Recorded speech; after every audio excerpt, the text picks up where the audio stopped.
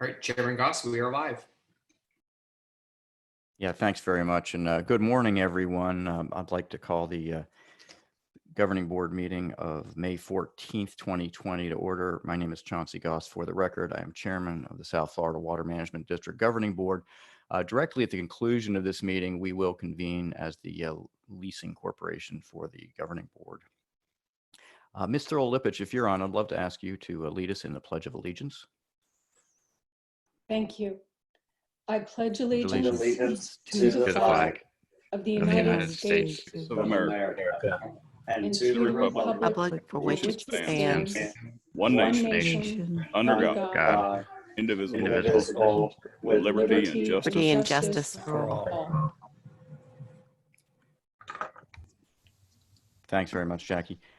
A couple of housekeeping items. First of all, we've got a full agenda, and since we're all remote, we're not going to be taking any sort of formal lunch. There will not be a lunch break, so hang in there with us, or go ahead and eat at your desk as you will.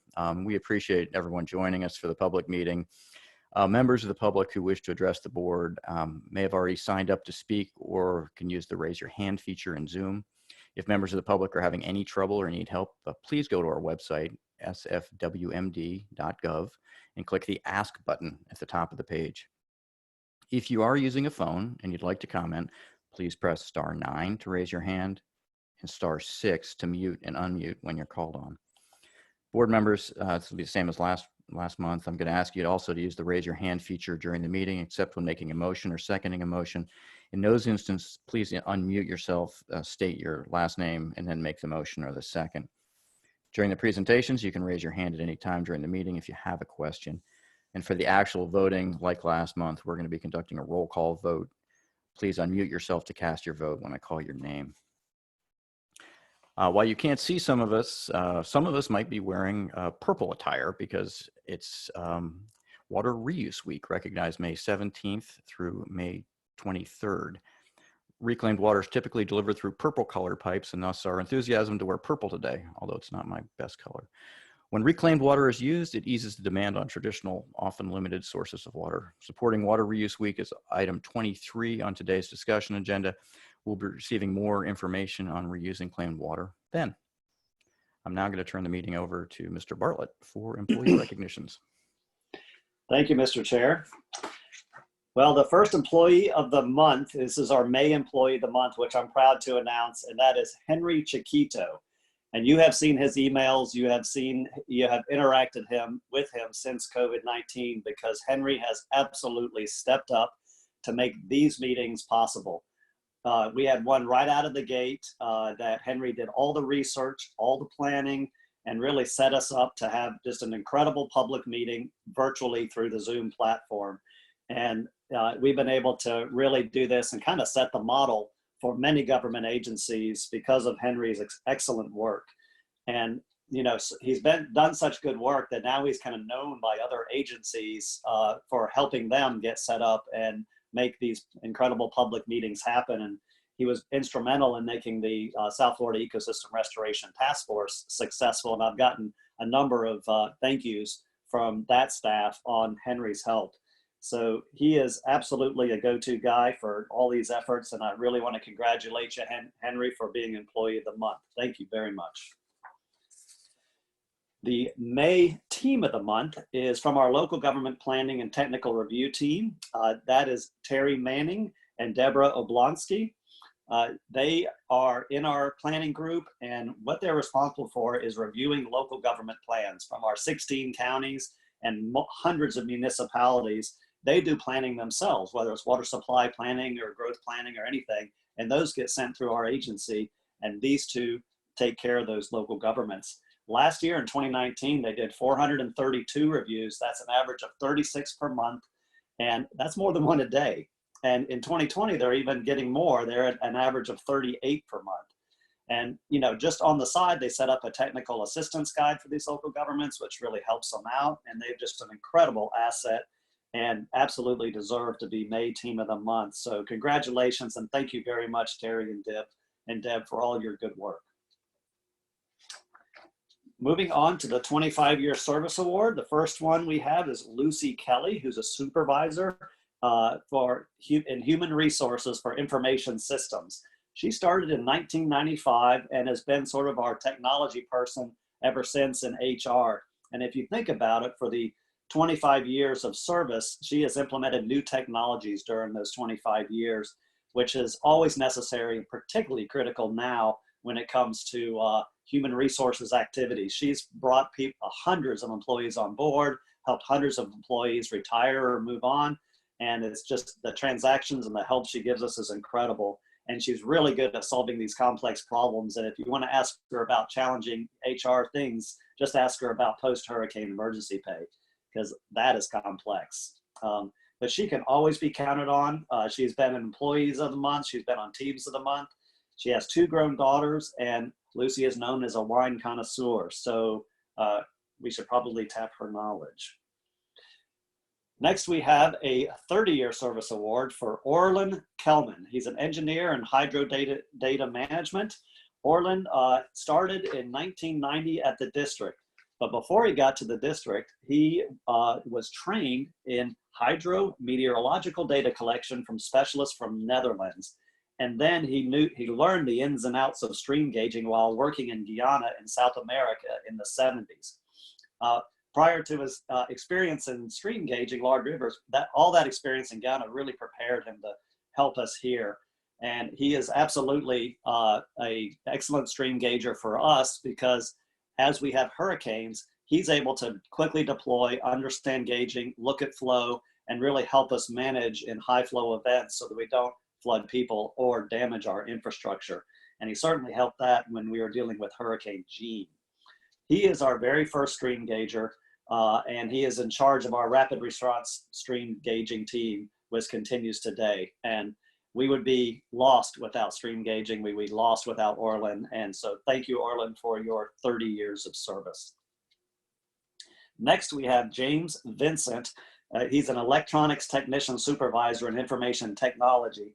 He started in 1990 as an electronics technician, and now he works out of the Okeechobee Field Station in SCADA maintenance. And so during his tenure, he has installed, this is a 30-year career. So he has installed the newest and most sophisticated electronics and sonic sensors. And these sensors measure flow and phosphorus removal. The sensors are called Doppler acoustic transducers. That sounds difficult. But he was here to put the first sensors in our very first STA pilot project. So he knows his business here.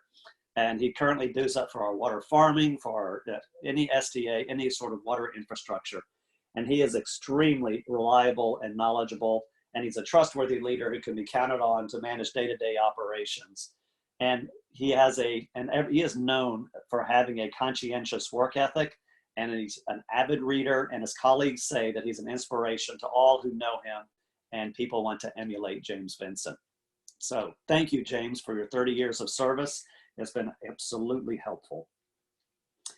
The next 30-year service award is for Philip White. He's a fleet analyst in administrative services, but Philip came to us from Florida Atlantic University in 1990, and he has been with us for this 30-year career, developing all of our fleet management systems. So going from paper to electronic, whether it's maintenance, whether it's gas or fueling or purchasing, he has been there to transition us into a much more efficient agency when it comes to fleet management.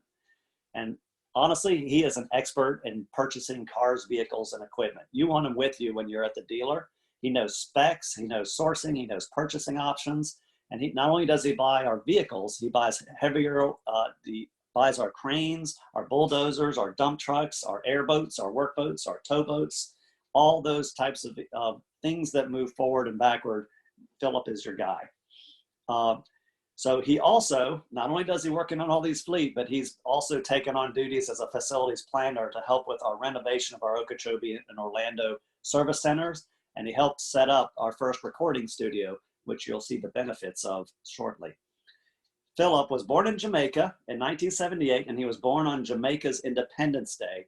So every year, everyone in Jamaica celebrates independence with him. He loves sports, soccer, basketball, track and field, and cricket. And I'm a track and field fan too, Philip, so we need to talk.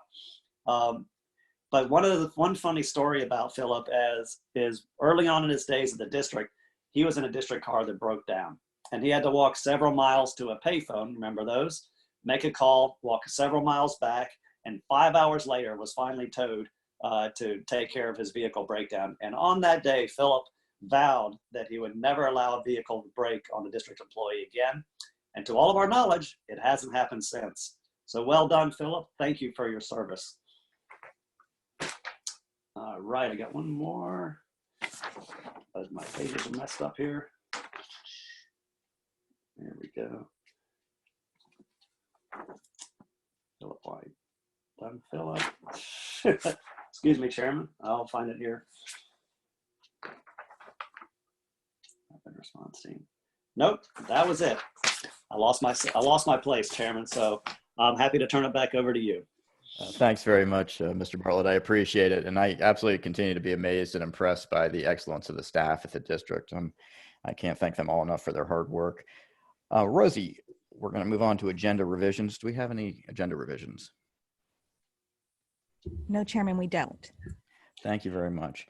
We'll move Mr. on. Chairman, Yes, if you don't mind, our film crews have put together a video for us that I would love to be able to show, because it kind of goes with the employee recognitions, if you don't mind. absolutely. I'm sorry I missed that. I'm jumping ahead. I'd love to see that film. Thank you.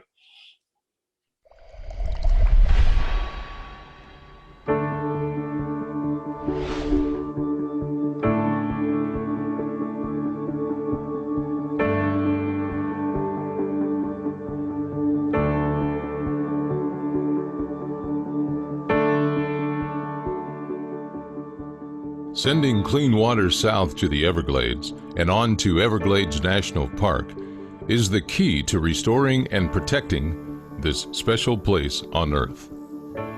Getting the right amount of water in the right places at the right times is foremost in this dedicated effort championed by Governor Ron DeSantis and led by the South Florida Water Management District along with its federal and state partners.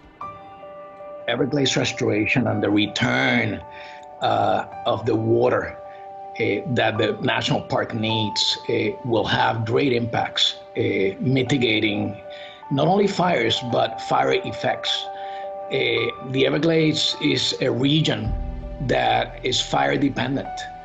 And from the time many decades ago that we altered the Everglades by canalizing the water and removing it from the natural landscape, we threw the fire, the natural fire cycles out of balance.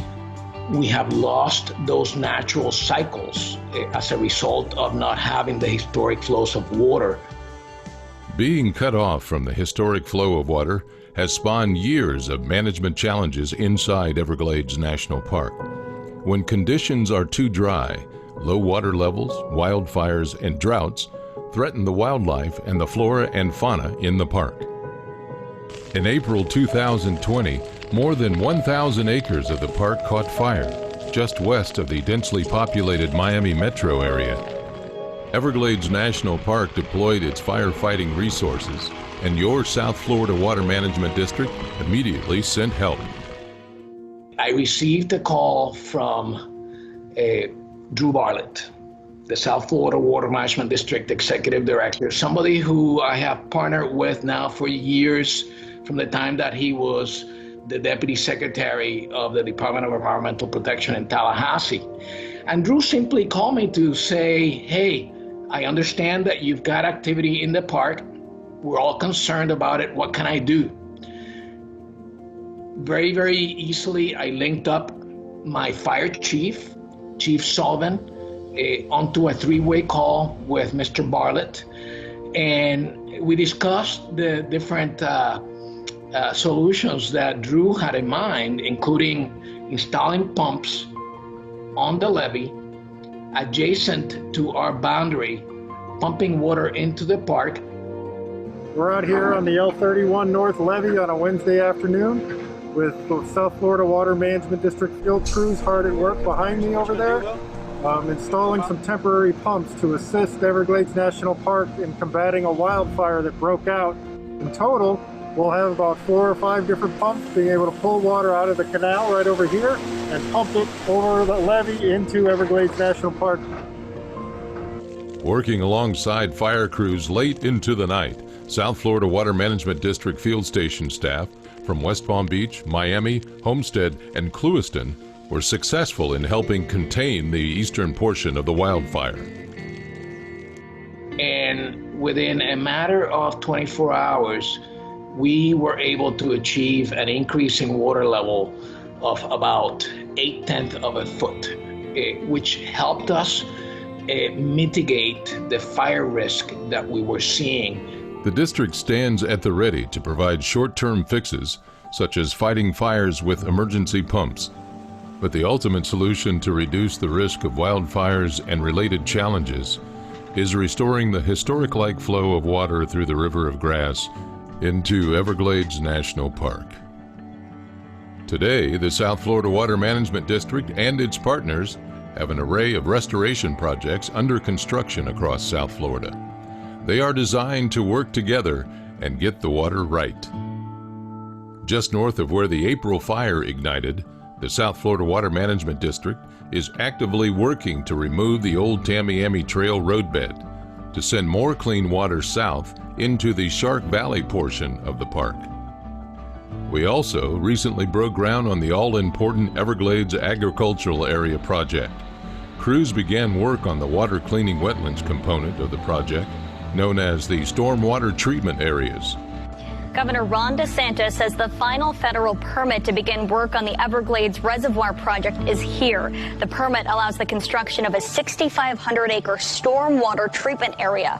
This will be a component to the Everglades Reservoir south of Lake Okeechobee. Restoring the Everglades is good for all of us. It's good for our people. It's good for our economy. And it's good for our environment. The South Florida Water Management District remains committed to completing these projects to send more clean water south and achieve the best possible balance between living in the Sunshine State and preserving and protecting its natural and national treasures, such as the Everglades National Park.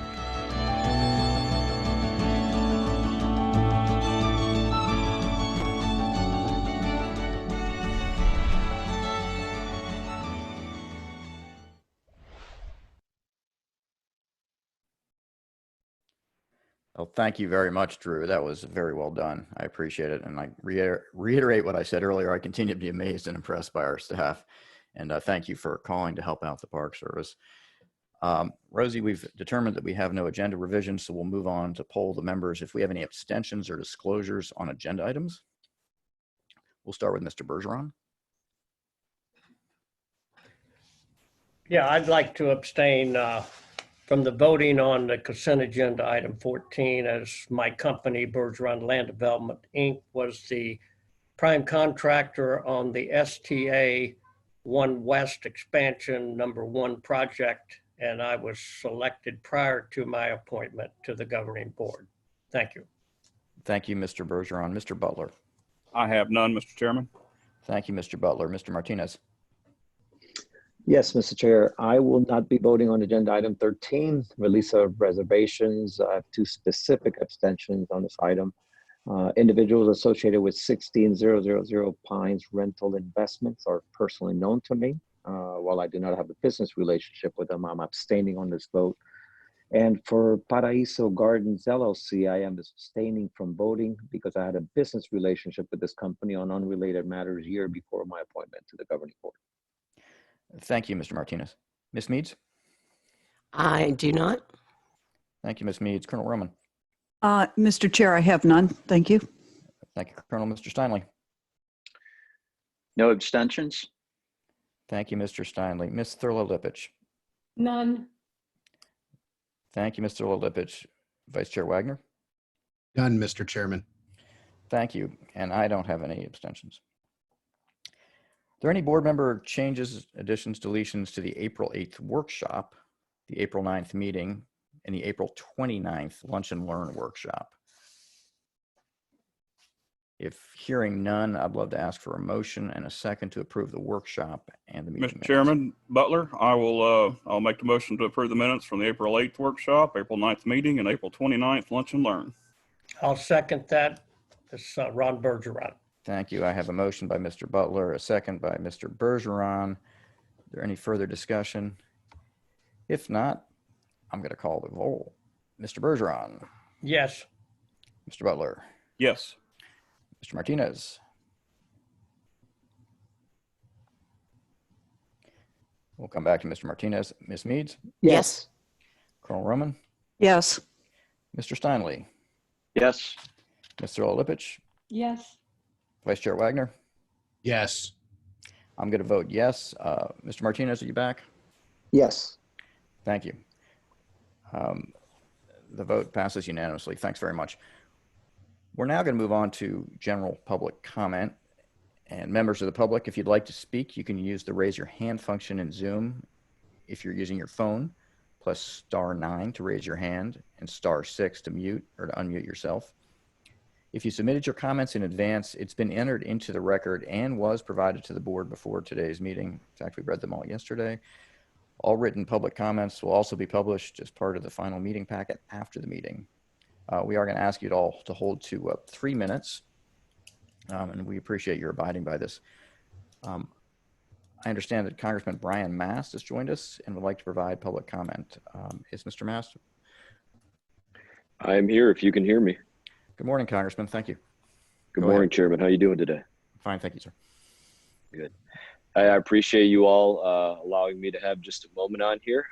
If you don't mind, I'm just going to read something briefly from the Corps of Engineers, make a very brief statement, and then pose an important question. There's been a lot of conversation about the savings clause and WSE and LORS and LOSUM and regulation schedules in general.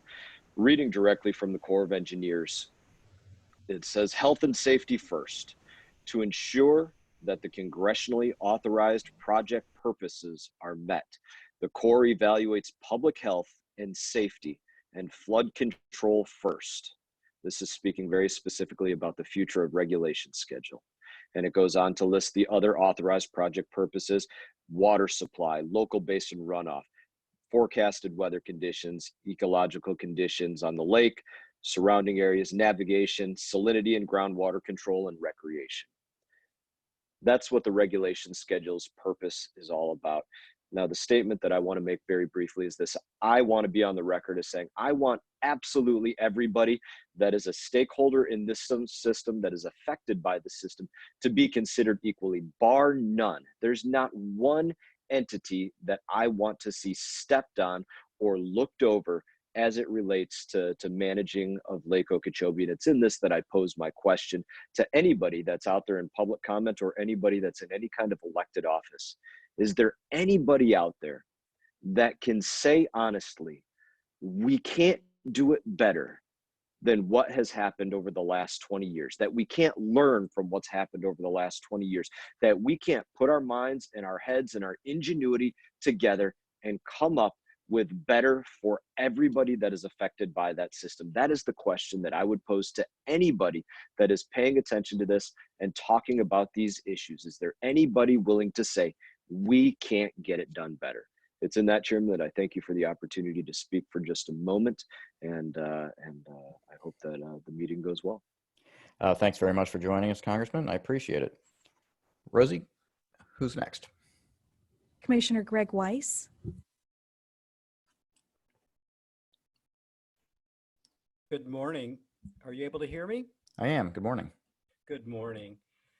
Good morning, Board. Good morning, Mr. Chair. My name is Greg Weiss, and I'm Palm Beach County Commissioner, District 2. And I serve alongside Jay Seinle on Palm Beach County's Water Resources Task Force, which advises the Board of County Commissioners on water issues.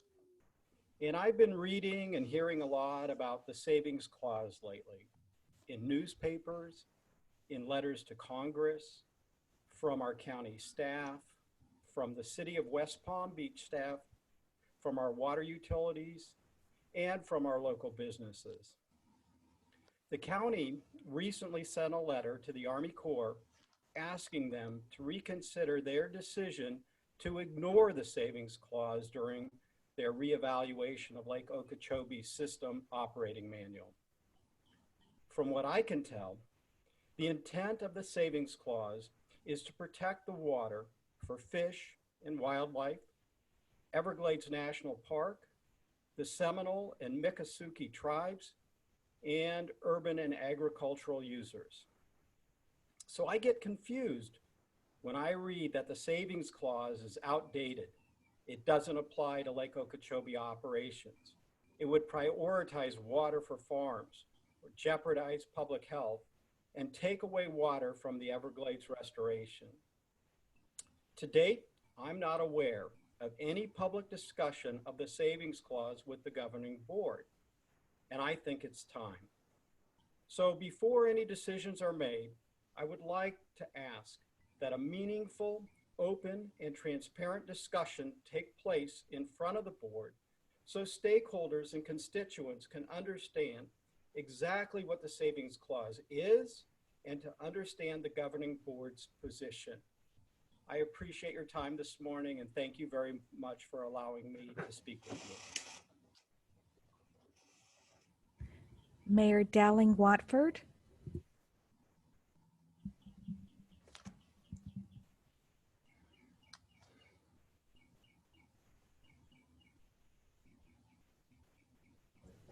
Mayor, Thank you. Can you hear me?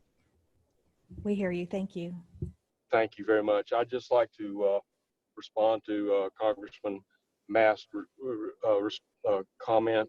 I represent the city of Okeechobee on the PDT team, and we are working diligently to try to come up with a new schedule. And I will just tell you, there have been hours and hours and hours and hours spent on that. I would also like to echo the comments that were just made that the city of Okeechobee and Okeechobee County both signed the letter that was requesting that the saving clause be considered during this process. And I would just like to say that we wholly support the saving clause being included, and we think it should be. Thank you very much. Thank you. Next, we have Richard Bedell, followed by Nyla Pipes. Thank you. This is Rich Budell in Tallahassee. Can you hear me okay? We hear you. Thank you. Good morning, Garden Ward, Mr. Chairman, Drew, good to hear you all. Hope you're all well. I want to just frame my comments by making an initial statement that I was actively involved and participated in meetings and in the review and editing of WRDA 2000, particularly Section 601, that is the savings clause component, or the majority of it. And I don't think there's a lot of other people on this call who can say that. I actively engaged in this entire process for much of my career.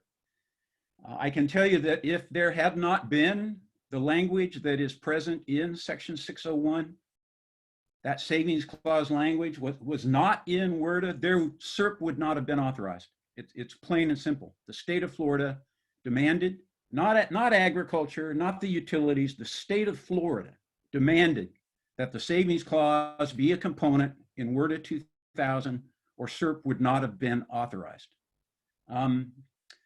You heard the reference to the April 23rd letters that a large, broad coalition of water users across the landscape sent to the congressional delegation, to Senator Rubio, Senator Scott. The signatories to that letter are not advocating for a return to any particular schedule. It's just not true. Whatever you've heard in the press is simply not true. What we want, what we advocate for, is a schedule that protects the lake, the estuaries, fish and wildlife, provides adequate water for Everglades restoration, meets the water supply needs of the Miccosukee, the Seminole, the utilities, and agriculture and industrial users. A schedule that balances all of those water users, not a schedule that benefits one user group over another. And finally, I would just like to point out that, and Drew, I know you're aware of this, and many of you on the board may not be, but I believe that you as a board have an obligation under state law to assure that the schedule, the lake schedule, which is the only source of water for the Lake Okeechobee service area and is the backup source of water for the entire Lower East Coast, you have a state and a legal obligation to balance the needs of the environment along with the needs of all current and future reasonable beneficial users. And I would just remind you of that obligation under state law. Thank you for your time.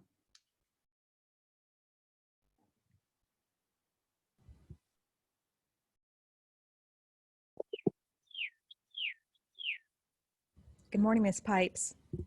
Good morning. Can you hear me? We hear you great. Thank you. Fantastic. So I just want to start by saying the video that you guys just played is absolutely beautiful, but it's also really heartbreaking. It's especially heartbreaking for those of us who have spent time in recent months and days out in the Everglades, you know, the water conservation areas, Big Cypress, Everglades National Park. Right now, I was just out there this last week in a socially distant way, of course. The Everglades are very dry. They're so dry that people are driving their pickups to camps that they normally would airboat to. The water is simply not getting to the places it needs to be down there. And I understand that we're in a drought, and I understand that fire is a part of the system naturally. However, fire is a part of the system naturally by all accounts that I have researched during the time periods when we would have lightning. And frankly, we haven't had any lightning. We haven't even hardly had any storms. So, you know, when you look at the park right now, the gators are having to dig into the muck to try to survive. The fish are dying or dead in every single canal. It's a right royal mess. And, you know, there are more fires every dang day. So we're actually losing Florida soils. We're losing our muck. So we have to start getting this right. And we've fallen into this conversation with the savings clause that is rather binary. It's all about low level versus high level of the lake. And accusations have been made that it benefits only ag. And these things are simply not true. What everyone is asking for is what's best for the lake and best for the environments downstream, all the estuaries and the Everglades. The savings clause guaranteed water for the environment. And I think a lot of people are really missing that fact. And that is what people are asking us to consider when we're saying, hey, can you please include the savings clause when you're talking about Lake Okeechobee? The fact of the matter is you can put in all the forward pumps you want, but if you don't have water upstream, if you don't have water in Lake O, you simply don't have water to send. You can't pump non-existent water. And that's the situation we're flirting with. If we drive the lake too low, you know, especially on an annual basis, it's one thing to do it for recovery purposes, but we cannot make this our annual habit. And it's really important that we look at what has to be reserved for environmental purposes. I'll just end by saying the April 2019 task force meeting, the National Academy of Sciences said the lake regulation is central to Everglades restoration benefits and conditions system-wide. I just don't see how it is possible in reality to cleave away the management of Lake Okeechobee from the extremely needed Everglades restoration that we are doing. It's just part of it, whether we like it or not. We have to maintain water for the environment and agriculture and our utilities. We can't play with this low level. Thank you. The next speaker is calling from a mobile phone ending in 4349. Again. Hello. Hi, Can you hear me? Thank you. Yes. My name is Scott Kelly. I'm representing the city of West Palm Beach. And I also would like to speak regarding the savings clause. First, I want to say that I agree with Commissioner Weiss, Rich Goodell, and some of the other earlier speakers that we need an open and meaningful discussion and analysis of the savings clause. And we would respectfully request that this become an agenda item before the board, the governing board. It's such an important issue. And as you've heard for the environment, but also for the citizens of West Palm Beach that depend for their health and safety on adequate water supply from Lake Okeechobee. The city of West Palm Beach is a surface water system and is dependent on that water from Lake Okeechobee to provide drinking water. But also, the city of West Palm Beach also maintains Grassy Waters Preserve, which is dependent on that water as well, and the Loxahatchee River.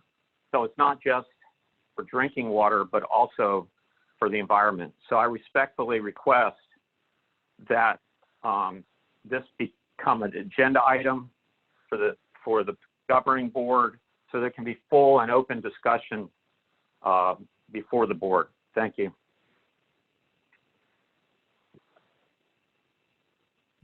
Thank you. Next is Eve Samples, followed by Doug Gaston. Good morning. Can you hear me okay? We hear you. Thank you. Thank you. And thank you for the extra lengths the district is going to allow public comment during these extenuating circumstances. I've been listening to all the comments, and I think one thing that's missing from this discussion of the savings clause are the factors that the Army Corps of Engineers is already considering as it methodically works to implement LOSUM. Those factors are: number 1, flood control; number 2, water supply; number 3, recreation; number 4, navigation; number 5, environmental effects to fish and wildlife; and number 6, effects on cultural and recreational resources. Nobody's asking for water supply to be eliminated as a consideration. Rather, we need flexibility in examining water supply needs for the future. I'd agree with those calling for a transparent discussion of the savings clause issue, and I look forward to hearing that. Thank you.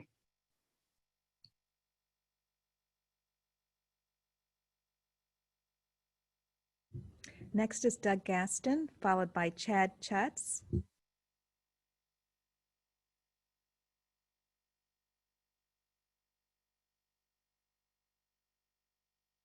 Mr. Gaston, if you could unmute yourself. Good morning. Can you hear me? Good morning. Thank you. Great. Thank you. Good morning, Chairman Goss, governing board members, Doug Gaston, Audubon, Florida. And I want to touch on 2 topics. First is the issue of the savings clause and its application to the LACO regulation schedule. Audubon's position on the matter can be summarized with 2 points. 1, it doesn't apply in this instance, and doing so would lead to bad results. So we know that under previous lake regulation schedules, the lake was kept too high, with disastrous impacts to the Herbert Hoover Dike and the lake. High lake levels threaten the integrity of the dike, resulting in the Corps assigning it a level 1 on its dam safety schedule. That's code red, and that led to the rehab project that's going on right now. High lake levels also caused the loss of 45,000 acres of aquatic vegetation that absorbs nutrients and holds the sediments in place. And we know that those higher lake levels require the Corps to discharge massive amounts of water to the estuaries when we get extreme weather events that cause the lake to rise rapidly. And we all know the consequences of those high volume discharges. But don't take my word for it. Scientists, including members of the governor's Blue-Green Algae Task Force, have documented the impacts of high lake levels. The district may weigh in on this at some point, and having an open discussion about it is a good idea. And we encourage you to think about that in the context of the governor's executive order, aptly named Achieving More Now for Florida's Environment, and its direction to reduce impacts of blue-green algae blooms and expedite nutrient reductions in Lake O and the downstream estuaries. And the district's core mission statement, which includes safeguarding and restoring South Florida's water resources and ecosystems. Is water supply important? Absolutely. And the LOSUM product delivery team has a sub-team working on it. And they'll balance water supply along with the other congressionally authorized purposes for lake operations. Is storage important? Absolutely. Which brings me to my second point. We were really discouraged to see that $150 million originally dedicated to construction of the EA reservoir project is now being redeployed. The reservoir is a critical component of the Central Everglades Planning Project that will help the estuaries, the water conservation areas, Everglades National Park, and Florida Bay. Delays are really unacceptable. It's a priority for the governor, the Florida congressional delegation, and it's a priority for the president, who increased the budget to $250 million to provide more resources to accelerate design and construction. So we appreciate the district's efforts to expedite construction of the stormwater treatment area. We're really happy to see that taking off. But now we ask that you do everything you can to get the reservoir back on the fast track. Thank you. Thank you. Chad Chutz.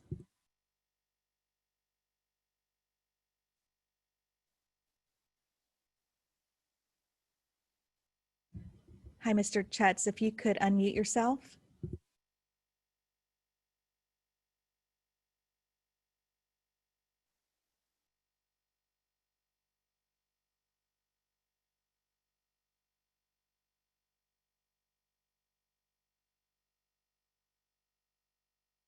Hi, Mr. Chutz. We're going to come back to you. Next will be Ryan Rossi.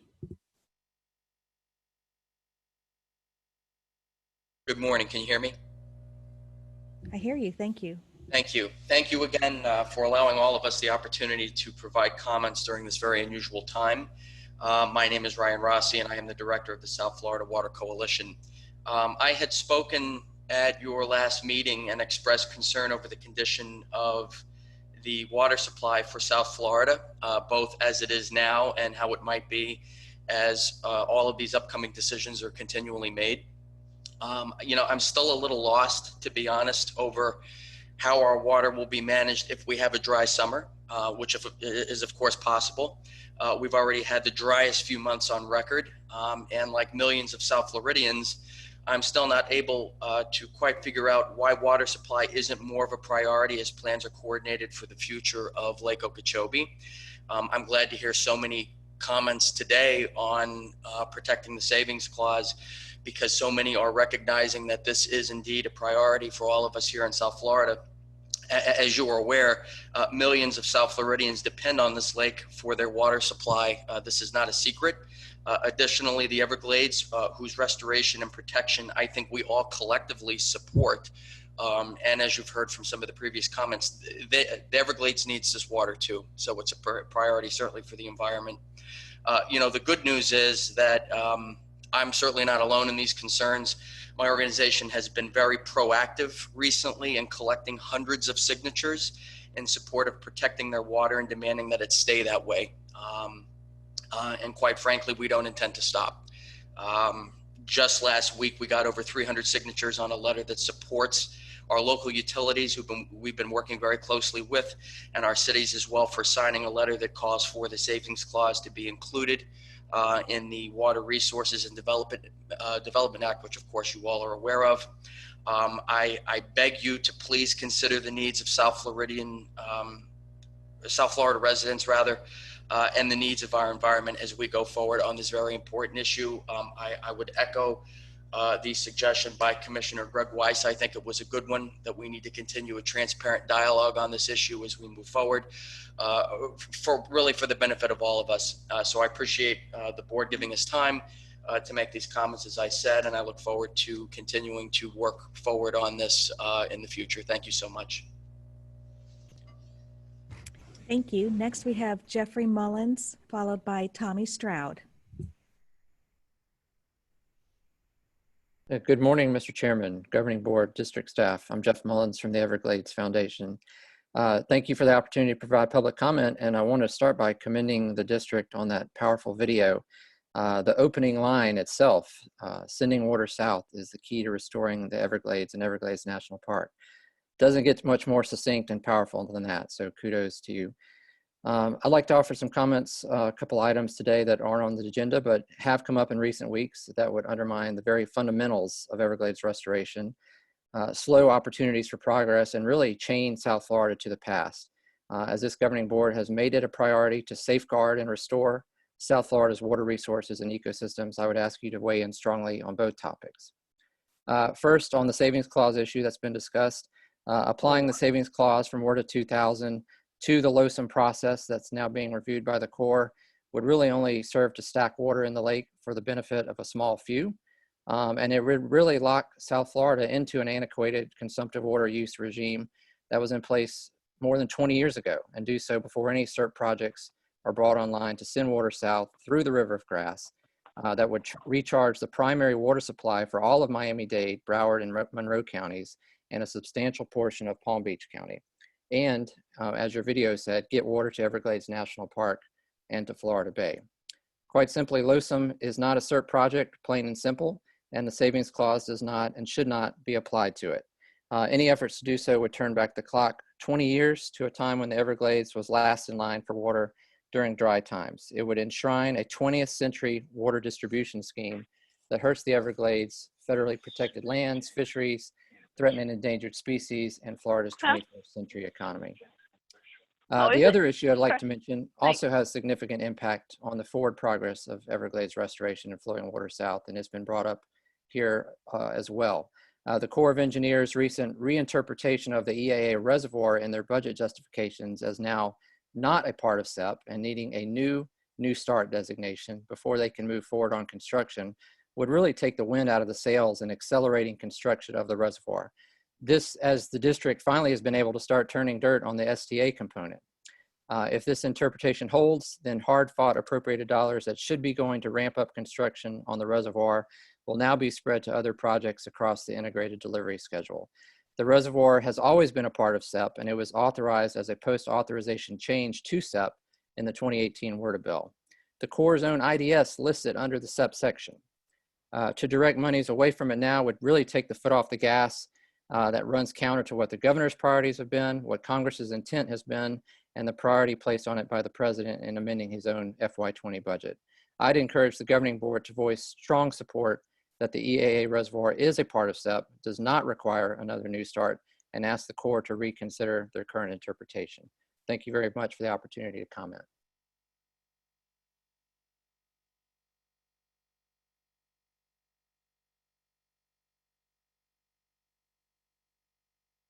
Good morning, Mr. Stroud. Yes. Can you hear me? We hear you. Thank you. Okay, great. Thanks. Yes, my name is Tommy Stroud. I'm Executive Director of the Lake Worth Drainage District. And we've been serving water resource needs in Southeast Palm Beach County for over 100 years, both urban and agricultural uses. So, and we rely in part on water from Lake Okeechobee. So it's important that we work together to resolve some issues we're talking about.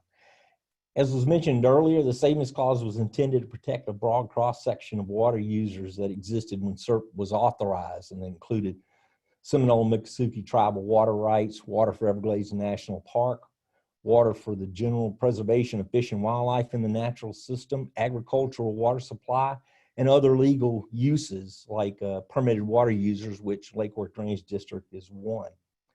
The Savings Clause was created in SERP to protect those uses that I just outlined. And it included avoiding impacts from physical or operational modifications to the Central and Southern Florida project, of which Lake Okeechobee is part of.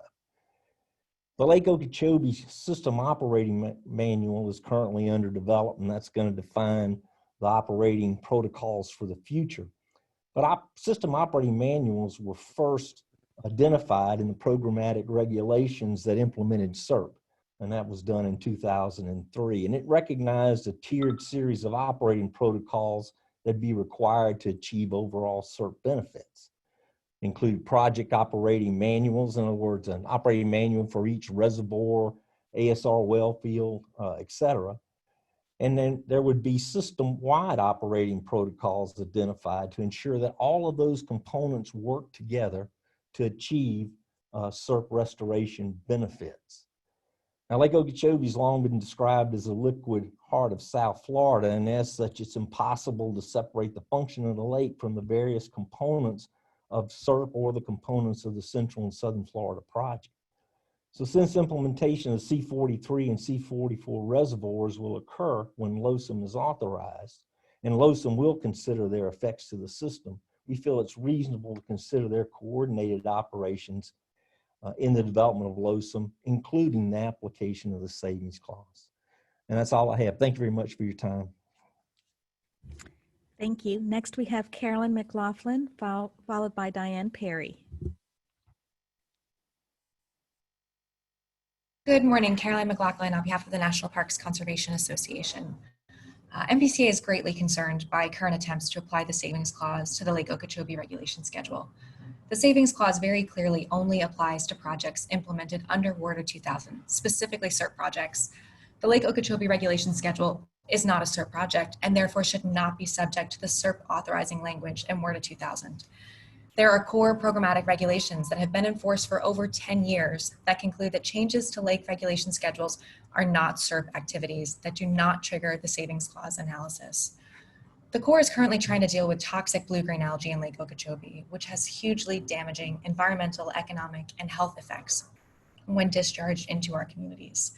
When determining Lake Okeechobee regulation schedule, the Corps must balance 5 congressionally authorized project purposes for flood control, water supply, navigation, recreation, and preservation of fish and wildlife resources.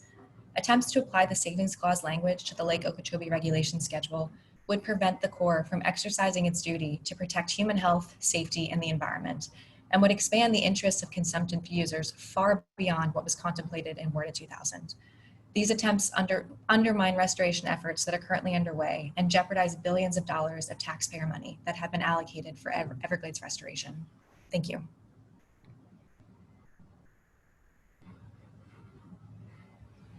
Thank you. Next, we have Diane Perry, followed by Lisa Interlandi. Hi, thank you very much. Can you hear me? We hear you. Thank you. Great. Okay, so I'm really surprised that I've not heard the importance of the Caloosahatchee River and the Gulf of Mexico in all your talks. Since the Hoover Dike was built along the south shore of Lake Okeechobee, sediments have been trapped, filling Lake O with legacy and new sediments. The sediments are not going to stop. Congressman Mr. Mast challenged if there is a better way. Yes, there is. The sediments have a secondary use. A dewater system for particle removal can use sediments on farmland. Let it rebuild those systems. I need you to think outside the box. Find a way to reuse the sediment. Get away from this dredging and overwhelming cost thoughts of dealing with this sediment. Congressman Mr. Mast, I challenge you to make the sediments important. Thank you.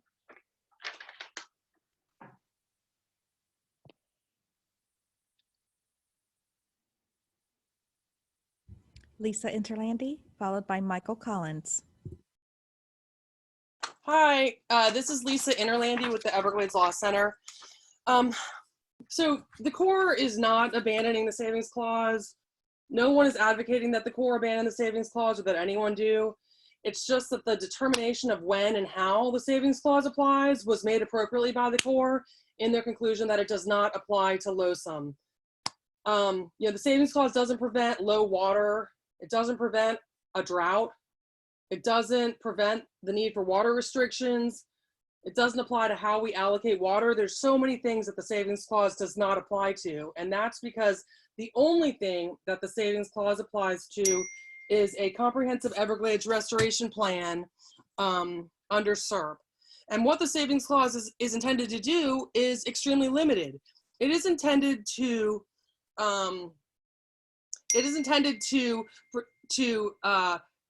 replace or to ensure that water is not lost due to implementation of the comprehensive Everglades restoration plan.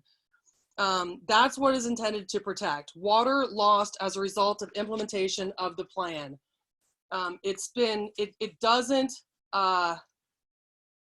It doesn't apply to LOSUM because LOSUM is not a component of the comprehensive Everglades restoration plan, and it never applied to any lake regulation schedule. It didn't apply to LORS 2008 or any other lake regulation schedule. If it would have applied, there wouldn't have been an attempt to change the law to make it apply.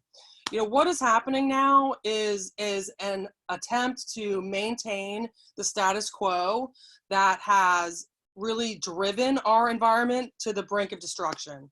So, the Corps made the right choice in this case.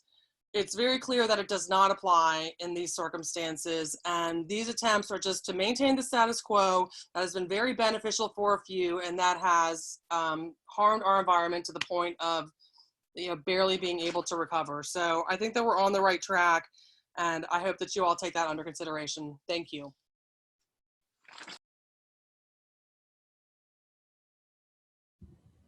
Michael Collins, followed by Marissa Caruso. Yeah, can you hear me, Rosie? We hear you. Thank you. Yeah, I'm not going to sit here and debate every point on the savings clause. Like Rich and Tommy and the rest of us that were involved back when that language was drafted and the debates and were resolved. I pretty much have the same opinion they do. I know what we think we did. There's a massive body of public record that involves the reports out of the Governor's Commission, that involves congressional records, that involves testimony in front of the pertinent committee by the governor of the state at that time, Jeb Bush, David Strews, and myself, that touches on the savings clause. I'm not going to get into all the arguments, but the idea that was ever intended or ever is intended today to impact the environment is ridiculous. The language that was included to include Everglades National Park was something that I sponsored. And the utilities and everyone else are protected. It was a fundamental agreement that got us to the point of doing Everglades restoration. And the concept was to include all of Everglades restoration, not just SERP. SERP didn't exist when the savings clause was discussed and accepted.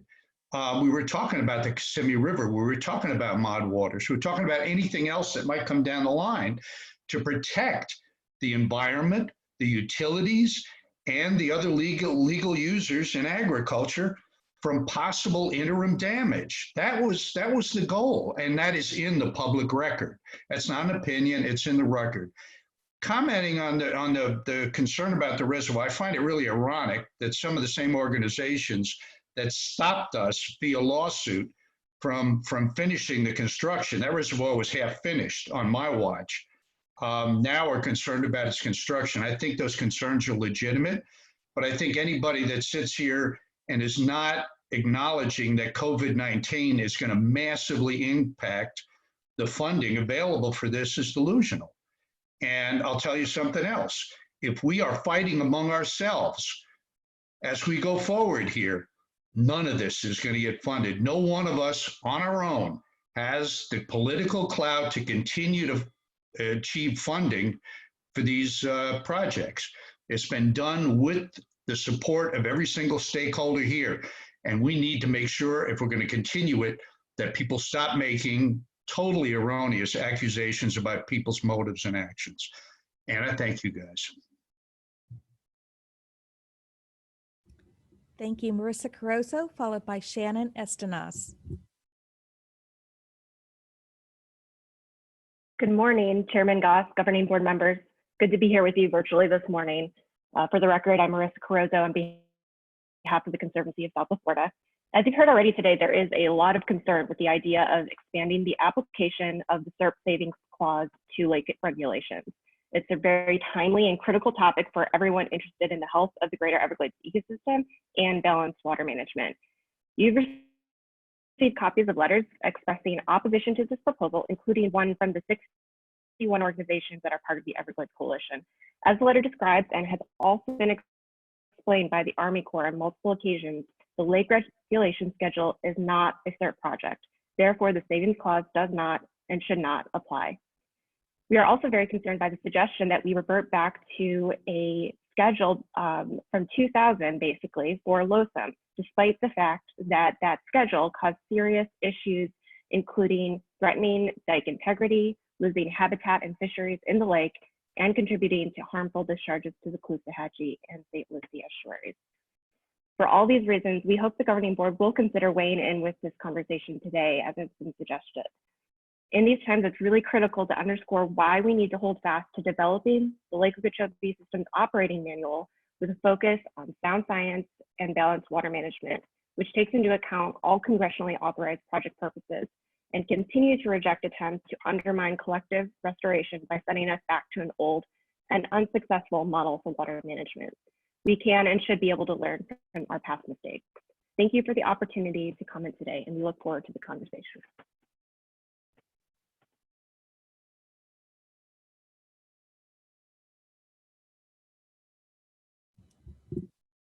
Good morning. Good morning, Ms. Estenos. Yes, good morning. Thank you very much. This is Shannon Estenos with the Everglades Foundation, Mr. Chairman, members of the board. I want to add my voice to folks concerned about the current dialogue about the savings clause. I've heard a lot this morning, a lot of ideas and a lot of claims about the savings clause. I joined the small list of senior citizens on the phone who were there in 2000, negotiating the worded 2000 language. And what I think is important for this board to grasp is that at some point, to truly understand these issues, you have to untangle all of the many layered legislative and regulatory structures that are in place with regard to how water is allocated.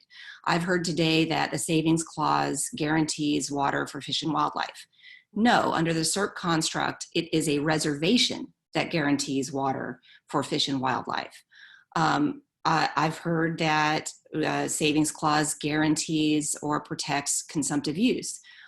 Partially true, but only in the context of the implementation of the Comprehensive Everglades Restoration Plan, not across the board.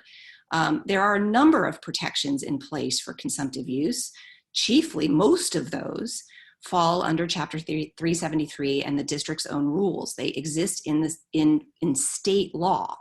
And in fact, one of the anxieties about the savings clause when it was crafted was that somehow we might be creating a federal right. We might be introducing a federal guarantee that might trample on the state's ability to regulate consumptive use. And that was something that we were very conscious of and was very much intended not to have happen. This is not the only time, this is not the first time, it's not the second or third time in the last 20 years that folks have tried to apply the savings clause to other water management related decisions. When we were trying to put together the regional water availability rule years ago, there were folks that said the savings clause applies. LORS, the savings clause applies. So this isn't the first time. I don't think it will be the last. The fact is the Corps of Engineers and the South Florida Water Management District have a number of authorities that might result in moving water differently through the system and allocating it differently. And most of those do not fall under the savings clause. So I think it's important to untangle what the savings clause actually governs and what it doesn't. Let me make one last point in closing here, which is this notion that the savings clause existed before SERP. No, the savings clause and SERP were born on the same day. They exist in the same authorizing legislation, which is why they are inextricably connected to each other. The savings clause is a shield that should be applied narrowly, not a sword to be applied broadly. Thank you.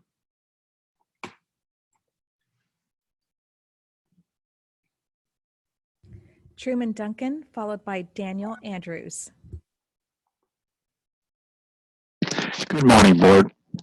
This is Gene Duncan, and I work for the Miccosukee tribe. And we are one of the writers of the letter to Governor DeSantis. We believe that the Corps is dead wrong that the savings clause does not apply to Lake Okeechobee. SERP would never have passed had we not had the savings clause. And we believe that the section called Assurance of Project Benefits says that there will be says that the overarching objective of the plan is restoration, preservation, protection. But it goes on to say to maintain the benefits to the natural system.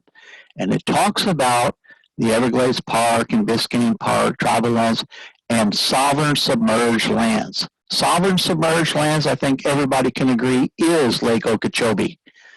So we were supposed to maintain the benefits to the entire system. And that has not happened this year. The lake was held particularly low to appease a certain group of people to keep the harmful algal blooms out. So now we are in the dry season and the Everglades are dry. Conservation Area 3 has caprock exposed. Everglades National Park is currently on fire and has caprock exposed. Florida Bay is hypersaline. It is imperative that we keep water in the lake to sustain us through the dry period. We're not advocating a certain level, but if legislation is changed that does allocate quantities of water, then I think your council should talk to you about the end game, and that is a thing called the Winters Doctrine. That is Federal Reserve water rights. The park established in 1947, the Seminoles in 57, the Miccosukees in 62, and we can go on. But the natural system should be, and if we go to Western water law, will be guaranteed quantities of water. So people that are advocating that we shouldn't go back to 2000, think what would happen if we went back to 1947. So listen, I think the Corps is dead wrong. The language that was written into WRDA is right, that we were supposed to maintain the benefits to the natural system, and that's all of the natural system, not just the estuaries. So please, next year, do not mismanage the lake as we did this year. Thank you very much.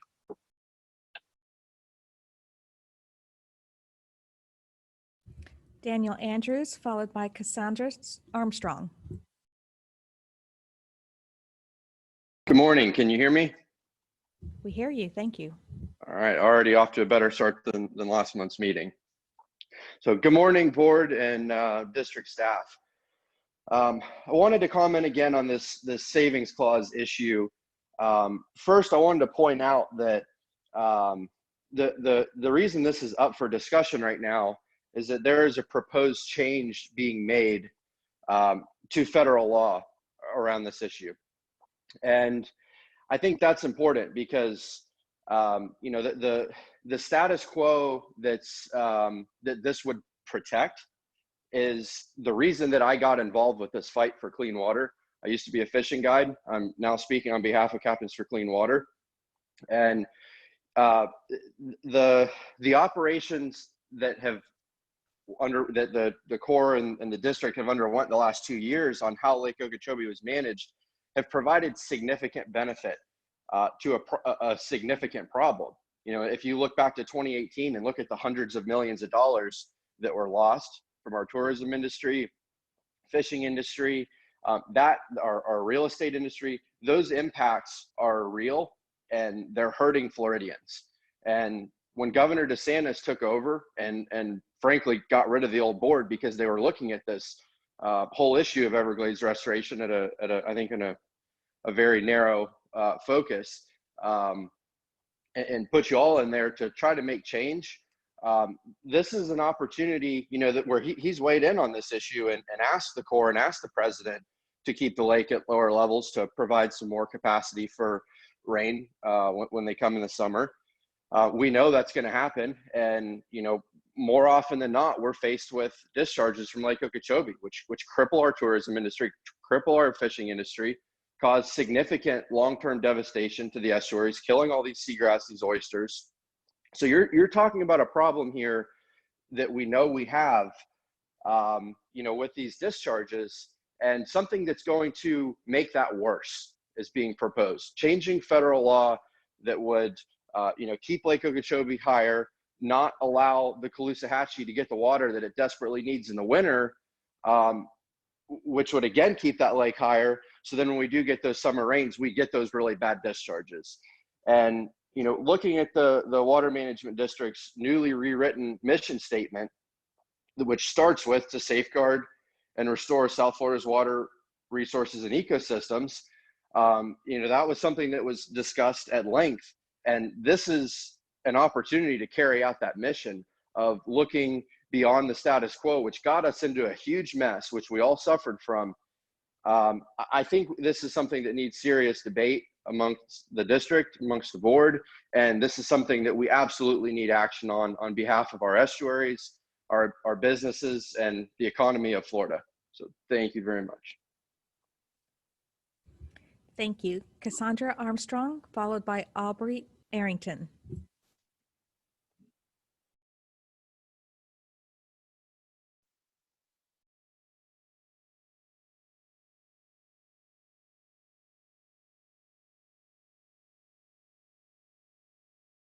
Ms. Armstrong, if you could unmute your mic.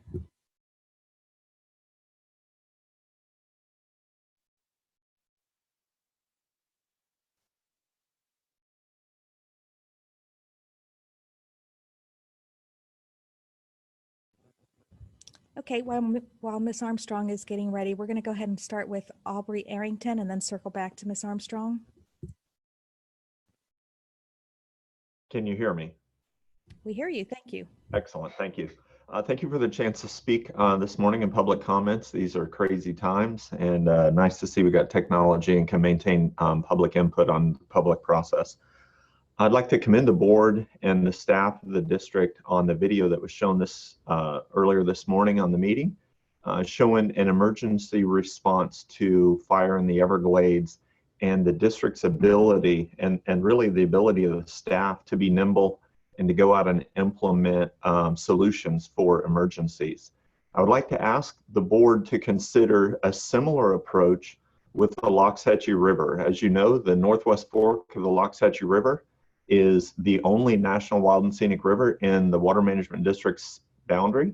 It is a river of national significance, and since April 16th, the river has been experiencing significant harm, and that significant harm is defined in state statute because we have now continuously violated the MFL since April 16th, continuously. The river needs supplemental water, and you were able to, in the Everglades, I'm sure in a challenging condition and adverse conditions, you're able to provide supplemental water to raise a segment of the Everglades 0.8 of a foot. I would like to ask the district board to take the impairment and the impacts to the Loxahatchee River seriously. The MFL has been defined for a long time. The minimum flows are well understood. The salinity impacts are measured and well documented. The Loxahatchee River is under your leadership, and we are asking the board leadership to look for emergency options to deliver supplemental flows to the Loxahatchee River to stop the MFL violation. I am sure there are a number of options. I'm sure your staff have ideas. I will just mention Flowway 1 has been used in the past, is tested, is a proven approach to deliver supplemental flows to the river. The rock pits were purchased as a recovery feature for the Loxahatchee River. They've been repurposed for the Everglades. I understand that. Is it conceivable to get some temporary diversion of water from some other source that we might offset this MFL violation? Thank you very much for a chance to speak. Thank you. Mr. Chairman, that's it for public speakers. However, I did want to make note that we received a lot of e-comments, and I'll be posting that to our website along with any letters that we received in advance. I'll be posting those to the website today. Thank you. Thank you, Rosie. We look forward to seeing those. We're now going to move on to board comment. For board comment, as we did in the past, we're going to click the raise your hand icon and I'll call on your name when it's time to speak. I'd like to try and keep our whole board comment to 30 minutes if we can. So that's our goal, and we'll see how we do. And I think I'm going to start off on board comment today. And I'd like to thank all those who took time to comment this morning. And I want to thank our elected officials in particular for taking their time to comment. Your constituents are very well served by you, and I appreciate it. I'm going to kick off the board comments today with a few issues that I'd like to discuss. The first of all is I want to thank the staff of Lee County and the Lee County Board of County Commissioners for their help in implementing our landscape and irrigation restrictions. And I'd actually like to call out my own city manager, Judy Zamamra, of the city of Sanibel, for her incredible staff on Sanibel for helping out with this.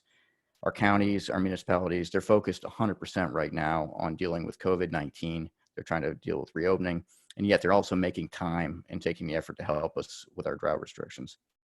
I really appreciate their cooperation. Second, I would like to recognize Rayanne Wessel.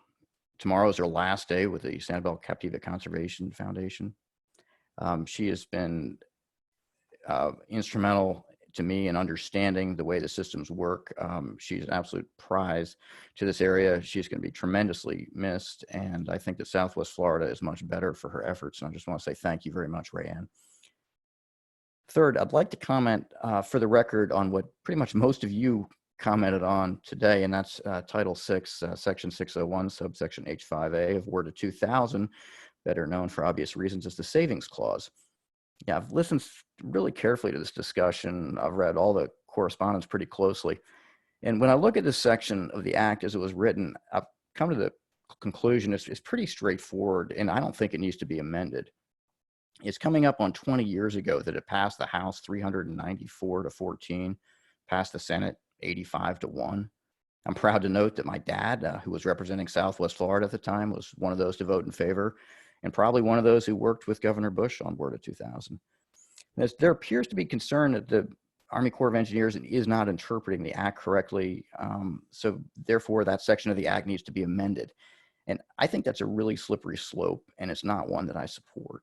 And I've read this section numerous times, and I do not find fault in the Corps' current interpretation of the law.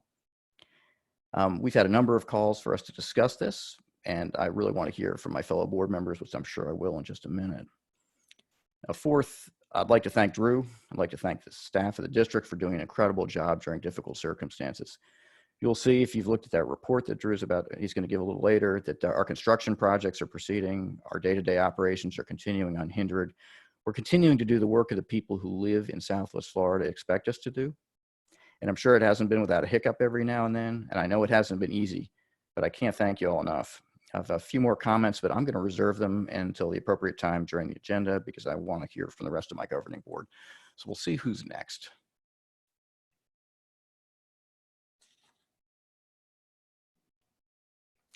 Ms. Thurlow Lipich. Hi, everybody. Thank you very much. First of all, I would like to bring your memory back to maybe a year ago when Mr. Robert Hazard and Miss Dorothy Hazard came before our board, Mr. Robert Hazard in a wheelchair, and they told us about their goal to create a Hurricane Information Center and Museum in memory of the storm of 1928. And they were talking about a Memorial Park coalition that would create a park and information center, weather center included, over a burial trench at Tamarind and 25th Street in West Palm Beach. And I just wanted to let you know that I have continued to be in touch with this community, and I support their efforts. And I think keeping history alive is very important for all of us understanding where we've been, where we are, and where we're going. And so you may hear from me again on this issue. The second thing I wanted to briefly note is that I appreciate Brian Mass, Congressman Mass, coming and speaking on the Savings Clause, and everyone else who spoke on this this issue where so many people have so much passion. Understandably, we have so much passion. I think it's worth noting that of the 68 projects that were put forth for SERP, I believe only one has been fully completed, and that is the Melaleuca Center.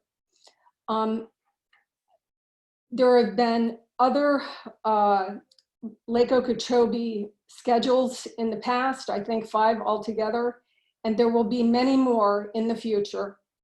And I think it is important that we're thinking about the world right around us today as we enter these challenges. And I personally support what Chauncey said earlier as our chair.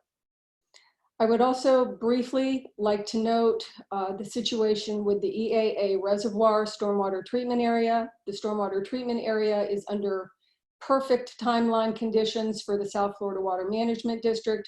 We're hearing a bit of a rumble with the reservoir. I look forward to the Army Corps in the United States level being clear on where this is going.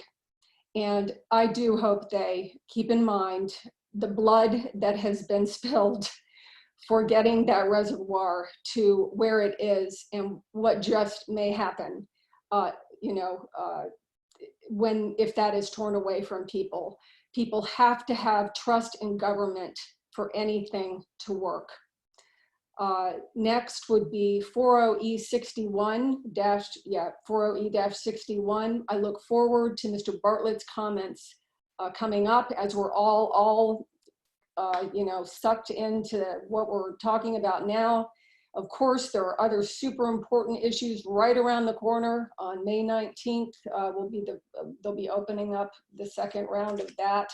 And I know there were some changes with the budget and the legislature, and that we need to be clear and transparent so that the public and we can make clear decisions. And last but not least, I would like to support Aubrey Arrington in his request for the Loxahatchee River and looking for a way for some supplemental flows for that historic river that has been starved of water for a very long time. It's good to be together. Thank you very much. Thank you, Mr. Lilipich. Mr. Steinle.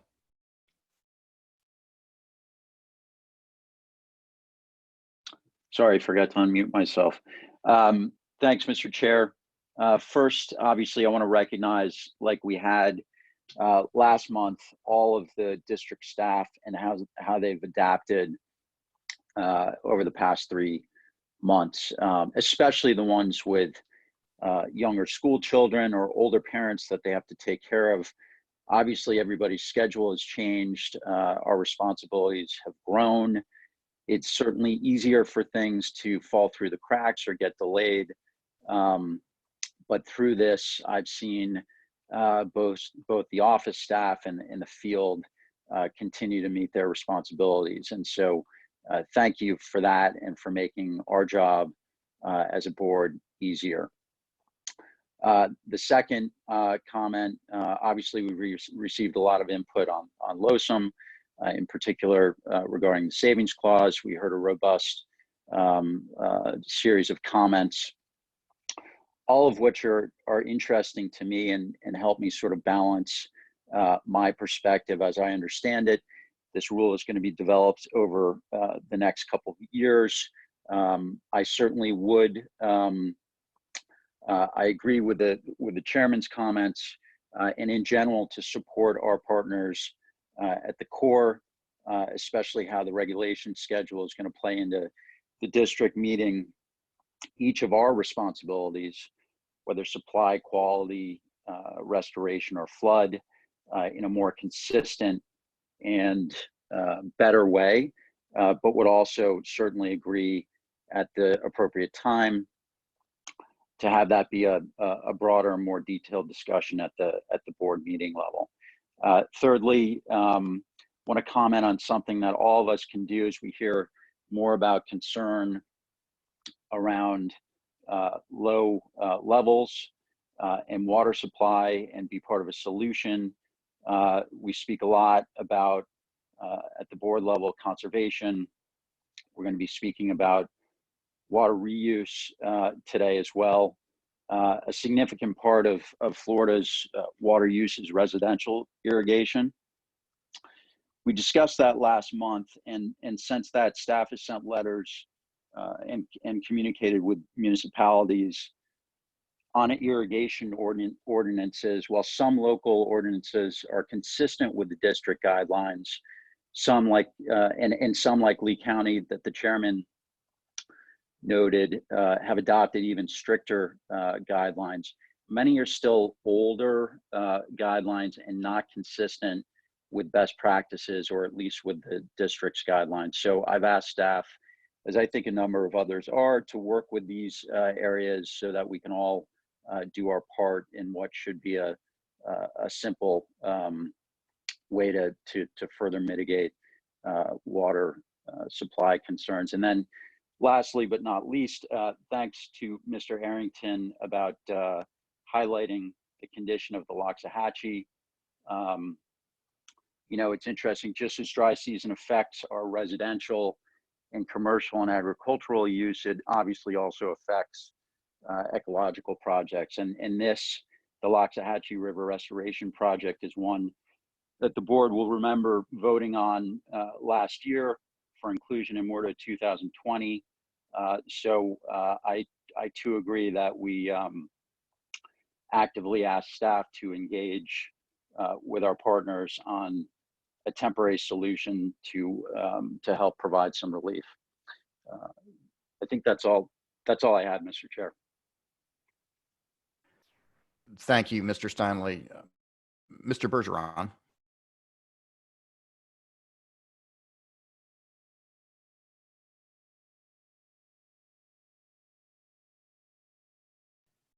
Hey, Mr. Bergeron, check your mic and see if you can unmute yourself.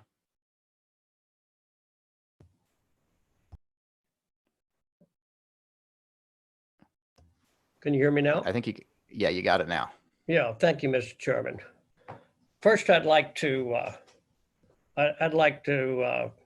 use this time to remember an important leader in our water issues in Broward County. Recently, Kristen Jacobs passed away after a very brave battle with cancer. She fought this battle until the very end and worked on legislation to protect our ocean, our waterways, right up until her passing. She's known as a hero for the environment in Broward County and leading the way in Florida to protect our water resources. In my community, she took on addressing sea level rise and climate change head on, even before it was popular to do so. She created the Broward Leader Water and Climate Academy to train local officials about the water and the climate issues impacting our area. But most of all, she loved our community, our state, with a passion for the natural resources that makes Florida so special. Her legacy is inspirational for all of us, and I know she will always be remembered for her good work in Broward and across the state. Rest in peace, Representative Jacobs. I know your good work will be missed. And I worked with Representative Jacobs, and even as a county commissioner, and I know future generations will benefit in our quality of life for many generations to come. And I'd like to have a moment of silence and for Mrs. Jacobs for a few seconds.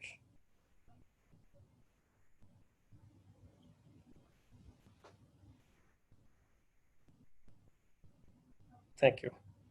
And I would also like to address, and I won't get too long-winded on all these discussions about the saving clause, the operational water levels in the lake, but I will say this, that what's important, if you look back the past century, we've been very, very blessed with 52 to 54 inches of rain across the state, the most important resource on our planet. One of the things that we definitely need to keep in mind is that Lake Okeechobee cannot be used as a reservoir.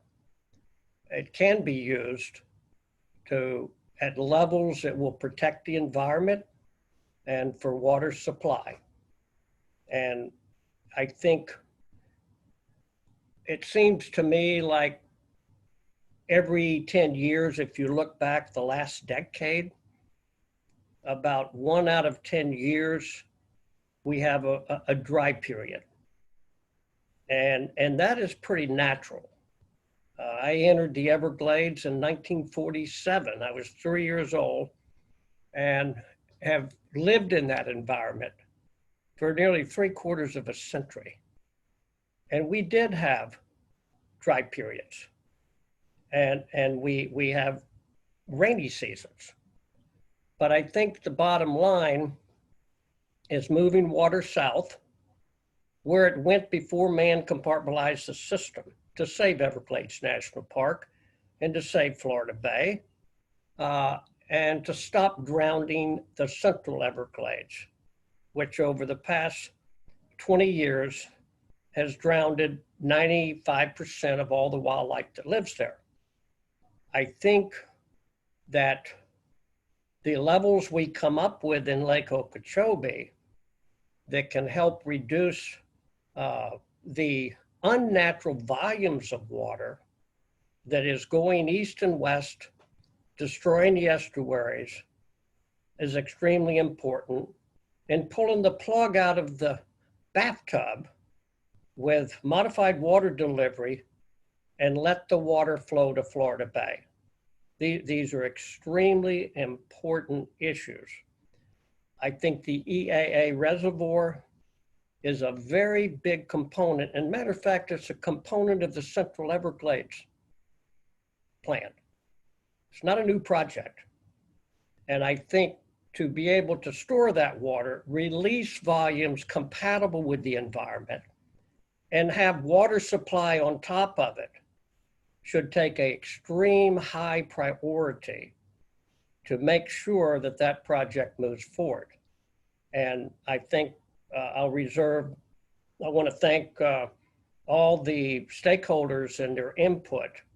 And I think we can achieve saving the Everglades and providing water for our community and agriculture, and be able to recognize that we are going to have dry seasons and we're going to have wet seasons. And I want to thank everyone, and thank you. Thank you, Mr. Bergeron. Colonel Roman? Yes, thank you, Mr. Chair. It's great to be with everyone this morning. And I particularly want to thank the public speakers who set time aside to participate in our meetings. Your input is so valuable to me, and I'm sure to others on the board. And you challenge us to look at these issues from all of the various sides and consider the whole scope of an issue. And I would like to support the chairman on his position regarding the U.S. Army Corps of Engineers and LOSUM. I agree, and I feel that the Corps has got it right. In closing, I just want to also give a shout out to Rayanne Wessel. Congratulations on a 42-year career, and I want to personally thank you for reaching out to me early on when I became a board member and dedicating your time to help me get up to speed. Thank you.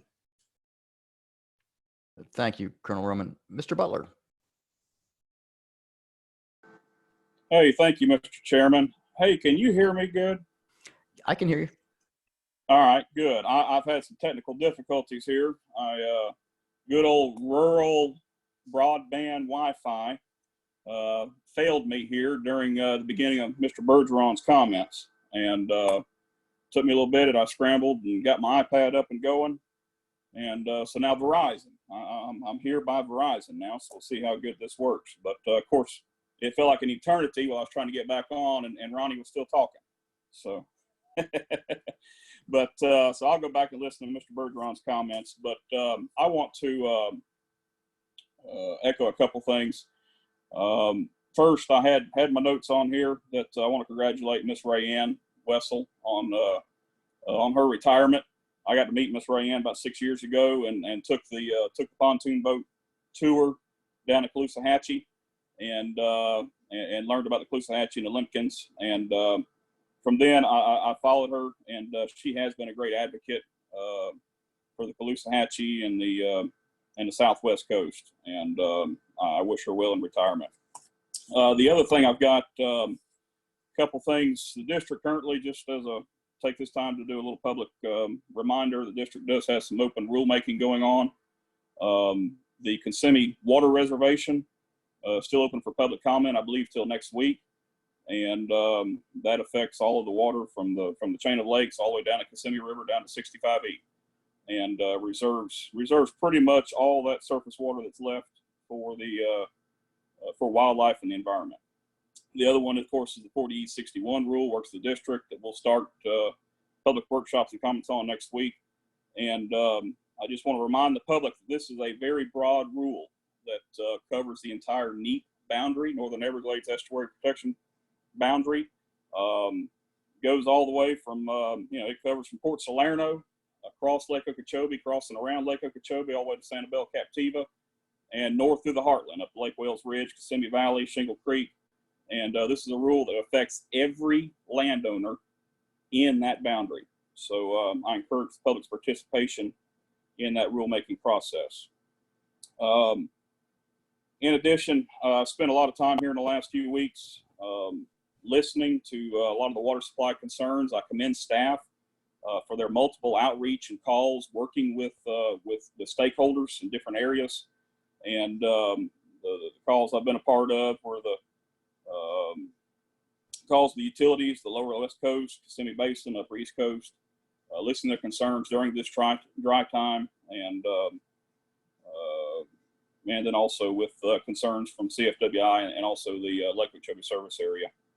And staff has been great in working with all these users to make sure that everyone is taken care of when it comes to water supply. And I just want to commend staff on that. Praying for rain. We all are. A lot of the district is in a moderate drought or even a severe drought on the West Coast.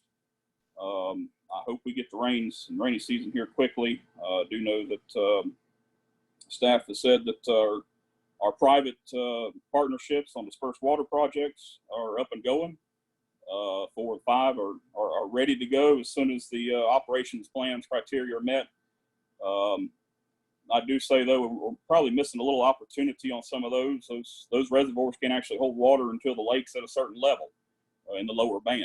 And as we leave the dry season and enter the wet season, and we've got our spring flush, I think there's an opportunity in that spring flush to capture some flush nutrients and store in these projects. But unfortunately, with the way the operating plans are, it's not going to work.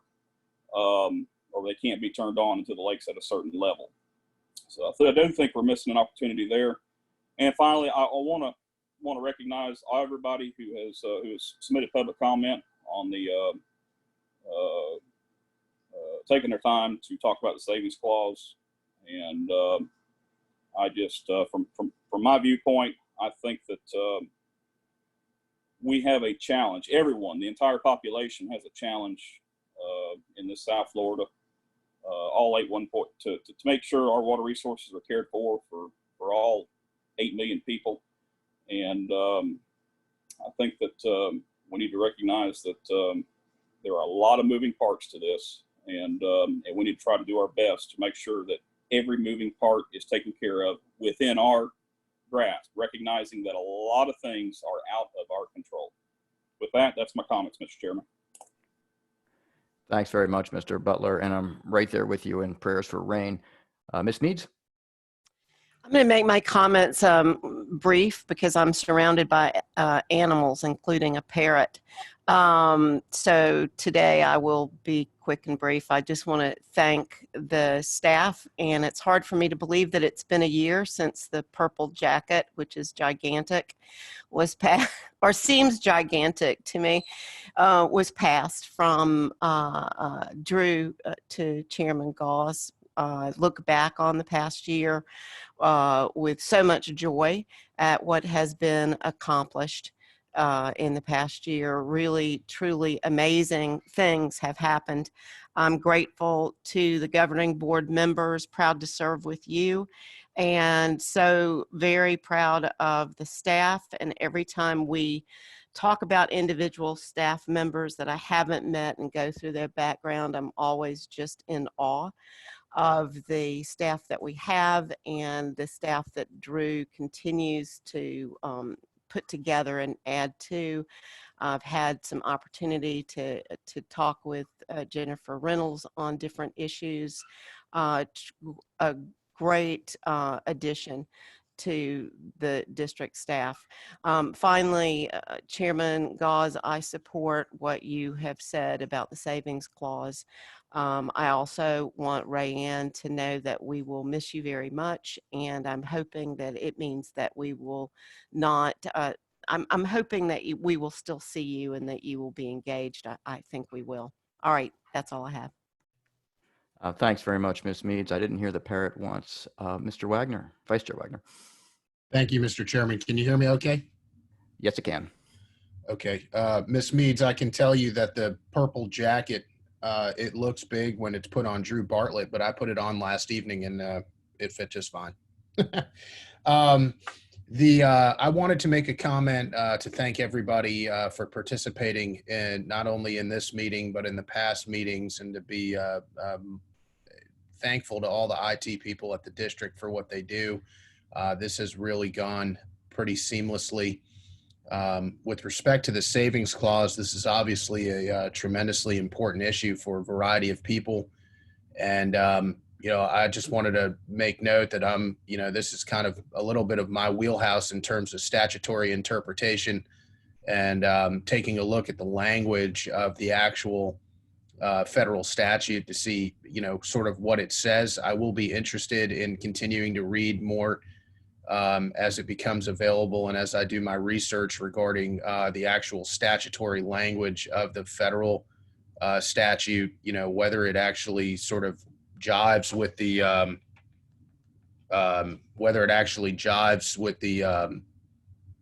some Florida statutes, or whether they're sort of different in certain respects. And I'm certainly interested in having conversations with people who were part and parcel of the actual implementation of it.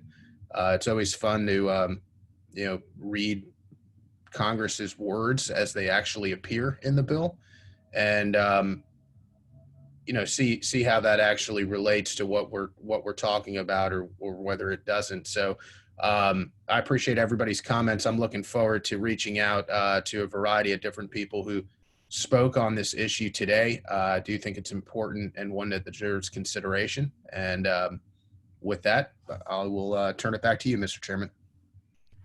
Thanks, Vice Chairman Wagner, and I appreciate your looking at that and would welcome your expertise as you go forward. We're going to move on now from board comment, I believe. Oh, I'm sorry. No, we're not. Charlie, Mr. Martinez, I'm sorry. I didn't mean to do that to you. That's okay. Good morning, Mr. Chair. I do it on purpose. I like to follow my fellow board member Wagner, so I can just say ditto, ditto, ditto, ditto. But just very shortly, just echoing his words, I look forward to the continued discussion on the savings clause. I know it's a very important issue for a lot of people, and hearing everybody's points of view.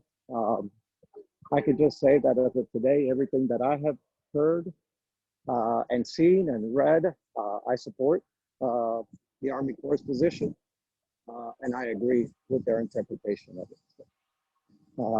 That's all I have. Thank you, Mr. Chair. Thank you, Mr. Martinez. Executive Director Bartlett. Thank you, Mr. Chair. I just really wanted to give an update on where we are with the LOSUM process, because right now we're about to enter a phase where we go to sub-team meetings in that LOSUM process, and those sub-teams focus on each of the goals of the LOSUM process, whether it's recreation, navigation, fish and wildlife, cultural, water supply, flood.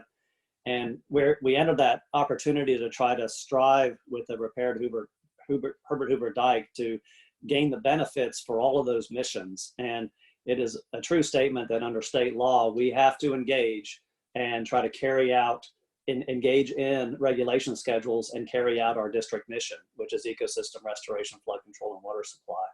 So staff are on board to really work with the Corps and maximize the benefits with the restored Herbert Hoover Dike for all these project purposes. And I think as the months unfold, we're going to learn a lot more about the opportunities that exist to make all these incredible improvements for all of these outcomes. And so over probably the next 6 months, we're going to probably learn a lot because we're going to have conducted modeling, looked at science, looked at metrics and those kind of things. So we'll have a lot more information on the benefits that we'll be seeing with respect to the Corps process, which is, as everyone called for, is balancing all these objectives right now. And so we will keep the board posted as we learn more and more as the technical teams produce products in the LOSUM process. So I just wanted to give that update. Thank you. Thank you very much, Mr. Bartlett. We're now going to move on to the consent agenda. Are there any board members who want to move a consent agenda to discussion? All right, seeing no hands raised and hearing none, we'll move on to public comment on consent. Rosie? Marissa Caruso.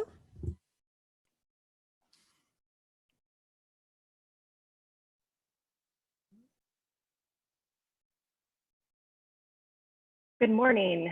Again, Marissa Caruso with the Conservancy of Southwest Florida. We are really pleased to express our strong support for consent item number 15. That's the sub-regional water quality feasibility study in Collier County. Addressing regional water quality issues is a longstanding need in this part of the county, and the focus area of the study happens to be directly adjacent to the Picayune Strand Restoration Project, which is the very first project to begin construction. And it's about 80% complete at this point. It's also upstream of 3 significant resource areas: the Collier Seminole State Park, Rookery Bay National Estuarine Research Reserve, and the 10,000 Islands. So given the really significant investments in Picayune restoration by the district, local stakeholders, and the Army Corps over many years, this is a very timely and welcome initiative. We want to express our thanks to the district for taking the leadership role to organize the feasibility study, and we look forward to its successful implementation. Thank you very much. And I do not have any other raised hands, Mr. Chairman. Thank you, Rosie. Thank you, Ms. Caruso. I'd like a motion now, if I could have, and a second for consent agenda items 11 to 18. I'll make a motion to support that. I'll second. I have a motion and a second for 11 to 18. Is there any further discussion by the board? Hearing none, I'm going to call that question. Mr. Chairman Bergeron? Goss? Yes. I'm sorry to interrupt. A hand did come up just now. Diane Perry. Yeah, let's hear from Ms. Perry.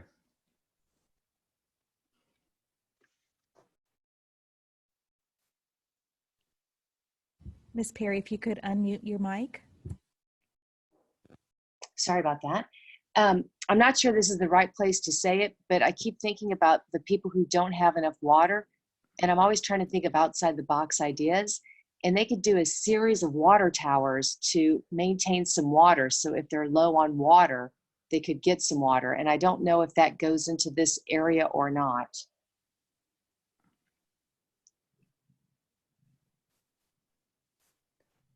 Thank you. I don't think that is specifically on the consent agenda, but your comment has been noted. Thank you. Thank you. We have a motion and a second. I'm going to call the vote on the consent agenda. Mr. Bergeron? Yes. Mr. Bergeron votes yes. He's abstaining from item 14. Mr. Butler? Yes. Butler votes yes. Mr. Martinez? Yes. Mr. Martinez votes yes. He's abstaining from item number 13. Ms. Meads? Yes. Ms. Meads votes yes. Colonel Roman? Yes. Colonel Roman votes yes. Mr. Steinle? Yes.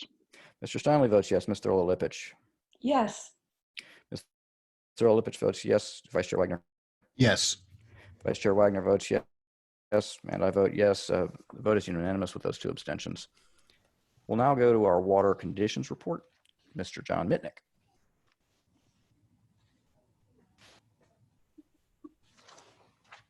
All right, morning, board members. I'll wait a second for Rosie to pull up the presentation.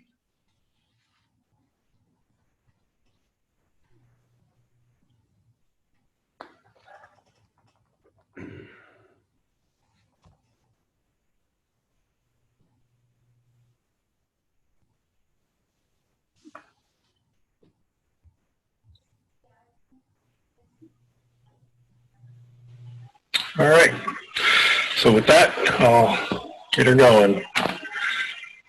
As usual, we'll start off looking at the rainfall over the past couple of months. As we've talked about numerous times, you can see back there in the month of March with the large deficit of rainfall. Looking towards the month of April was slightly above what we typically receive for the month of April. But so far, the month of May, we've had very little rainfall. Once again, we had been hoping for some fairly substantial rains this past weekend, but unfortunately, the way the frontal boundary set up, it was just offshore in the Florida Straits.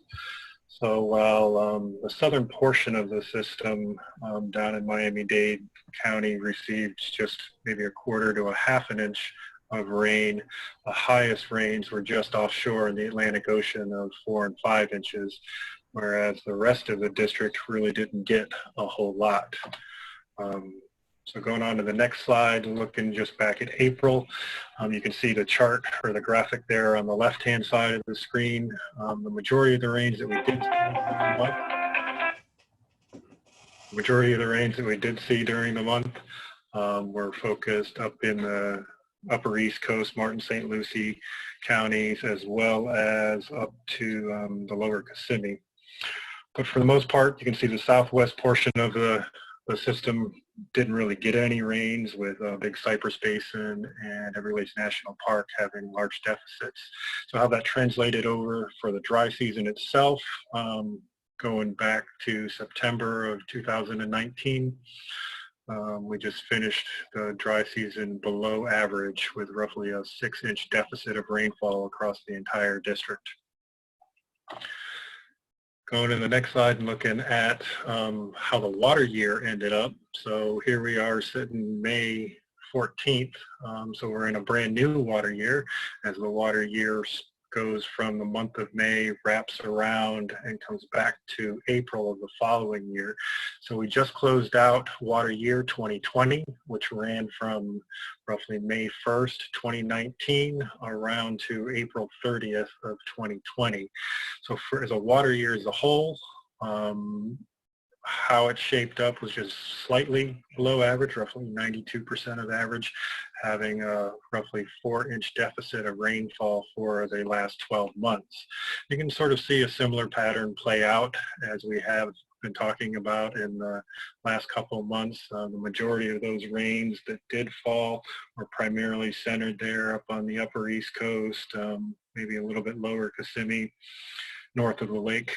But it's really the southwest portion of the district with Big Cypress, Everglades National Park, and particular Water Conservation Area 3. We've already heard some of those comments in the public comments today about how dry it is at the southern end of the system there in Conservation Area 3 and Everglades National Park.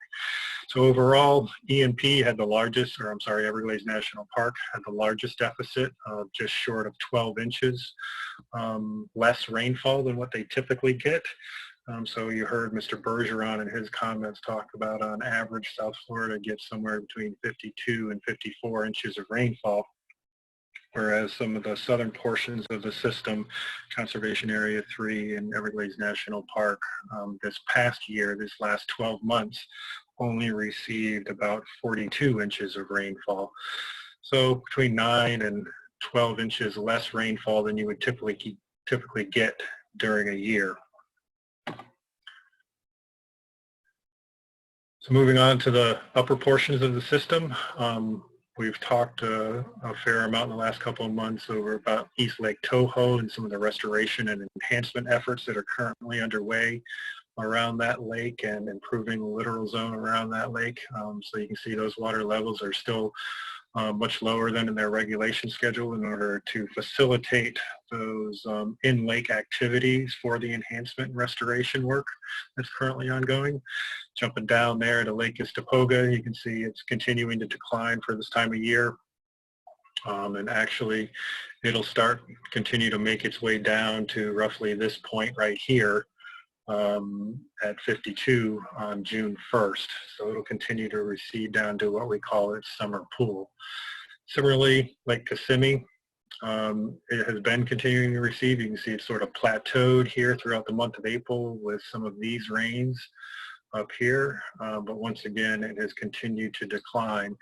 And we're trying to So I talked about last month, we're trying to manage the recessions and the flow rates coming out of Lake Kissimmee so as to facilitate some of the construction work that is going on downstream along the Kissimmee River and the restored reaches that is underway by the Corps of Engineers. So we're still doing that balancing act, trying to maintain sufficient flows for the river and dissolved oxygen levels, but not have too high of flows that would then hinder the construction progress by the Corps of Engineers. And it's something we work collaboratively with them on a week-to-week basis and how that portion of the system is being managed.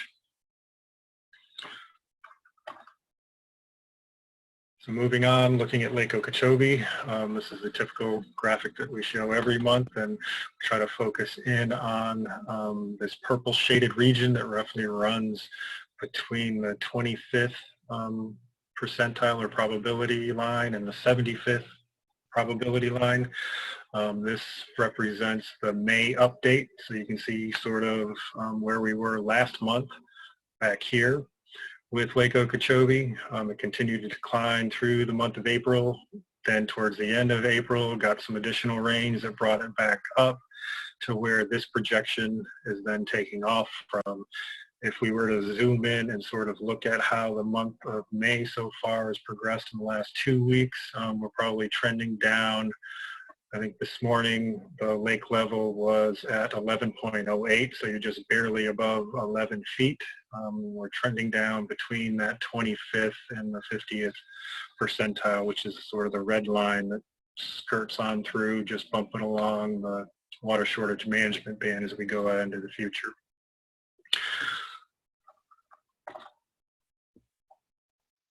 So the next couple slides are some of the more recent additions that we've added to the presentation in the last 2 months, just showing some of the probabilities of incurring lake releases both to the east and west and to the south. The graphic that's up on the screen right now represent those flows that would be going south.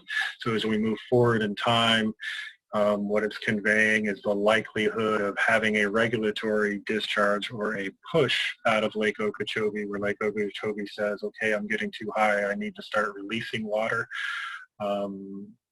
as we move forward in time. However, for the next slide, looking at the two estuaries, east and west, I won't spend too much time because as we've talked about in previous meetings, your staff has gone in and broken out this slide into a little bit more detail into the next 2 slides. So looking more specifically at the Caloosahatchee estuary, what this graphic will do is try to convey the likelihood of having releases that would be greater than 650 cubic feet per second. That's sort of this tan or brownish color on the graphic. And then those releases that would correspond to less than 650 cubic feet per second. Now, I know some people are probably looking at this right now and thinking that we're back here in the month of May and you don't see any of that grayish color on the graphic, but we know right now the Corps of Engineers is sending 650 cubic feet per second to the Caloosahatchee.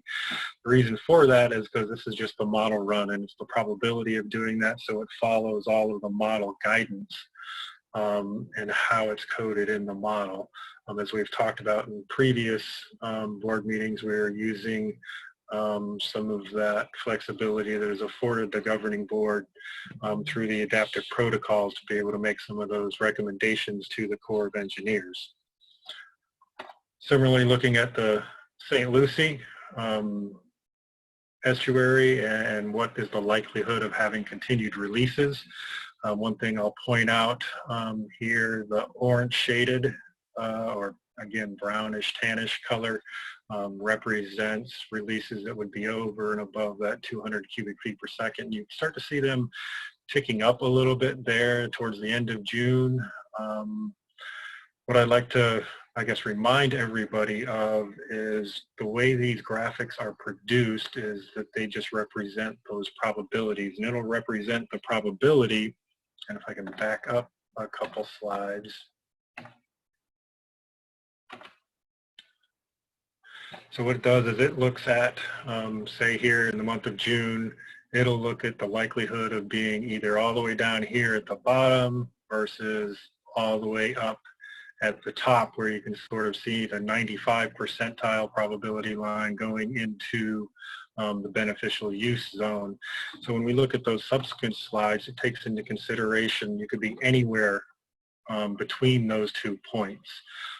So it's not a given, I guess I would say, that you're going to start incurring regulatory releases to the St. Lucie estuary towards the end of June and into July. It's just the likelihood of seeing those things depending on where you are within that wide band as we move forward in time. So that's just something to keep in mind. Obviously, we're dealt the hand that Mother Nature brings us, and we'll see what she has coming up here in the next couple of weeks, and I'll talk a little bit more about that towards the end of the presentation. So looking at the southern portion of the system, starting up there in the upper right-hand side, Conservation Area 1, you can see has been following down its regulation schedule line. Today it's sitting there at about 15, just over 15.5 feet, 15.68. So it's the time of year where you would expect it to keep on declining through the dry season. And again, we'll wait to see what rains to bring. Looking at Area 2, we talked about this a little bit last month. It remains below its floor elevation, which is this tan line across the graphic right here. This time of year, we're looking at this green line to represent its current conditions, so it's down at 11.65. However, looking at overall average across the entire conservation area, Area 2A, you can see that those levels have also started to decline, have been declining consistently with the lack of rainfall, and it's sitting just above 10.5 feet. So what that means is roughly a little more than 50% of the conservation area 2 has water levels that are at or below ground surface, just as a point of reference for everyone. Going over and looking at Area 3, it also is below its floor elevation. Looking at the green line here, you can see some of the rains that we saw earlier kind of helped bring it back up, but it once again quickly resumed its recession back below its floor elevation as measured at the headwaters of the S333 structure. Overall, the entire conservation area has continued to recede, and you heard some of those public comments earlier in the morning with those speakers, and some of the conditions that you see in Water Conservation Area 3 and the lack of water throughout that portion of the system. A couple things in addition I'll point out while I'm on this slide. We heard some comments during the conversation about the Loxahatchee up here in Palm Beach County. Due to a lot of the regional conditions and the lack of rainfall, we are and have been trying different, I guess, delivery or management techniques to be able to supply water to the Loxahatchee. But of course, we're only limited by the amount of water that's available within the regional system. And I think one of the speakers had talked about a route or a delivery path called Flowway 1. For everybody's edification, Flowway 1 roughly comes off of the L8 Canal, moves through Grassy Waters Preserve, and up towards the Loxahatchee this way. Delivering water through that route requires some coordination with some of the local interests. We're currently engaging with them and reaching out to them and trying to see how we can address their concerns and meet their needs, given that they are also having declining water levels within their system as well, and not try to exacerbate those conditions while still being able to meet some of the flows to the Loxahatchee. So once again, I don't want to sound like a broken record, but it's a balancing act, trying to meet the flows of the Loxahatchee while meeting the rest of the regional needs and regional concerns. The other thing that I'll touch on while I'm on this slide is I know a lot of folks use both the Water Management District's website as well as the Corps of Engineers website to monitor flows throughout the system and how much water is moving in what directions. So I'll point out a couple things that your staff has identified due to these more drier times that they weren't readily apparent during more wetter times. And that's sort of how those numbers are put together and how they're displayed on both our website and the Corps of Engineers websites. And specifically, I'm talking about two parts of the system. Down here, go for flows moving into the water conservation areas. We identified that the way some of those numbers were being reported wasn't accurately capturing all of the inflow points, and while they may have been saying zero flow was moving in to the conservation area, that wasn't exactly the case, and there was flow moving in and water moving into the conservation areas. They were just coming from different routes. So I think we were able to address that one and get the websites updated to account for those additional inflow points and be more representative of what is happening out on the ground. The second item is for some of the flows coming out of Lake Okeechobee. We have recently identified an issue with one of the structures and how those numbers are calculated that would lead it to overestimate the amount of water that is leaving Lake Okeechobee. In particular, I'm talking about one of the structures that is located right here on the southern end of the Lake Okeechobee. So for folks that may have been looking at our website, as of yesterday, it would have indicated that there was some 3,000 cubic feet per second coming through that one structure by itself. I can tell you that that was not the case in reality. It was less than half of that amount. And we're currently working right now to provide a better estimate of what those flows were. And it has to do with some of the construction activities that's currently going on around the Herbert Hoover Dike, as well as some of the other activities in the area. So with that, I'll jump down to the very southern portion of the system down here.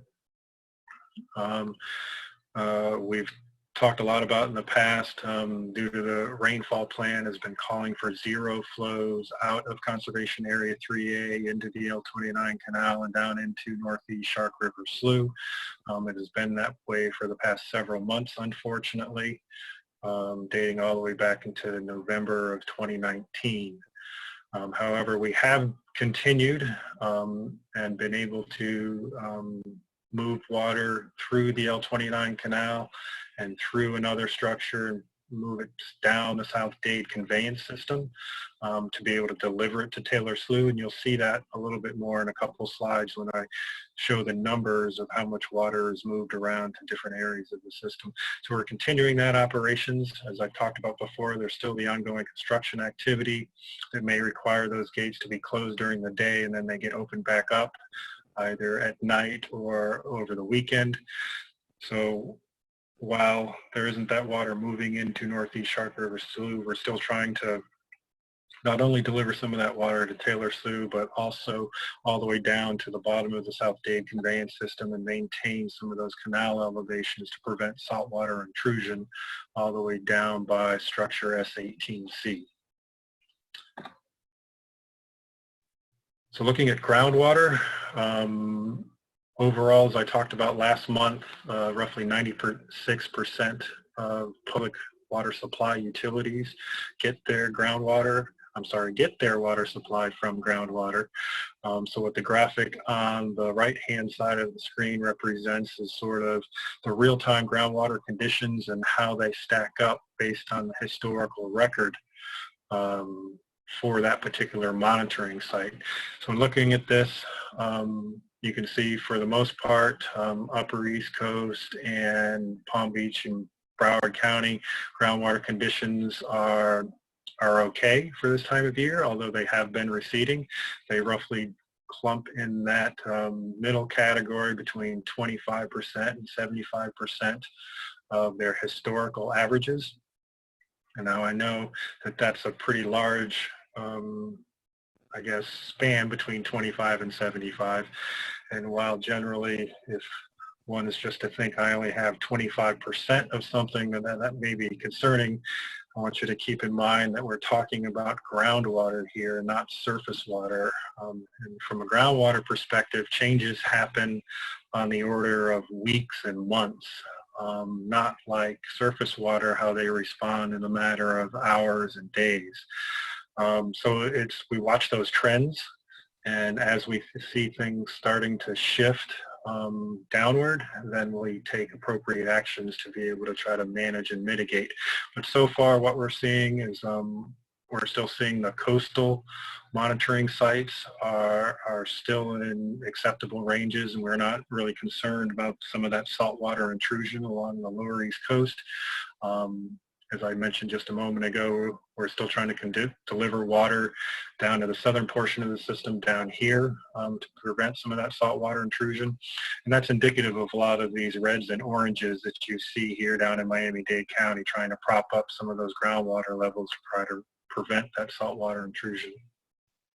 Conversely, over on the opposite coast, lower west coast, you can see there's a fair amount of those monitoring sites are into the red category, and we have concerns about that, and that's why the district has taken actions over there in Lee County. I think during Mr. Glenn's presentation following mine, he'll talk a little bit more about what those actions are and some of the restrictions that have been imposed. But so far, from a groundwater perspective, the two areas that we're keeping a close watch on, again, is that area over on the west coast, as well as southern Miami-Dade County.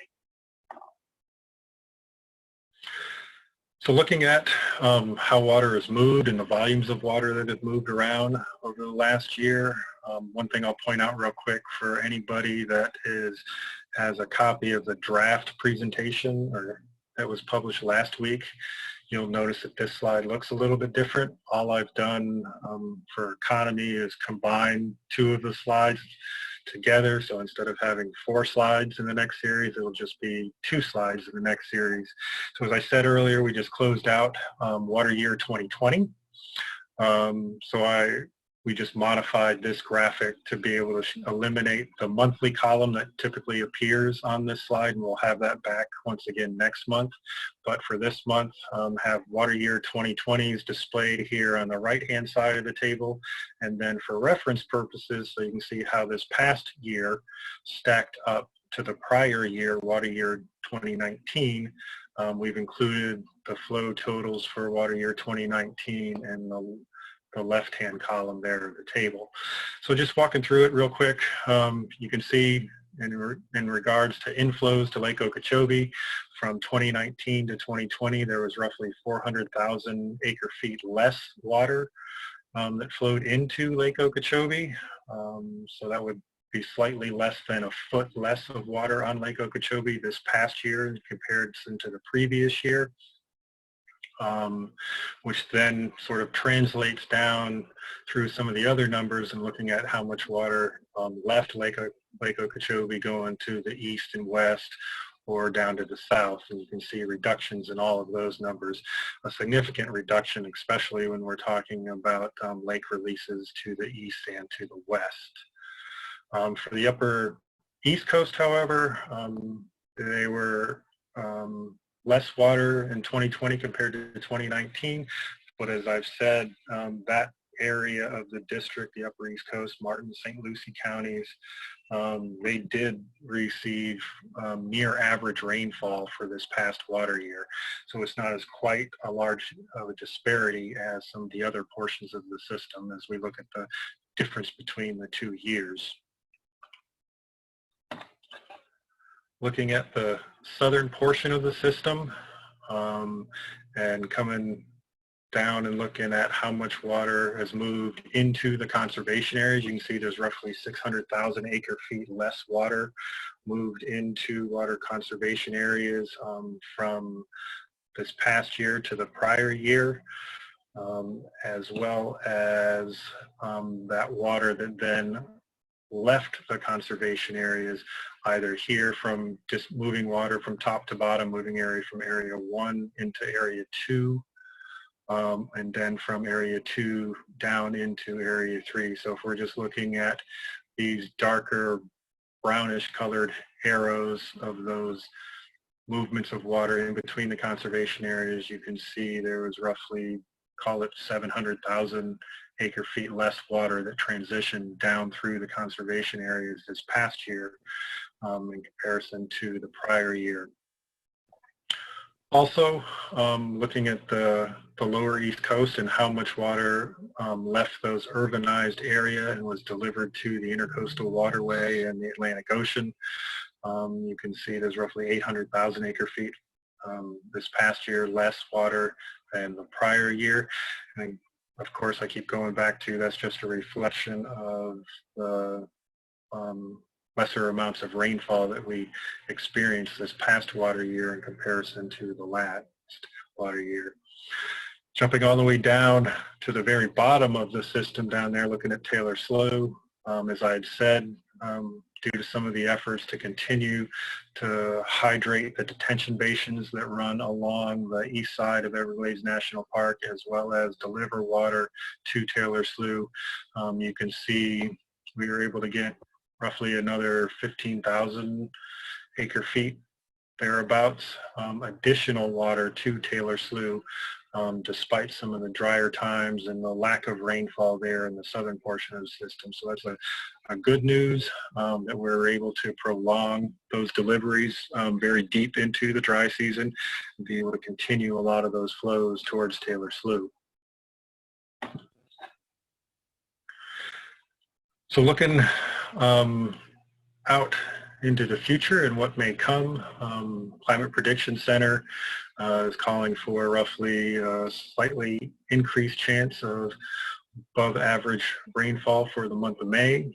However, anybody who woke up this morning was looking at the news about a potential subtropical storm or cyclone that may be forming off the coast right here throughout today, tomorrow, and into the weekend. That weather system is going to play a heavy hand in how much water and how the month of May really finishes out. So typically the median start date of the wet season for South Florida is around May 20th, May 21st, right in that range, so about a week from now. But depending on the track that this weather system, if it forms just here off the Florida Keys and takes a closer track up the coast, then we are likely to receive some heavy rainfall in the southeast portion of the district. So Broward, Miami-Dade, conservation areas, and into Palm Beach counties over the next 24, 48 hours, which will be a welcome relief to what has been occurring the past several weeks. That previous front that came through on the weekend, this past weekend, that we had hoped to bring a lot of rain, really the frontal boundary set up a little bit farther offshore right along in there, and that's why a lot of the heaviest rainfall didn't make it onshore. So the track of this storm will be very important, and it's still evolving over the rest of today and into the evening. So I said if it comes up closer to the shore, we can expect some pretty decent rains and heavy rains along the lower East Coast. But if it takes a more easterly track and stays offshore a little bit farther and goes up through the Bahamas, then we won't be getting as much rain. One thing I can say, all the models are continuing to agree at least on one thing, that after the passage of this system and it takes off and starts moving up the east coast of the United States, then it's starting to pull in a little bit more drier air in behind it. So going out Sunday, Monday, Tuesday, and into Wednesday of next week, we're anticipating a little bit drier conditions. So it's going to be really important on the track of this system and what it will mean to the extremely dry conditions that we are seeing right now within the system.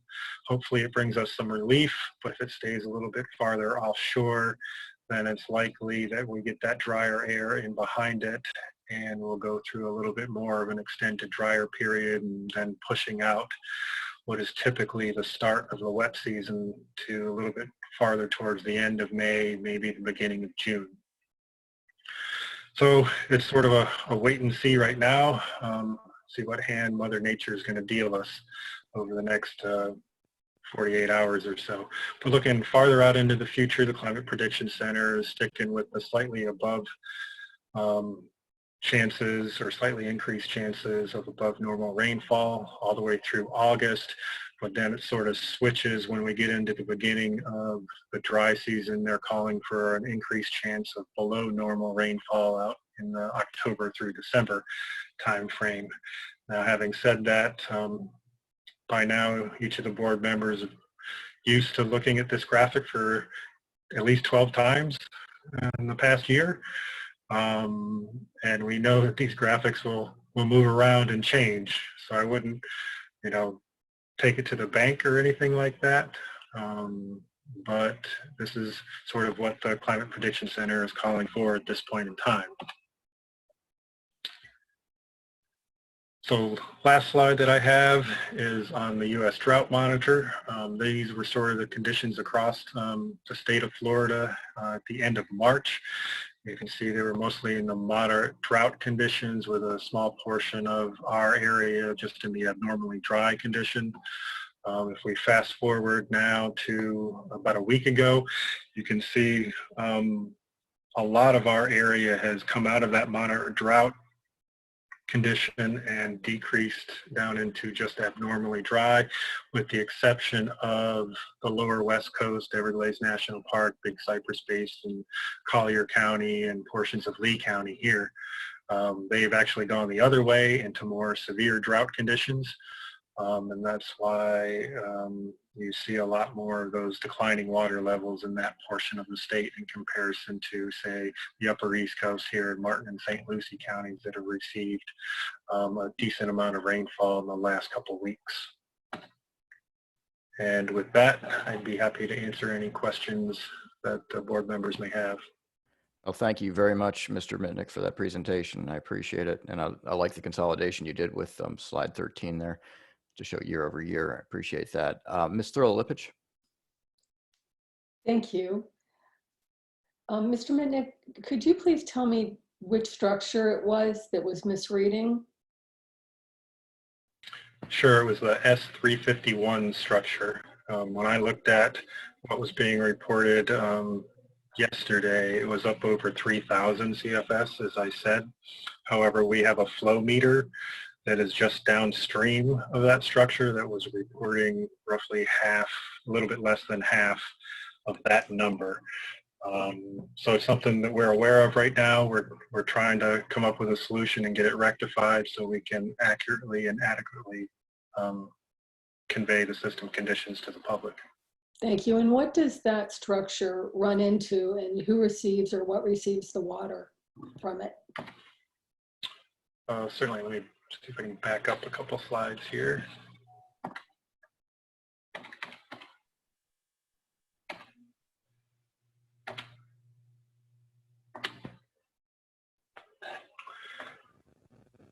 So as I said, it's right here at the southern end of Lake Okeechobee. So it delivers water both down the Hillsborough Canal as well as the North New River going this way. So there's a couple different uses of that water that goes down those canal. Obviously there's agricultural uses, but primarily this route down here through the North New River is the flow path that we are currently actively using to deliver water down into STA 3-4, treat it, and then deliver it down into Water Conservation Area 3. We've got a pump station that sits right about here that has been pumping pretty consistently about 1,000 CFS a day or so, moving into STA 3-4, and then we're pulling water out of STA 3-4 down into the conservation area. That serves not only that water moving to the conservation area, but it is also an amount of water that is being delivered a little bit farther to the west to be able to provide water supply to the Seminole tribe of Indians in Florida. Thank you very much. Mr. Steinle. I'm here. John, thank you. I think I would expect everybody on this call is or have become weather forecast addicts. So I'm happy to report that as I follow the weather, at least in the Bay, Florida Bay, and southern part of the park, there's been a storm all morning. Not as much red as we like, but pretty consistent, it looks like. So look forward to hearing from Lawrence on Bay conditions. But John, in Lawrence's presentation too, we'll also talk about or see that in the STAs, we're still at or above target levels, volume, depth for all of them, I think, except for 5, 6. So this has come up before, but can you just remind me and everybody else, I mean, if we have excess, which it looks like we do, is there a way to convey that south at a time like now when we need it? Does it make, either through the STAs, FEBs, does it make any impact given the size of the water conservation areas? Can we see any results if we were to be more active in sort of using that volume right now during these periods of extreme dryness? Certainly. I guess first off, I wouldn't characterize each of the STAs being at their target value or target elevations as intoning that they have excess water. And Lawrence could probably speak to it a little bit during his presentation. Those target levels are set to maintain the health of the vegetation that is in the stormwater treatment areas, such that they don't dry out too much and we start losing that vegetation, and then therefore have treatment performance declines when we do start getting rainfall and having to treat water and move it through the system. But as far as the ability to move that kind of water, yes, obviously we have the pump stations and we have the other infrastructure to be able to move that water. But again, the quantities of water that we're talking about, and I'll just go back to how I was talking, this one pump station on the North New River Canal that pumps about 1,000 cubic feet per second a day, pulling that water down from Lake Okeechobee into STA 3, 4, and then what actually comes out on the other end is significantly less. So the ability to push it through the marsh vegetation at these lower levels is a little bit more difficult. You have to really increase the stages to get any substantial water moving through them. Number one. Number two, then the resultant delivery of what we're able to do, just looking at the overall map right here and the sheer size of Conservation Area 3A, and the ability to effectuate change through in any substantial way throughout the entire conservation area would require more volumes of water than we currently have available in the regional system. So I hope that helps answer your question, and I'll leave it up to Lawrence to talk a little bit more about the target values. It did, John. I was just assuming that the quality of the STAs is directly related to, or those levels do have something to do with volume as well as measuring the quality of the treatment. But yeah, thanks for the clarification. My takeaway is that the amount of water that can and is being delivered to the water conservation areas is certainly not to the degree that will make a significant impact.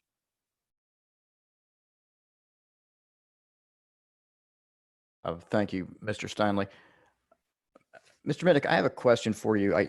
There seems to be a narrative going around right now, and I'm trying to understand it. I think I even heard it in some of our comments today, and I've sort of heard, well, you guys are drawing a lake down right now. And I'm trying to understand that a little bit. I heard you say we're at a 6-inch deficit across the district. And I heard you say there were 9 to 12 inch deficit in rainfall down, particularly in the south. And as I look at this, we're moving some water to the west for environmental reasons for the Caloosahatchee. We're moving a tiny bit of water, you just said 1,000 CFS south. So where's the rest of the water going, and are we drawing the lake down right now?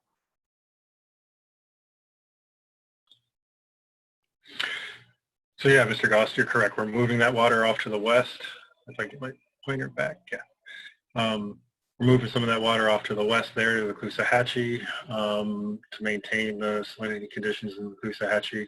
Moving that water south to be able to supply water over to the Seminole Tribe of Indians of Florida, as well as be able to deliver some water to Conservation Area 3A that we are then taking out the bottom and trying to deliver it down there towards Taylor Slough and maintain canal elevations around the S18C structure.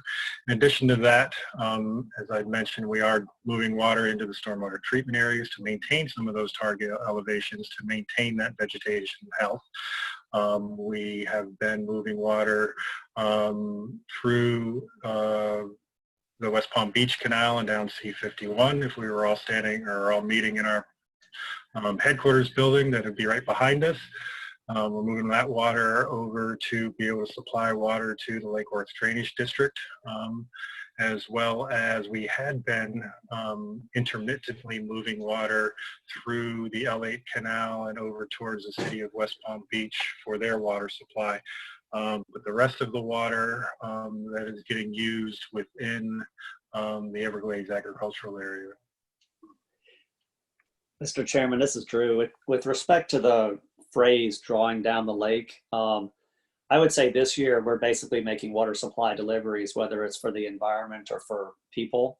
In 2019, there was a drawdown where there was undesirable deliveries in order to actively lower the lake level, and those were made to the St. Lucie Estuary, Caloosahatchee Estuary, and Lake Worth Lagoon. And we remember those times. And so I would characterize a drawdown as where water is being sent out of the lake to undesirable, to purposes that are not beneficial to anybody, to water needs, like whether it's the Caloosahatchee water supply needs or Everglades needs. So I think I think that's the terminology difference you might be looking for. Thank you very much for that clarification. That helps. Mm-hmm. If there are no more board members who want to have a question for Mr. Mitnick, we'll move on to Mr. Glenn. Thank you, John.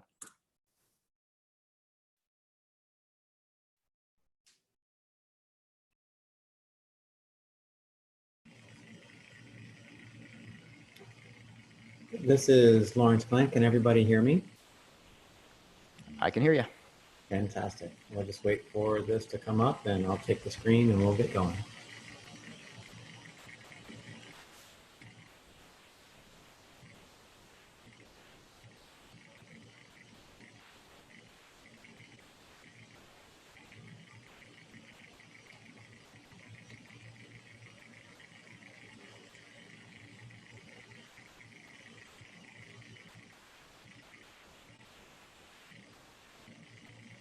Okay, well, thank you very much. You're not seeing weirdness in this picture. It's supposed to be purple, and that's to go with our purple theme today for reuse. I'm glad to give the ecological conditions update today.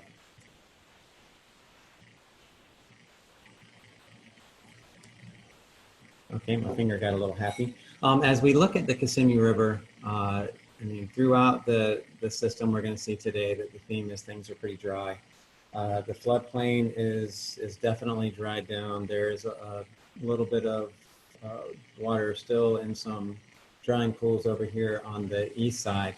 We're maintaining some flow to the river, and that is to provide the appropriate dissolved oxygen levels for fish and wildlife that are in the actual water channel itself.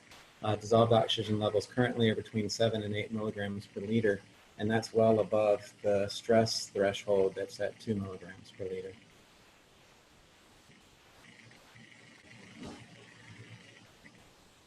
This slide is going to come through and it's going to show you where lake stage is. And what I'm trying to do here is on the left-hand side, you have the lower schedule with all of the different bands that are within it and prescribe different things.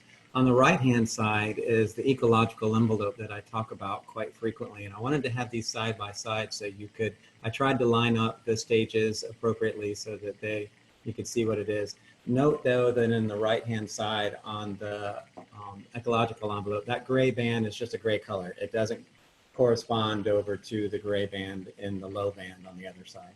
But what we're seeing is that on the left-hand side, as John went through, he showed you that water levels are in the beneficial use band. They're tracking along that 50th percentile. We did have a good bump up to keep us out of the water shortage management band. You look over on the right-hand side and you see what does that lake level and stage and trend in lake level mean to the ecology. And so here, this is lake centric. We're just saying if you're just looking at the lake and concerned about ecology in the lake, that lake level is between about 15.5 and about 12, 11.5 with that slow recession and then that slow ascension. That is what is best for the majority of species within the lake. So you see where we are below that. We were also below it last year. So the lake's a little on the low side. And the implication here is that when we get to 12 feet, pretty much the marsh is very dry. So as we go to this next slide, you see all of those browns and reds and oranges in this very, very large marsh. It is indicating that that marsh is dry. If we don't refill the marsh annually, then what happens here is you can have a change in composition of vegetation, and you can also have or kind of impede the ability of the prey base to build itself back up to support the fish and wildlife that use that marsh. So here's where we say, you know, going up to that 15 when the marsh is completely inundated up to the levee and then receding down to about 12 or 11.5 during the course of the year is a good thing because it brings that water in, it allows vegetation to grow, it allows the different organisms, bugs, crayfish to populate so that then when you get into a certain point of the year when fish and wildlife are dependent upon that prey base, it is available to them. We did conduct a wading bird foraging survey last month. We didn't in April. It was a COVID issue. But you see we're tracking right along where we were last year. It's a good thing. There's over 6,000 wading birds using Lake Okeechobee. Lake Okeechobee will serve as a refuge when the rest of the landscape is dry around it, where you might have farm ponds, isolated wetlands that dry down. There is enough prey base still left in the very outer edges of the marsh to provide them food. So as you look and you see these yellow dots, you see there's nothing really interior in the marsh, and that's because it's too dry. So they are going to feed in that area that has the blue, the light blue colors. One really neat thing is that they are seeing is there's a pretty large group of roseate spoonbills that are using the lake this year, and we always like to see that.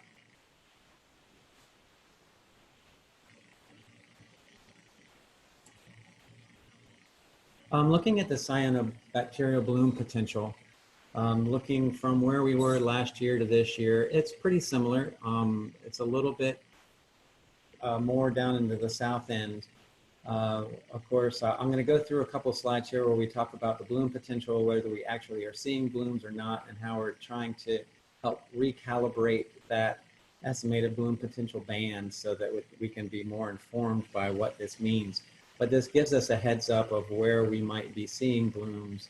And then I'll talk about our increased monitoring and how that's really going to help a lot.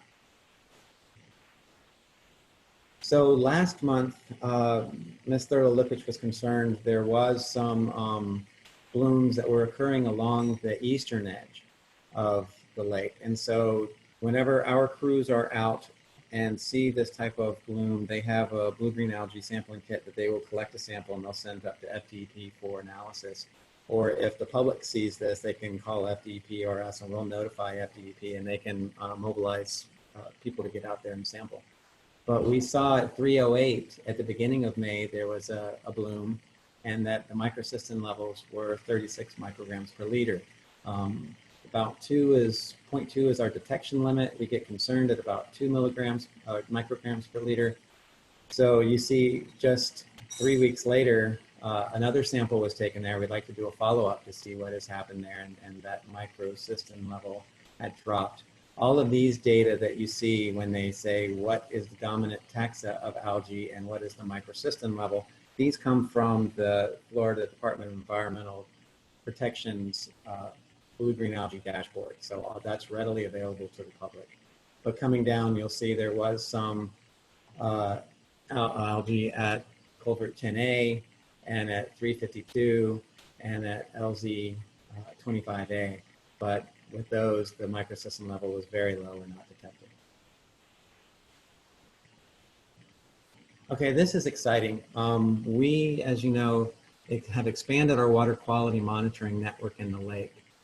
We have increased it to have 30 sampling stations, which you see in that picture in the bottom right-hand side.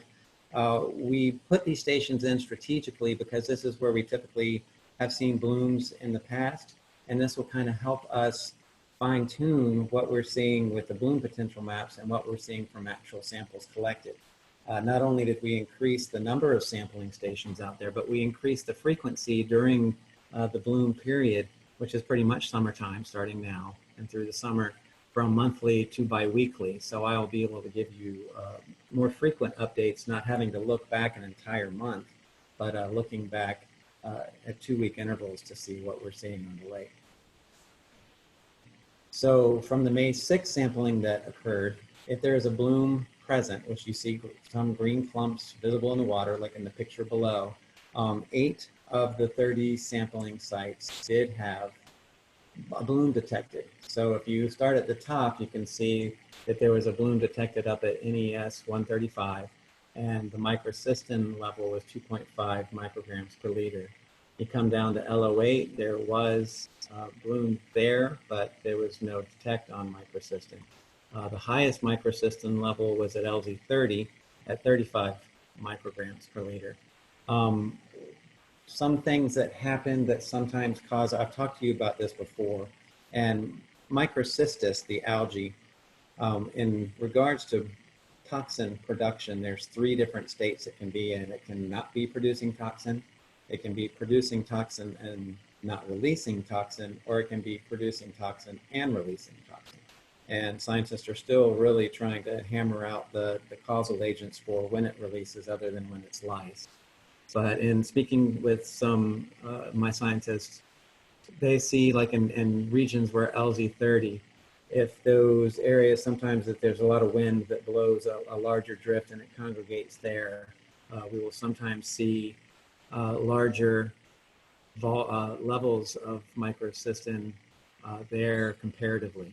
But still, we're still trying to learn a lot about why and when microcystis actually releases its toxin. Moving over to the St. Lucie estuary, you see that the total inflows over the last week have been 442 CFS, and none of that has been from the lake.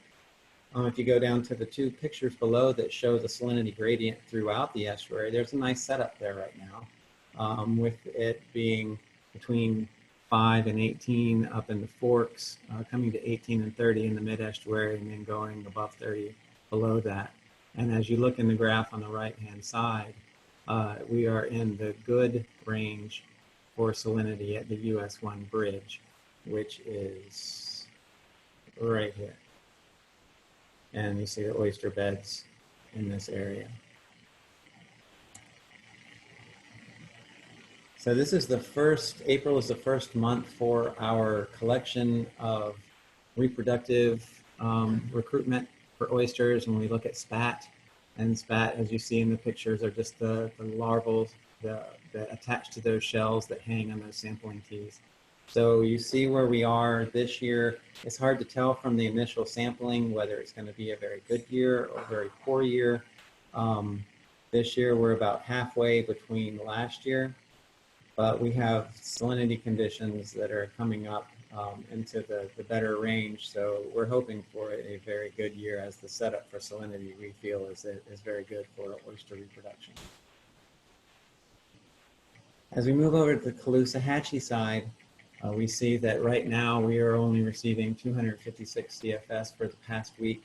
Although we have recommended to the Army Corps 650, and speaking to the Army Corps, there are conditions with wind setup or with headwater differences across the S77 structure that sometimes prevent them from making that release.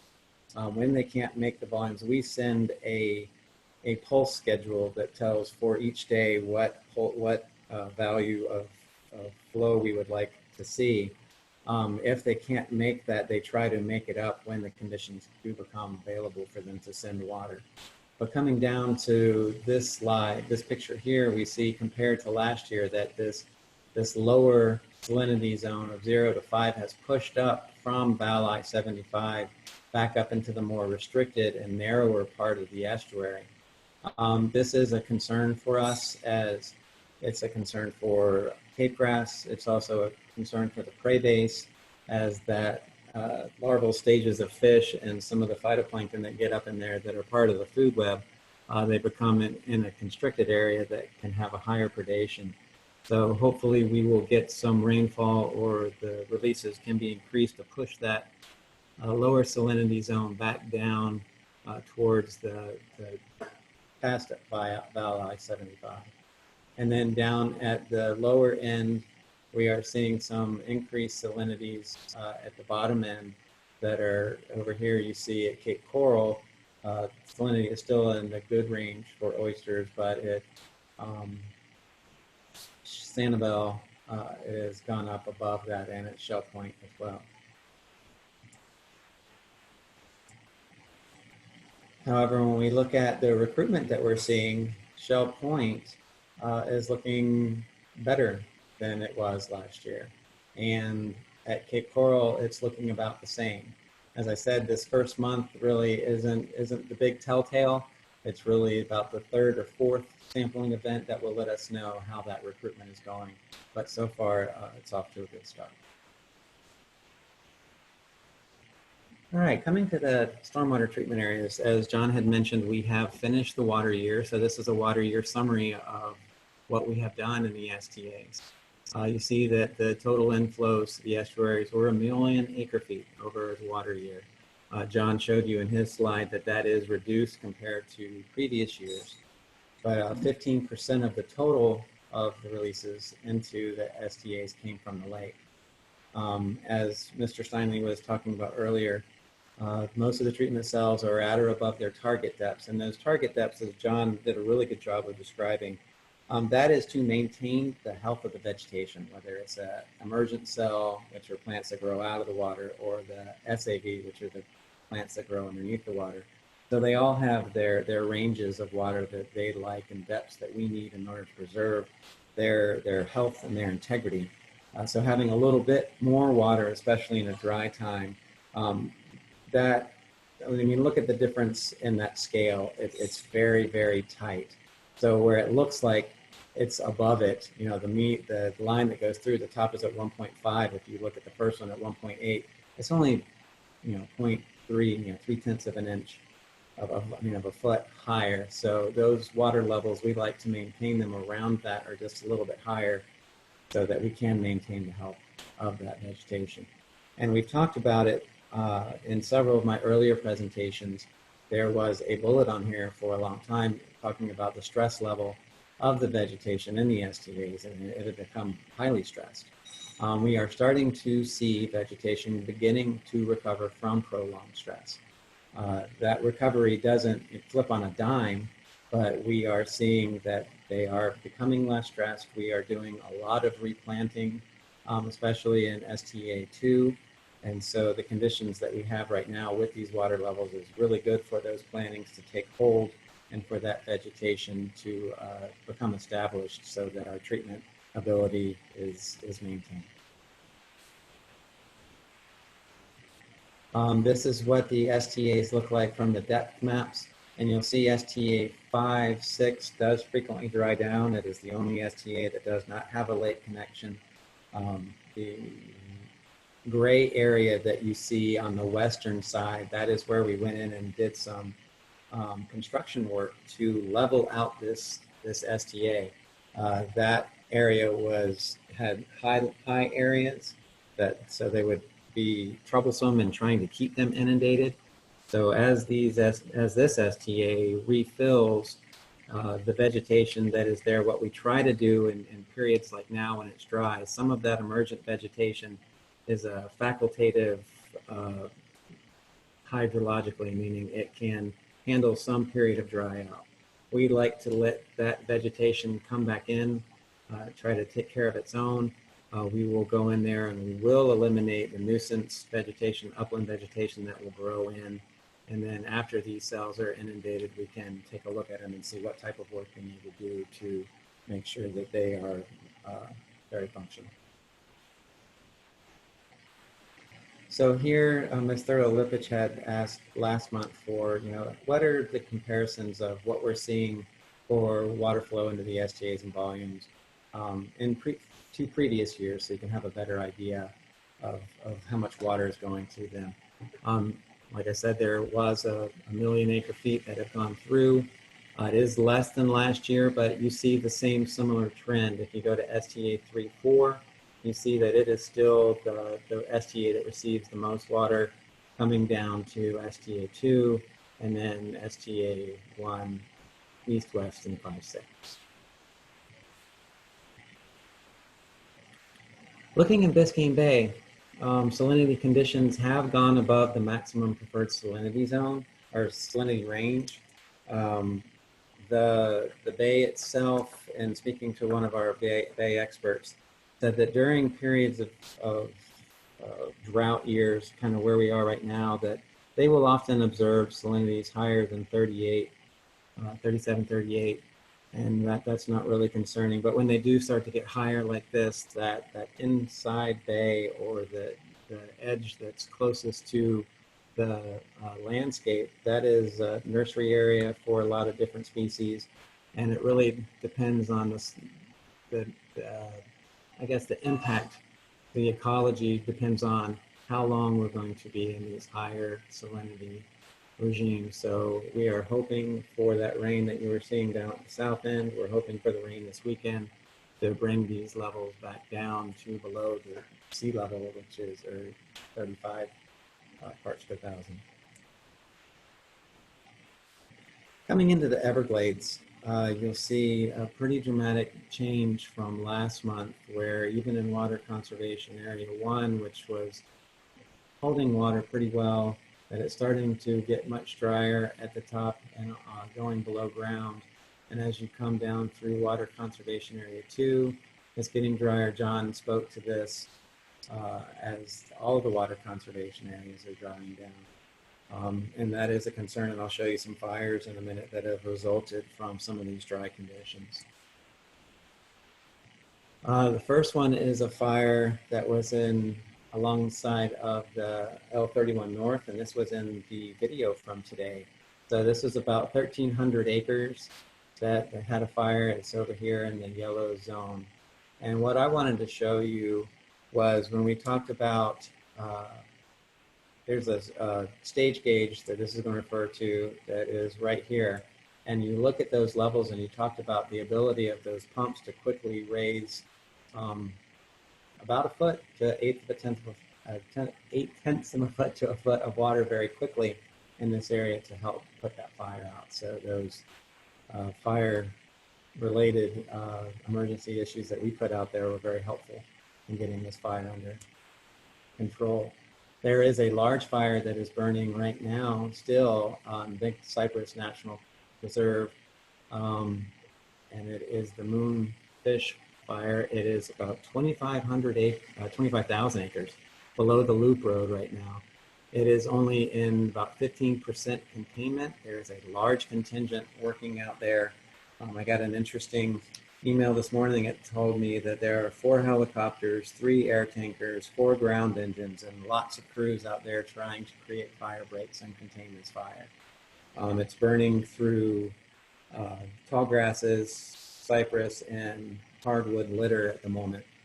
And with these fires, and you heard the superintendent of the National Park Service talking about it this morning, fire ecology is very important in the Everglades.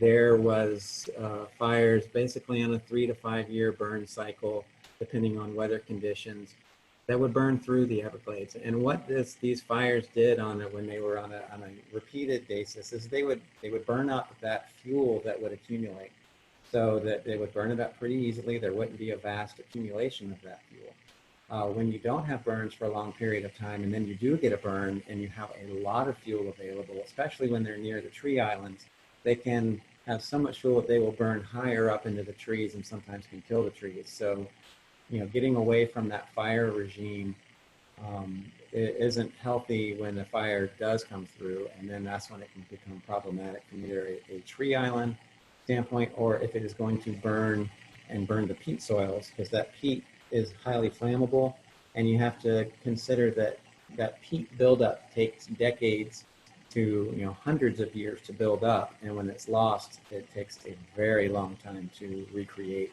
the peat soils.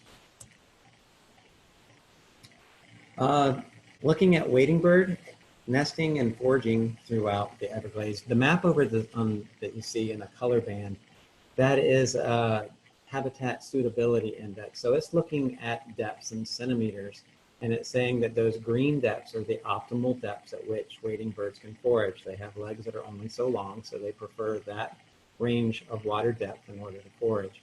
When you get into the blues, you're getting too wet. When you get into the browns, it is too dry. And just looking at this map, you see much of the water conservation areas in Everglades National Park is very dry. However, we are seeing lots of colonies out there. There are a lot of birds that are nesting. And if you go through these, you'll see up at the top, and I'll run through it real fast, at a new forage, that's 1,000 ibis that are nesting and 30 to 50 wood storks. WOST is wood stork. You come down to Lox 99, there's 4,000 ibis, Rhea, 550 ibis, and so on, all the way down to the coastal colonies, Cabbage Bay with 250 storks, 4,000 ibis, and Broad River with 450 storks and 4,000 ibis.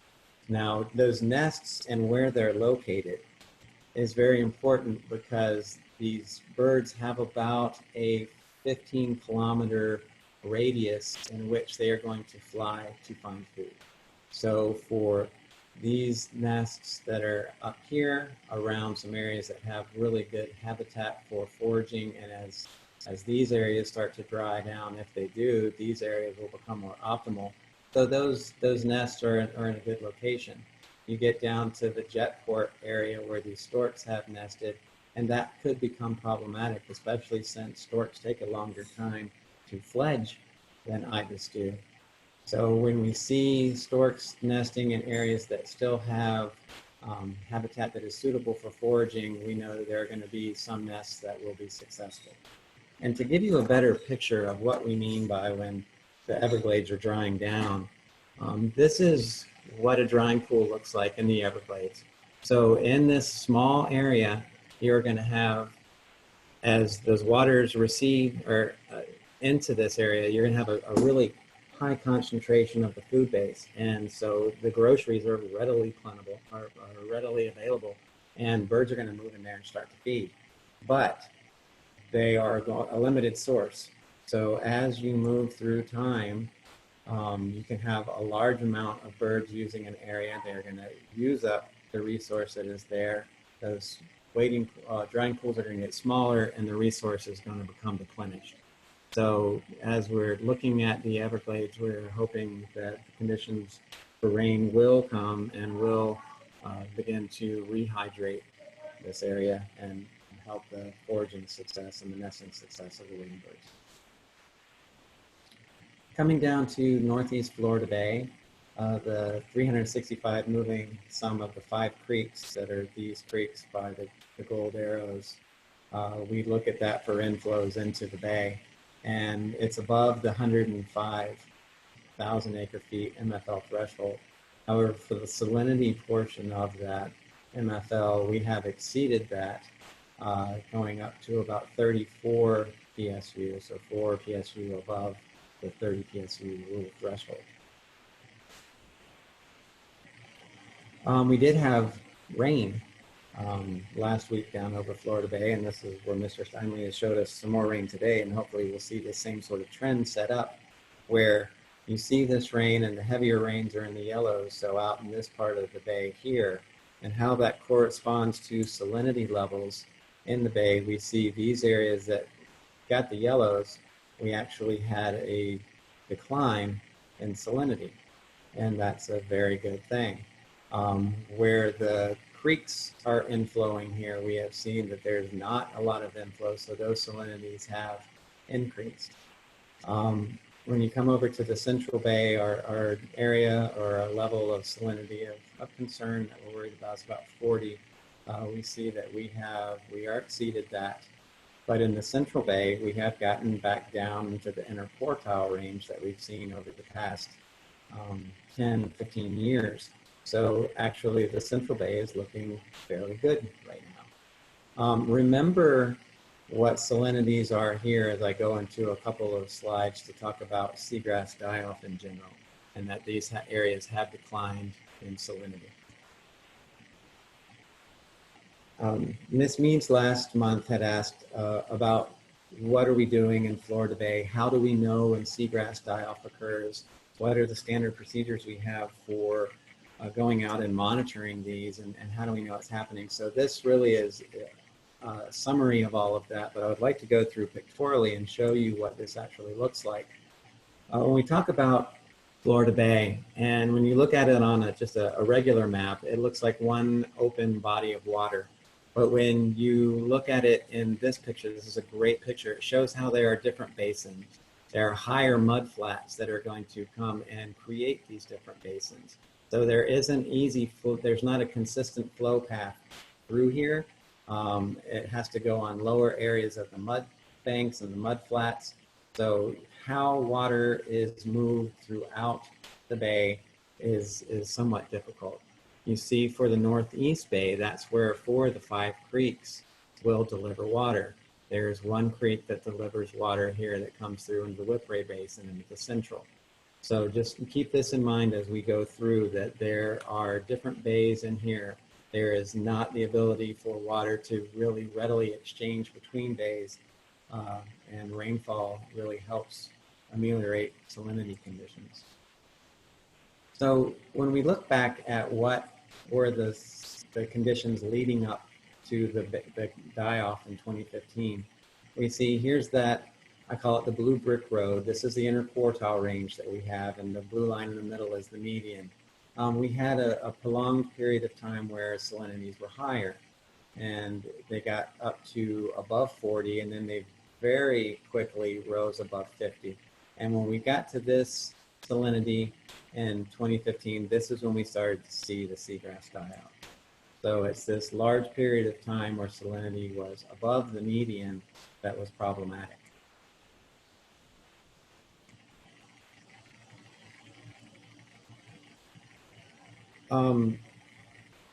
This slide is just going to show you how complex seagrass die-off is and the contributing factors that happen and cause this cascade effect once seagrass die-off has started. So it starts when you have high salinity and high temperature. You're going to have an increased mortality or death of seagrasses. That is going to cause decomposition, and during decomposition, oxygen is removed from the water. When you have oxygen removed from the water, that causes an increase in sulfide production at the water-soil interface. Well, sulfide concentrations and anoxia kill seagrass. So you had seagrass starting to die, you have an increase in sulfide production, and that is going to further cause seagrass death. That's going to go back to decomposition. You're going to have this negative feedback loop. When you have death from the sulfide concentration of anoxia, you're going to have the release of nutrients. The nutrient release leads to algal blooms. Algal blooms cause shading, deprives SAV light. That inability of light starves and kills SAV. That goes back into the feedback loop again. Also with loss of seagrass, the sediments become destabilized, That is going to release sediments and nutrients, which is going to increase turbidity. That then again leads back to algal blooms. Algal blooms cause the turbidity decrease of available light, low light levels starve until SAD. So this happening at the top can have an increase in mortality. If you can lower those salinity levels, you can kind of stop this feedback loop. In the Central Bay, we've already seen those levels decrease to down around the 40 level and even below. And remember, it was at 50 that this whole seagrass die-off started. How do we sample seagrass? It's a pretty labor-intensive job to get out there and actually visually look at seagrass. You throw a quadrat, which is that PVC square, it's a meter square, and then we use a Braun-Blanquet cover class. So you are making this class of percentages of cover that you're seeing in the water. Although it's a highly time-consumptive process, as a marine biologist, having been able to do this in the past, it's one of the cooler jobs out there. You get to see all kinds of interesting wildlife, and you're in the water. What's better than that for a day of work? We have a relationship through Recover and the Fisheries Habitat and Assessment Program, where FWC and Recover scientists work in conjunction to map these 10 different basins and go in and do sampling. We'll throw a number of quadrats within each of these hexagons to get a % coverage for the entire bay or smaller sub portion of the bay that they are sampling. There's 10 basins that are sampled across Florida Bay. Remember, this is a very large geographic area. And we have been collecting these data from 1995 to the present. In the seagrass die-off, of where that really occurred was here in the Central Bay. And so we had sampling that was occurring within the area itself, but because it was such a prolific die-off, there were very large number of samples that were taken across the bay to see just what the response was. This FWC-led effort will begin in June. So probably about July timeframe, I'll be able to come back with some of that preliminary data, hopefully to show you what conditions are like in the bay.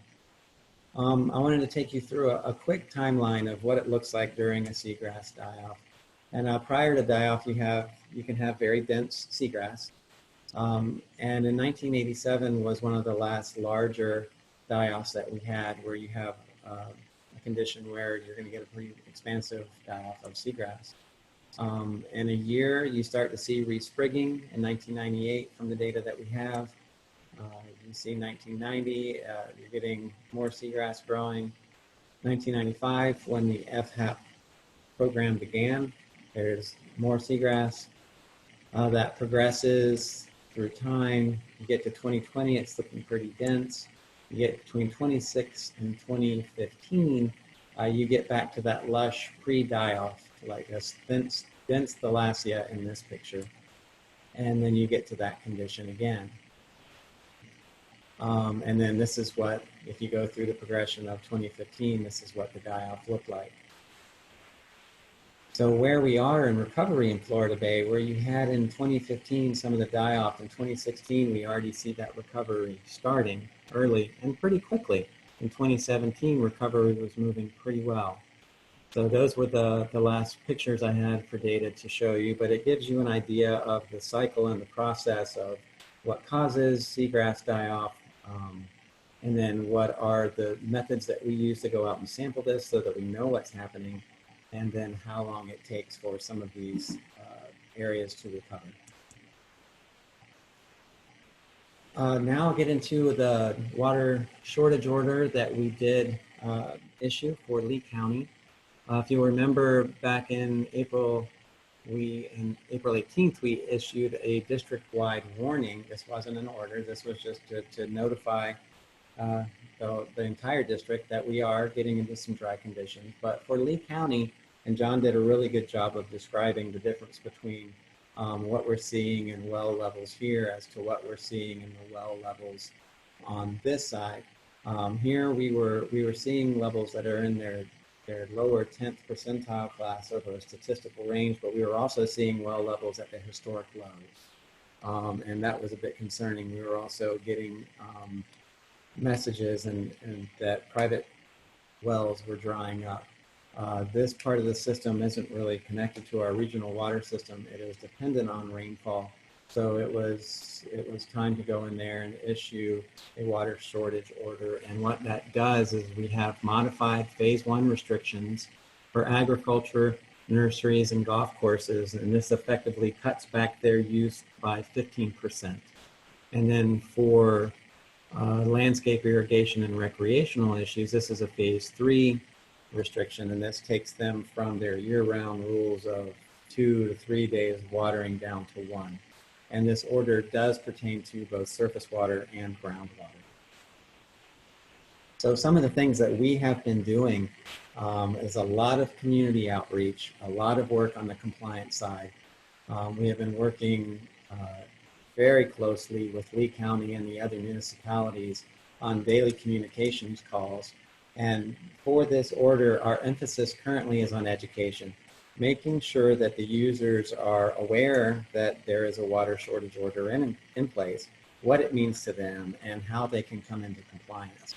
So we also had a compliance and enforcement workshop over in that area so that all of the different regulatory agencies and municipalities, police forces, anybody that's going out there to help with compliance, were familiar with the rules, were familiar with what the order said and how to help us, the different users, come into compliance.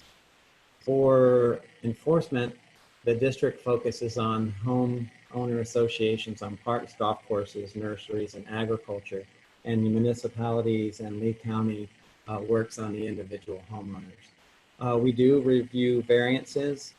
For a variance, if you are unable to meet the intent of the order, say for a homeowners association that has a more antiquated irrigation system where they can't water their entire area in one day, but they can break it up into 2 days to meet the intent of the order, we will review variances of that sort. So with that, I am happy to answer any questions that you might have. Well, thank you very much, Mr. Glenn. That was an incredibly extensive report, and I learned a lot, and I appreciate it. I think Mr. Lipich has a question. Thank you, Mr. Glenn. Very good. I wanted to thank you for that new slide, and I wanted to request for our next meeting so that the public can see it as well. Could we please get a copy of the total STAs from 1990, you know, the same thing basically, from 95 through 2020, so we can compare it over time? And also, what does WOST mean in birds? And last comment, I'm very concerned about the dryness in the system, and my heart goes out to those who don't have enough water, and I look forward to a day when we learn how to work with this system that we have created ourselves. But I think it's important to note here that I believe, you know, sending water south and SEP and the EAA reservoir, that's going to take time too, but that's all part of the healing of that system. So back to, what does WOST mean? Thank you. Sure, sure. That's just an abbreviation for wood stork. Usually when we're dealing with fauna, we have abbreviations that'll take the first 2 characters of their first name and the first 2 characters of their last name. Okay, can you quickly go back to that slide then? That's so wonderful to know that the birds who do not have a lobbyist, the birds who do not really have a seat at the table, that the birds who deal with whatever humankind throws into their way, adapt, you know, are doing okay, you know, or trying to do okay. So you have storks. So I don't get it. So what are 250 storks, and then what is 30 to 50 WOST? It's just that if there wasn't enough room in that box, I abbreviated. I could have made Okay, that so box so larger. it It's is the the same. same Yes, I'm thing. sorry. If I do this again, I will not. Oh use no, abbreviated. that's okay. I just wondered if there was something I didn't know No, about. no, And my apologies. high five to the birds. I really hope that they're able to have some success in this very difficult year. Thank you. Thank you, Mr. Lipich. Colonel Roman. Thank you, Mr. Chair. Lawrence, terrific briefing. The amount of information that you provided was just outstanding. I want to focus on the seagrass die-off. You laid out a very compelling case on how it happens, what causes it to happen. And we see the time frame when we had the seagrass die-off, what conditions were present to cause it. That being said, if we start seeing those conditions start to present themselves either this year or next year or years after that, what actions can we take before we see a damaging die-off? Sure, and that really goes back to, we've had several conversations about what we are trying to do through SERP and increase water to Florida Bay. What is our ability to do that?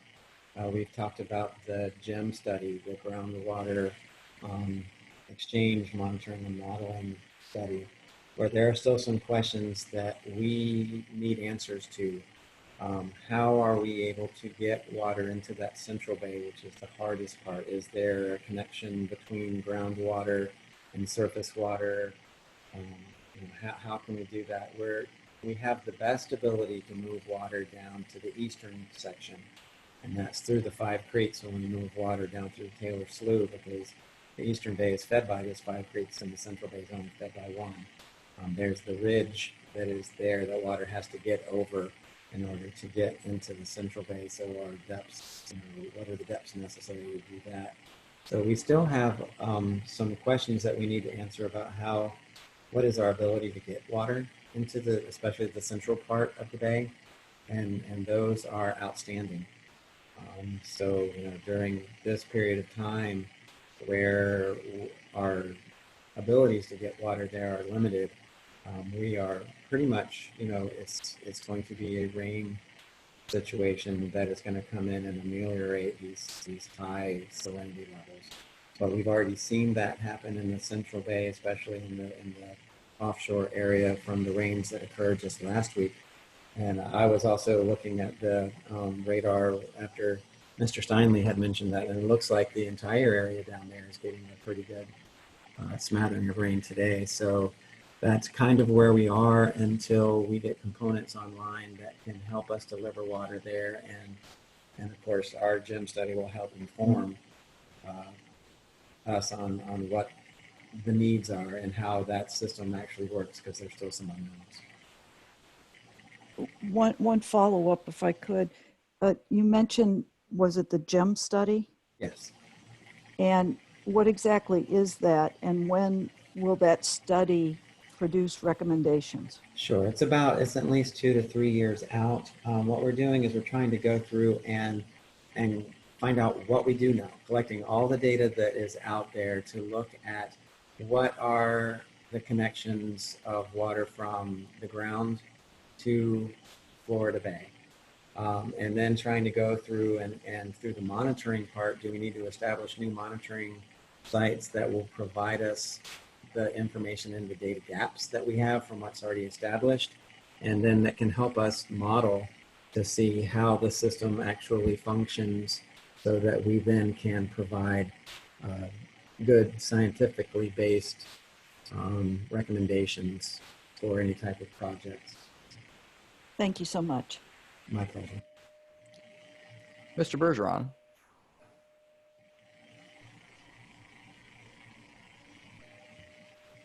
Can you hear me? Yep. Yeah. That was a fabulous presentation, and I think as you look at all of this, the most important thing obviously is the quantity and timing and quality of water and going in the direction it went before. We compartmentalized this whole system and redirected water flows in unnatural directions. And I think one of the keys as we continue to go forward, and especially for Florida Bay, is to be able to implement modified water delivery and have the quantity of water that's compatible with Everglades National Park and Florida Bay. And as we continue to go forward, to make sure there's no obstacles that are in our way with all of the infrastructure, fortunately, that's already in place, from 3.3 miles of bridges, modifying the 333s, and being able to operate the first stage of modified water delivery. And within the next 2 or 3 years, proceeding forward to raise the Tamiami Trail and be able to go into the second stage of modified water delivery, which raises the L29 up to 9.7. And that is so important for Florida Bay to get that water and not be sending it out to rivers in unnatural quantities and actually wasting the water and affecting our environment. So, but great presentation, extremely understandable the way you put this together, and want to thank all our staff for that. Thank you very much. It's my pleasure, and my staff do a great job in helping put this together. Thanks, Mr. Bergeron, very much, and I concur with that. It was a great presentation. The photographs, I don't know where you get them, but they're stunning. I'm assuming they're from staff, and they're very, very talented. Yes, they are. We have a good group of photographers/scientists. Thanks. Rosie, do we have hands for the technical report? Public comment? We do. We have several. I'm going to start with Jed Redwine, followed by Tommy Stroud.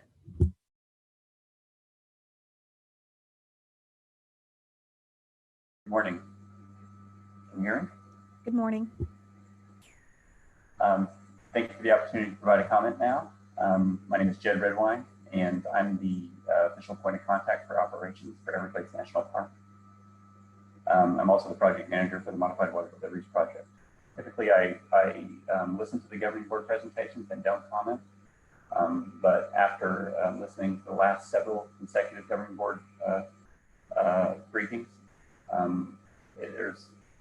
I felt like it was necessary to make a comment today. So I want to be clear, I need to go back to John Mick's presentation about the deliveries of water across the system, and I want to be clear that for the last month, deliveries to South Dade have been for water supply purpose only. No deliveries to EMP to Taylor Slough have occurred in the last week. And so I didn't think that was quite made clear in Mr. Mick's presentation, and I wanted to make sure that was clear to every member of the governing board. The second issue is a technical issue, but it's been present in John's presentation for much of the last 3 months. It's important to disclose how the calculations are made, particularly around deliveries to Taylor Slough. And I would ask that this presentation, that a slide be added that describes how deliveries are calculated to Taylor Slough, and that slide be included in all future briefings. The reason why is because deliveries for Taylor Slough are often influenced by the volume of seepage that's coming out of Everglades National Park, and that is placed back into the park through the pumping process. And that's very different from the volume of water that's being sent to Taylor Slough from upstream basins. And it's important that we make that differentiation quite clear. And my last comment is focused on the summary of flows through SDAs. In particular, I'm concerned about how the summary of flows through SDA 3.4 were characterized today. I cannot independently confirm characterization of how STA 3.4 is treated in distributing water, giving publicly available information, and it's important that we be able to do that on a regular basis. We'd like to know the name of the structure that's inflowing 1,000 CFS into STA 3.4. We'd like to have the cumulative outflow from the STA 3.4 and STA 2 described, and in particular, the locations where that outflow is being delivered to. The STA summary from May 4th through 10th indicates that inflow and outflow of STA 3.4 is 3,200 acre feet. So the inflow and outflow was balanced. That's very different from Mr. Mitten's characterization of the STAs as receiving more water than they're able to deliver. There may be a short time lag between those two relationships, between the inflow and outflow, but in general, outflows in the STAs match inflows. Thanks for your time.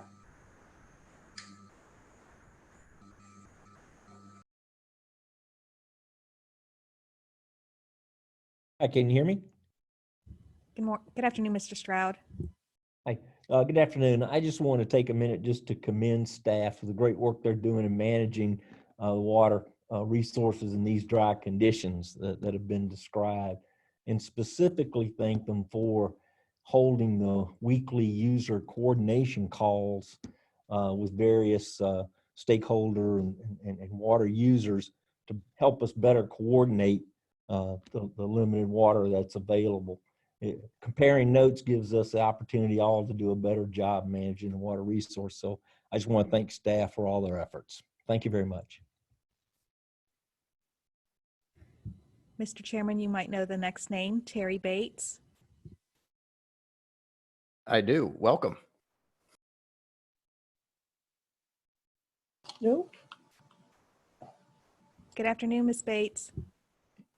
You're on, Doctor. Oops.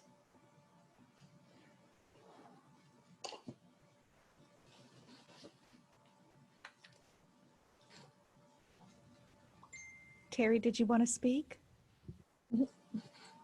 Nope.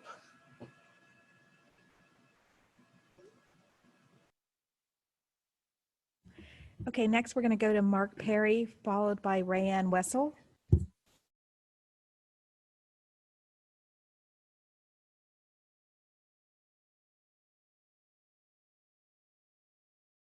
Yes, this is Mark Perry. Do you hear me? Okay. We hear you.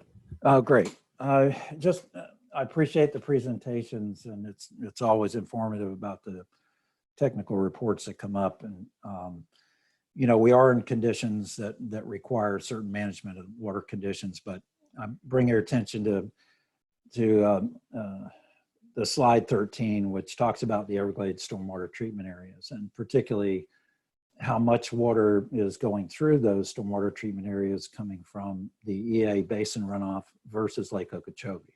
About 1 million acre feet going through the STAs in the water year 2020 versus from the lakes about 150,000 acre feet, 15% of the total. And during that time when we're treating all this basin runoff water from the EAA, obviously during mostly wet seasons, on the opposite end of things are happening from May, basically November through May, when water supply is being allocated to the EAA currently. So we see that kind of water supply drawing down the lake at about 300 to 400,000 acre feet a year. So that water doesn't make it to, particularly in the dry season. And it just points out the need for what we need to do is supply water in the dry season south from Lake Okeechobee south into the Everglades in order to prevent the drying out, the fires, the loss of peat soils that are in particularly 3A and other places that are going to occur. And also get it all the way to Florida Bay to prevent seagrass die-off and hypersalinity conditions.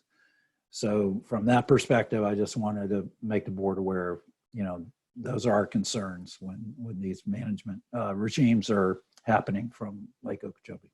Thank you.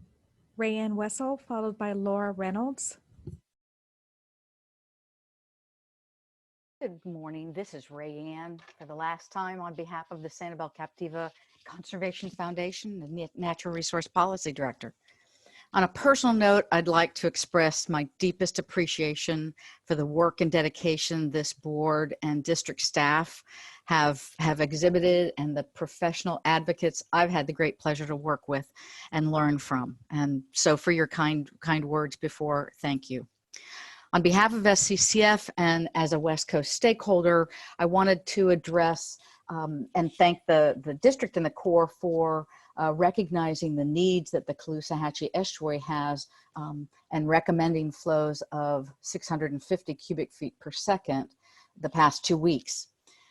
Unfortunately, in that time, we haven't been getting those flows, and you will read in the Caloosahatchee Condition Report, average flows of 650 have not even been directed through S77 from the lake.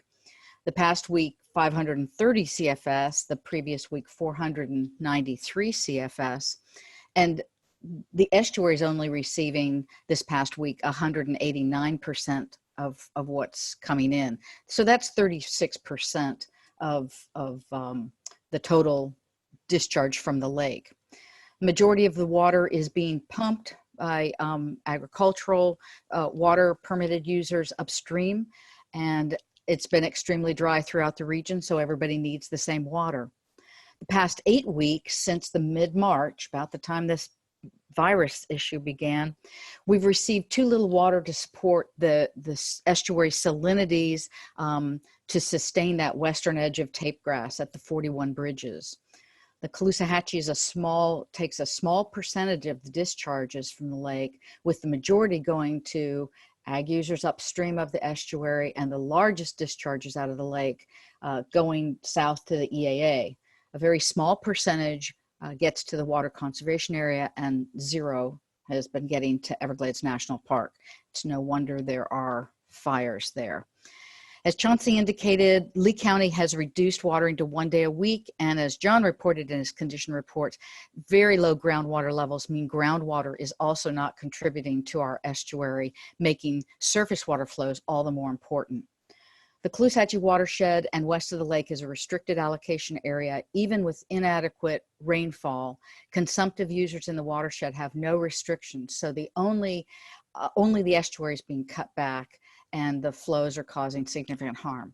Water is a public resource, should be prioritized for public benefits, and so I would ask, in the spirit of water conservation initiatives, which are the most cost-effective and efficient means of stretching scarce water resources, that you encourage an evaluation of critical basins to balance water deliveries between public benefits and permitted uses. Thank you again. Laura Reynolds, followed by Scott Kelly.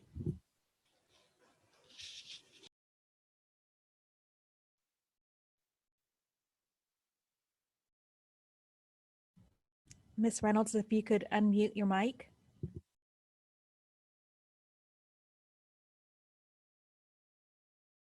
Can you guys hear me now? We hear you.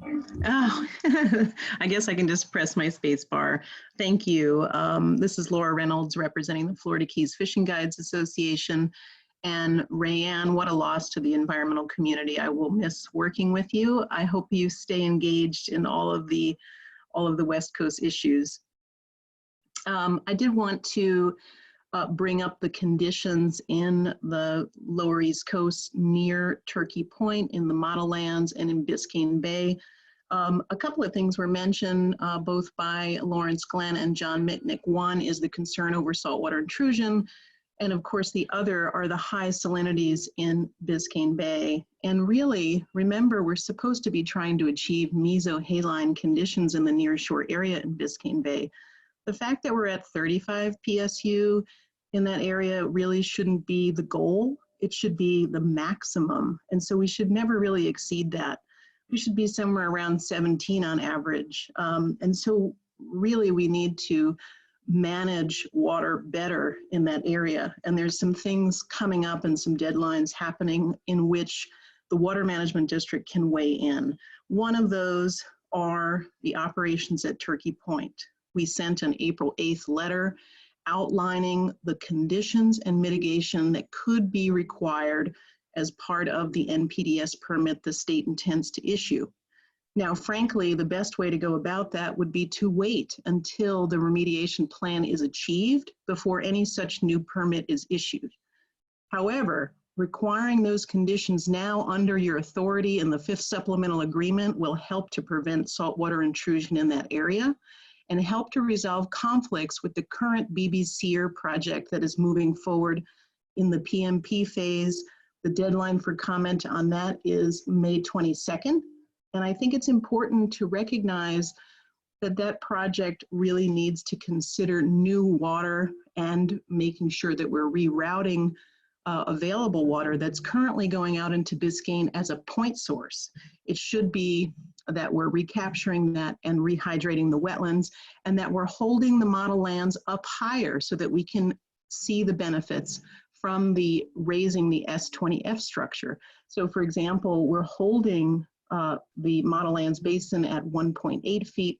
We should be up much higher to try and prevent saltwater intrusion. This is the only place it's moving in Miami-Dade County. It's being exacerbated by the operations at Turkey Point. I would ask this board to ask for an additional amount of time extension on the NPDES permit so that we can resolve these issues with SERP.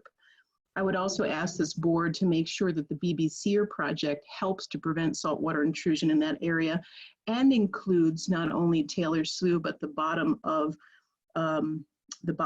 Florida Bay that should be serviced by this joint project. It can't just be one or the other. It has to be joining these systems together. Thank you so much. Scott Kelly, followed by Patrick Painter.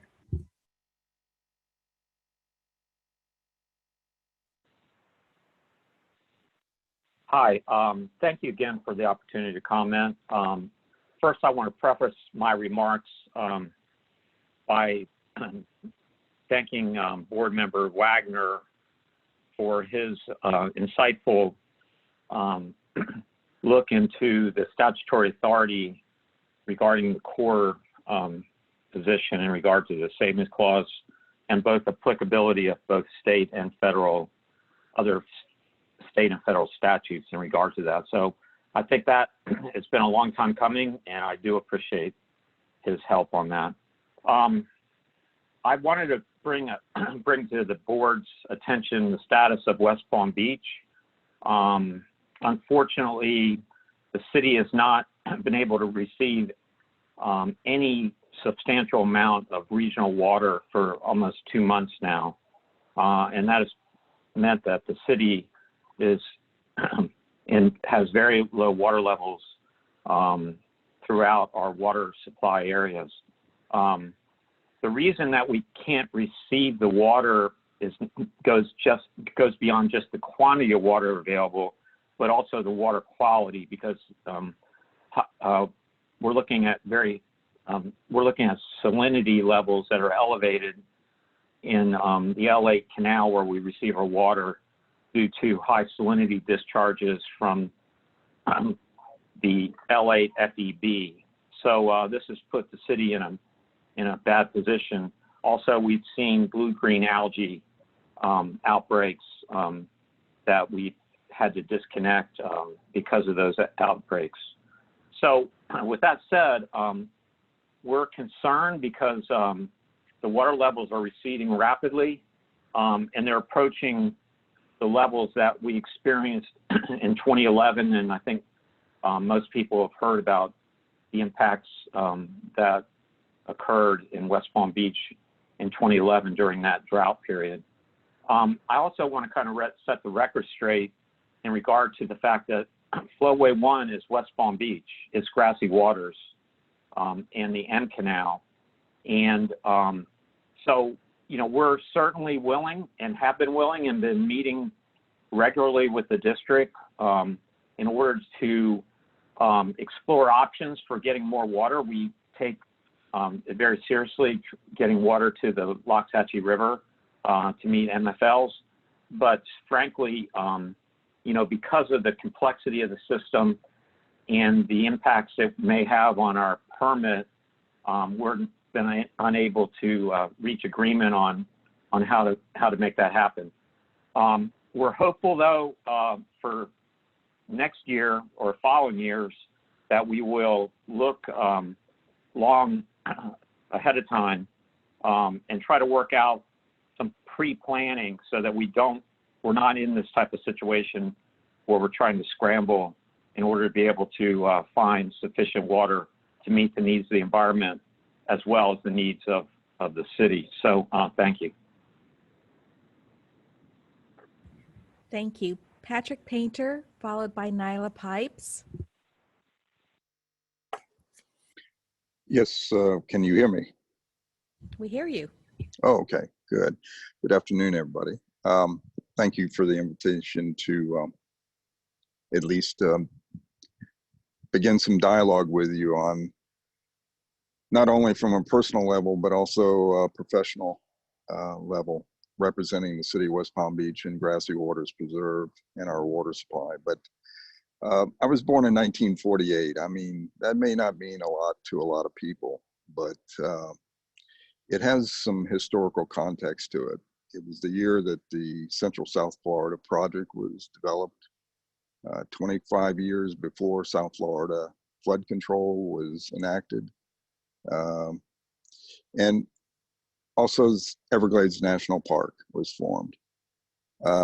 Just to touch on some historical things, Chauncey Goss might appreciate this. I was born in a time when there was no causeway to Sanibel and Captiva. You had to take a ferry across and you camped because there was no facilities.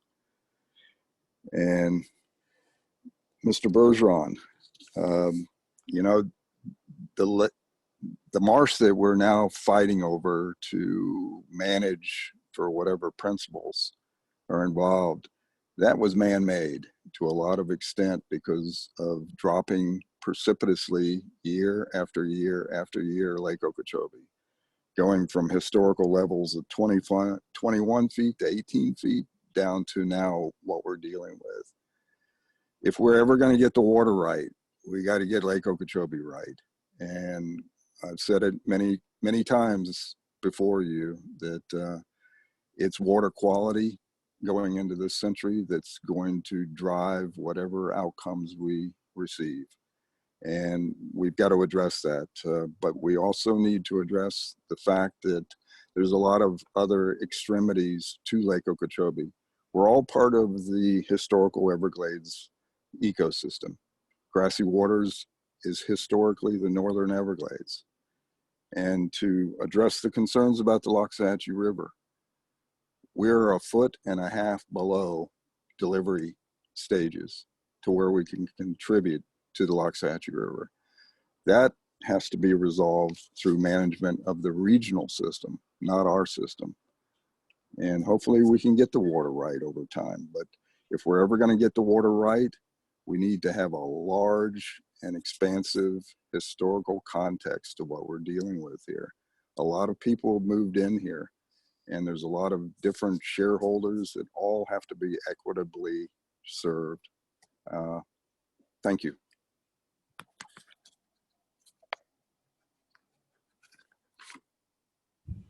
Thank you. Nyla Pipes, followed by Diana Ampieri. Hello, Nyla Pipes, One Florida Foundation. Can you hear me? We hear you. Thank you. All right, so when this board took office, took your positions, a number of us came forward and we warned you that this was not in any way, shape, or form an easy job. And I think after looking at the previous two reports, you can see that we're now in a drought, dry season, mild crisis sort of position. And it is your job to manage this system and try to figure out how we deal with it. And Chairman Goss asked about the narrative about intentionally driving the lake low. So I want to clarify what people are saying about that. What we're saying is we have to manage this regional system over the course of time. And what happened last dry season and last wet season really set us up for where we are now. So what happened is we intentionally drove Lake Okeechobee low to help the lake recover from, you know, several years of high lake stages. And that was good, and we understand why. But then to follow that, we had a exceptionally short rainy season, very average rainy season, which is honestly not the norm. We go through cycles of really wet rainy seasons, which had come just prior to your time of service. So we had this really dry, really short, or relatively dry, really short rainy season, followed by this dry season with the shortest March on record. So we're now in a position where we're praying for rain, and you're hearing about the Caloosahatchee needing more water, the Loxahatchee needing more water, the water conservation areas needing more water, the groundwater flow everywhere is low. Florida Bay is probably connected, to help with the salinity problems by groundwater flow. We don't have groundwater flow happening. We don't honestly have water to send anyone held in reserve. And I know that Everglades Restoration is going to help with that with our EAA reservoir, hopefully the ASR wells and some northern reservoirs, places that we can put the water. But currently, we don't have those options.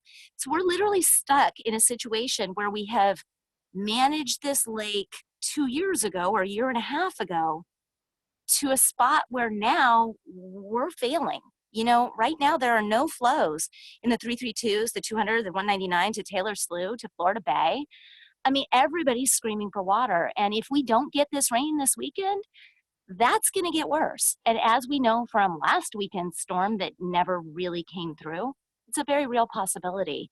So I just want to put a final note in there that says, this is why people are trying to make sure as we develop LOSUM, we have some assurances. There need to be some legal assurances that we all, whether it be agriculture, the urban environment, which is us, right? Drinking water, or the environment itself, the ecological needs, that we all have the water we need.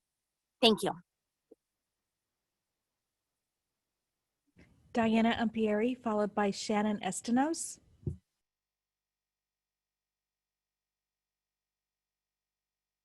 Can you hear me? We hear you. Okay, great. Yeah, I'm sorry.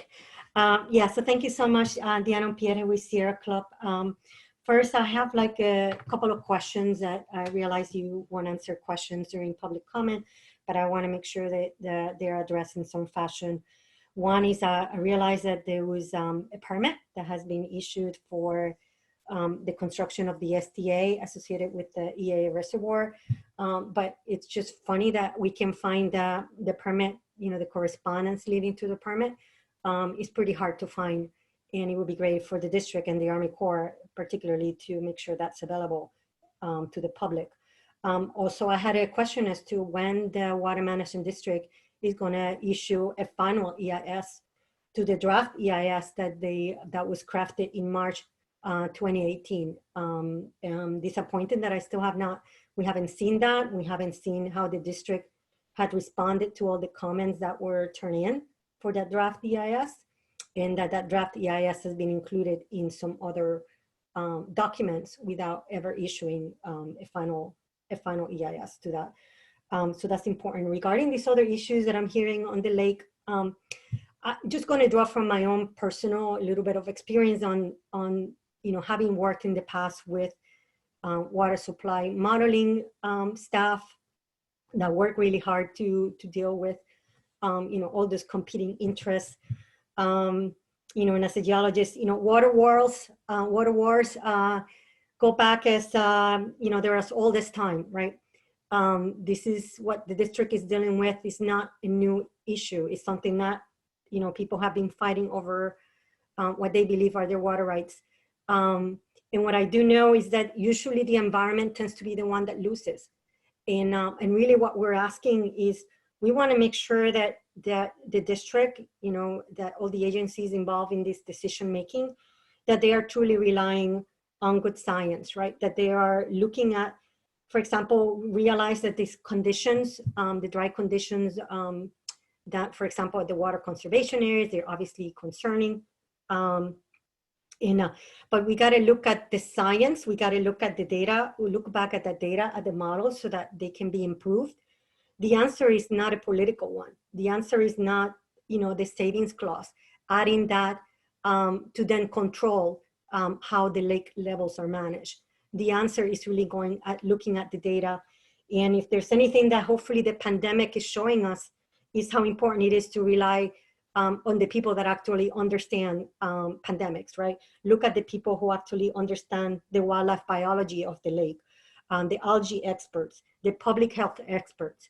And really, that's really who needs to help us with figuring it out, not a political answer, which is what the savings clause would be. Thank you. Thank you. Shannon Estenos, followed by Newton Cook. Yes, thank you, members of the board. Shannon Estenos with the Everglades Foundation. I just want to acknowledge Lawrence Glenn's presentation of the situation we find ourselves in the Central and Southern Everglades in Florida Bay, a situation we've found ourselves many times in the past, in fact, more regularly than any of us would like to see. There's no question that Everglades restoration, including the Everglades Reservoir, is the long-term answer to this problem. However, we have got to engage in this dialogue and get past this notion that in the dry season, we've got to come to terms with the fact that water has to flow south in the dry season, not just in droughts. Because whoever made the point that when you're in a drought, there's no water to pass around, that's true. So we shouldn't wait till droughts to wring our hands about how much water can flow south. We should have been looking for opportunities to flow more water south in November and December and January and February before the drought conditions emerged. If we had been doing that, perhaps Conservation Area 3 and the Southern Everglades would be in better shape and more resilient to withstand the current drought conditions. This debate, make no mistake that this debate about flowing water south in the dry season, this is not going to be resolved by the construction of the EAA reservoir. In fact, it's likely to heat up because reservoirs don't create water out of nowhere. They take existing water and redistribute it. So when it's raining and there's a lot of extra water, there will be peace in the valley. Everybody will be happy. The EAA reservoir will be filling up.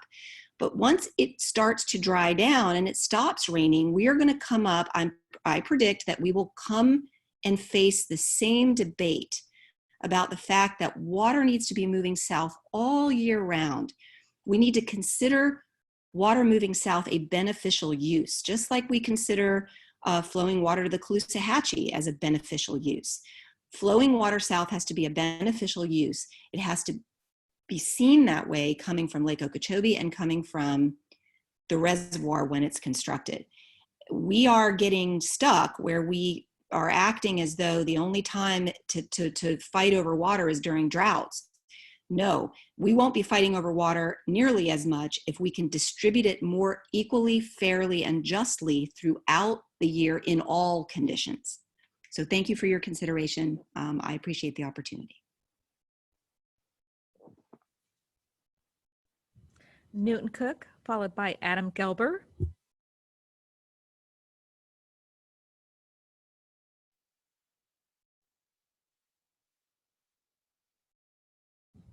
Mr. Cook, did you want to speak?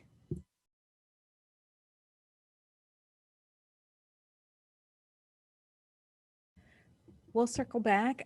Adam Gelber, followed by K.W. Miller.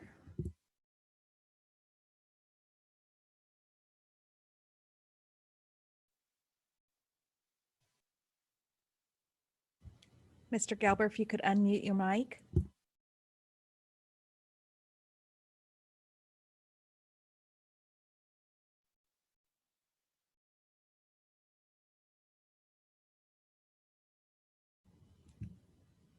Mr. Gelber, you're connected.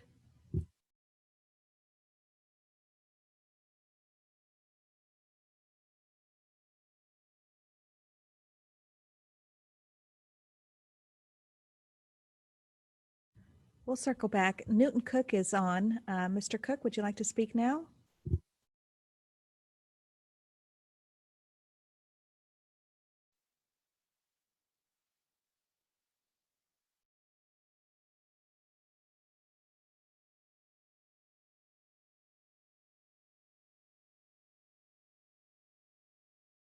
Mr. Cook, we see that you unmuted your mic. Are you ready? Rosie, should we repeat the phone unmuting directions? Thank you. If you're using your phone, *6 will mute and unmute your phone.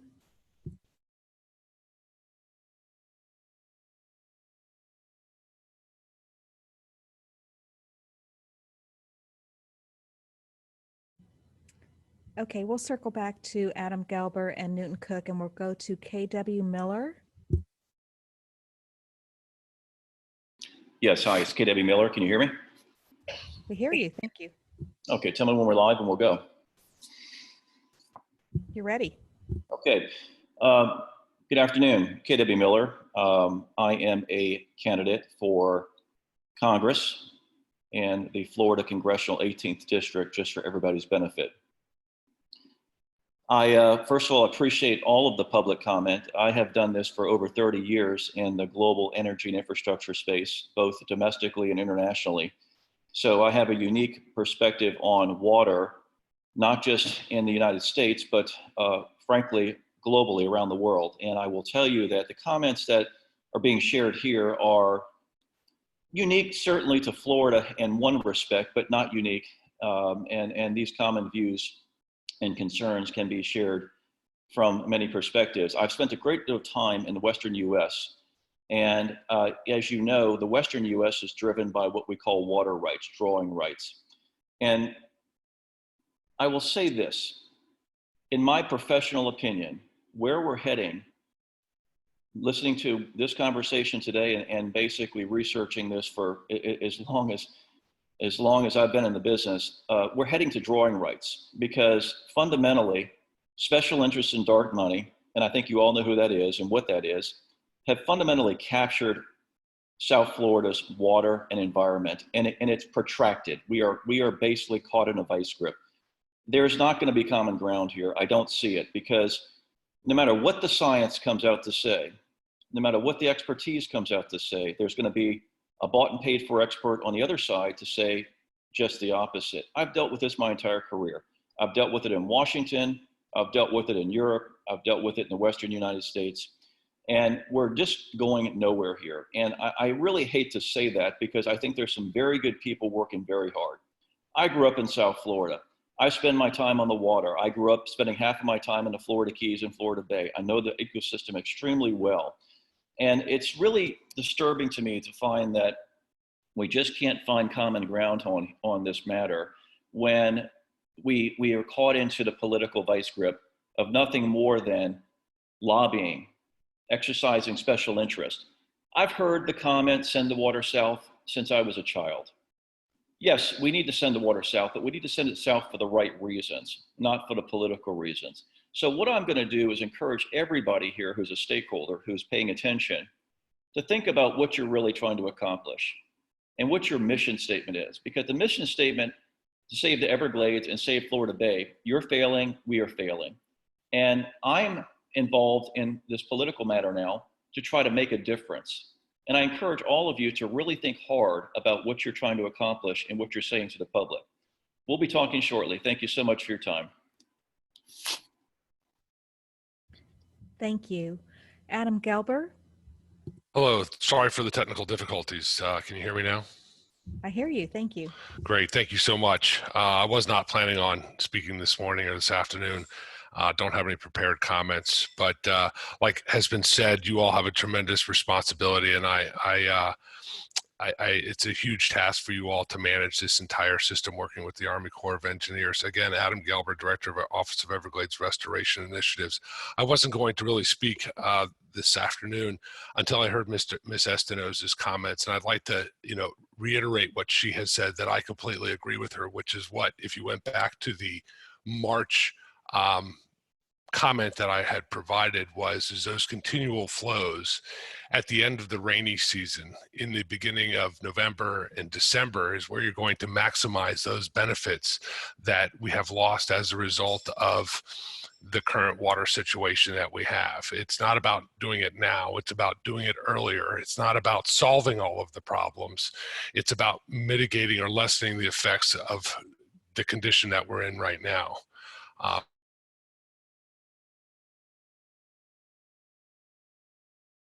On in the seas, the issues we're in now maybe not, but we'll take off that top end, that extreme conditions that we're going to be possibly facing over the next month of evaporation in the overall system. And so as we consider this discussion, I'll go back to some of those comments. When we get to such items as COP, we're going to be continually needing to review lake management operations and how that interaction with Water Conservation Area 3A and the park to keep Water Conservation Area 3A in its regulation schedule not operating a foot below the floor of the schedule for 3A. And so by having the water available, obviously knowing there are constraints in the flow path, but planning for those into the future and starting to evaluate those lake management levels now and how we want to perform at the beginning of the dry season come November and December. So again, just reiterating what Ms. Estenos had said, that those objectives is to manage the flows as long as we can into the dry season beginning in November, and that doing those objectives now, trying to achieve those objectives is extremely challenging.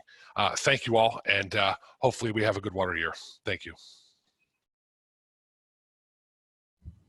Thank you. Newton Cook, followed by Michael Collins.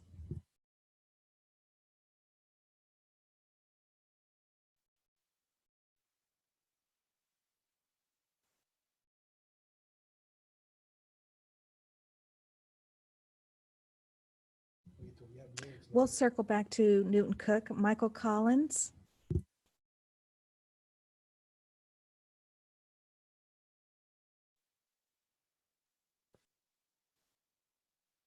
Mr. Collins, if you could unmute your mic. Yeah, I thought I just did. Can you hear me? I hear you now. Thank you. Thank you. All right, just a couple of quick observations based on things I just heard. I think Ms. Estenos, Mr. Gelber, people like myself with history here would agree that maintaining those flows, year round is going to be critical to restoration. It's one of the things we've agreed on from minute one. As is usual, though, with Ms. Estenos and myself, how we get there is probably going to be a little bit of a problem. One of the reasons you're hearing about savings clause, and concerns is sort of addressed in the suggestion Ms. Estenos made that we just will do a consumptive use allocation out of the lake for the needs of the rest of the system. That's not what SERP was about. That's not what the law allows for, and that's the reason we keep hearing rumblings about shooting wars. The goal was that we would create new water and that water would become available. The regional water availability rule from 10, 12 years ago pretty much capped withdrawals from Lake Okeechobee. There is no more water to be allocated under consumptive use. That might change in the future, but unless we build, some projects, I really don't think that water is going to be available. So I would also kind of just like to point out, what Congressman Mass said is correct. Nobody is going to say we shouldn't be doing better. Every single lake schedule that's ever been passed was meant to be an improvement on the last one. You folks have the responsibility to balance the competing needs on a razor's edge. As long as you do that, I think we're going to be just fine. The Corps has a responsibility in their schedule to provide for all the water needs of the region that's impacted by the lake. I think they're going to do their best to get there. If they're successful, this whole debate over the savings clause becomes a whole lot less relevant. It's only relevant if it isn't lived up to, I guess. It's one of those sort of questions. So I urge you to do your best. As I've urged the Corps, the Colonel has assured us in personal, conversations as well as public that they believe they can get to where they need to be. And as long as that all happens, this will kind of fade into the past like a whole bunch of these arguments have. I wish you guys well, and we'll see you next month.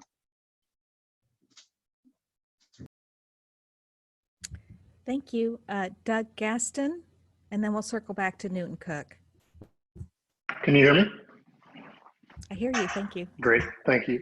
First of all, I want to just say thanks to Lawrence and John for their great presentations, a lot of good information in those. And I want to circle back on a couple of things that have been said throughout the comment period. One is that a couple of years ago, the Corps did a really good job of taking advantage of an opportunity to let the lake get lower so that it could recover. And that was the right thing to do under the circumstances. And the recovery happened. And that's a testament to doing the right thing at the right time. This last season, the Corps didn't deliberately lower the lake. We had the driest September or March on record. We didn't have the wet season that we thought we would have. And so, here we are.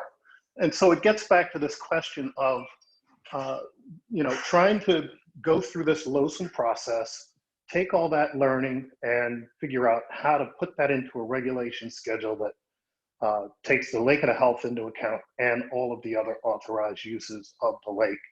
And that process is ongoing, and we need to maximize that process. So that's on that point. The other thing is that we do need to get water flowing south and into Florida Bay and into Everglades National Park.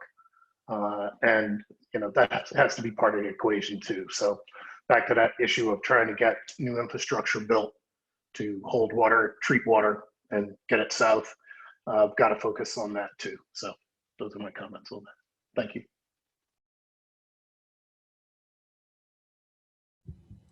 Thank you. Newton Cook, followed by Diane Perry.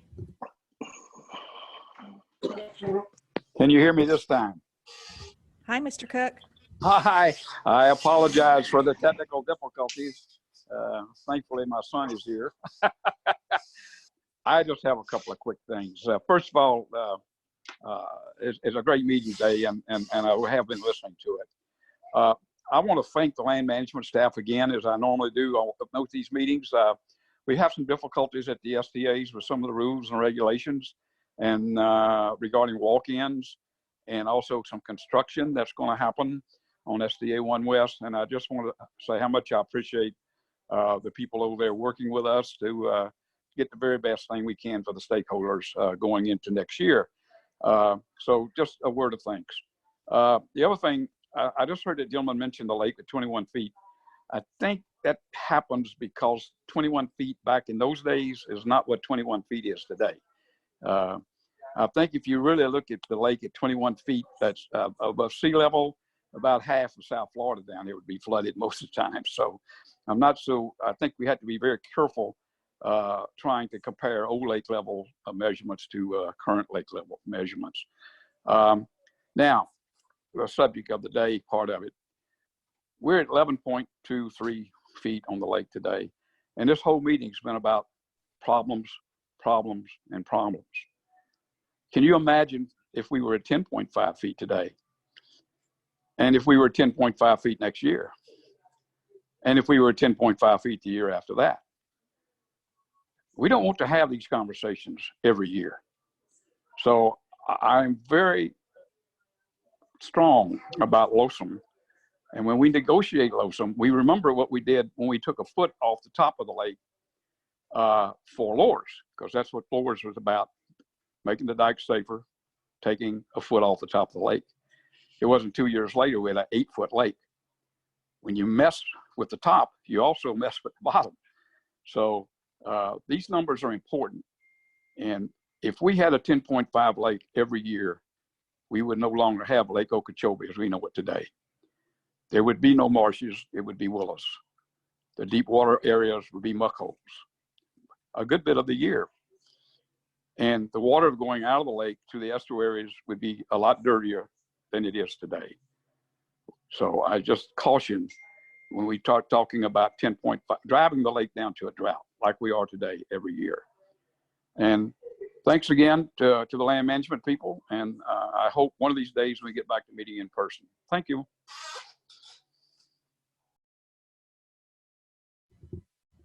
Thank you. Diane Perry.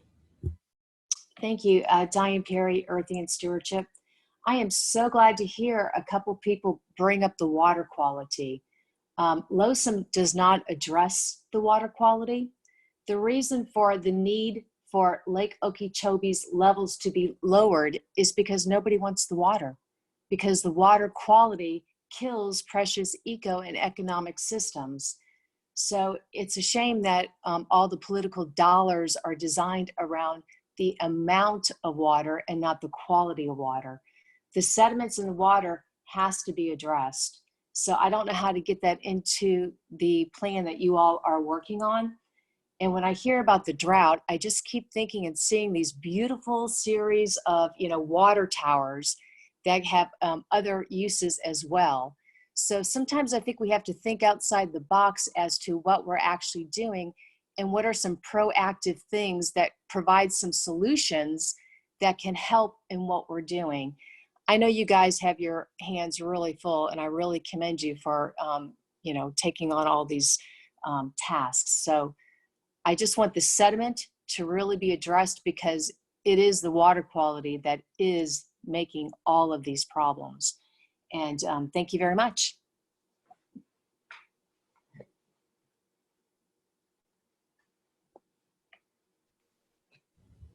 And that's it for public comments, Mr. Chairman.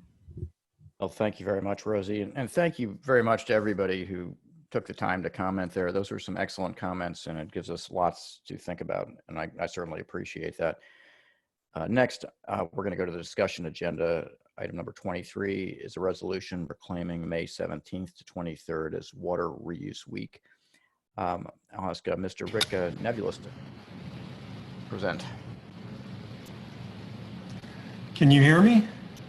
Yeah. All right, great. So I'll take control of the screen here. Thank you, Rosie. And good afternoon. My name is Rick Nebulis. I'm the Water Reuse Coordinator in the Water Supply Implementation Unit here at the district. And I'd like to take just a few minutes to talk about water reuse in the district.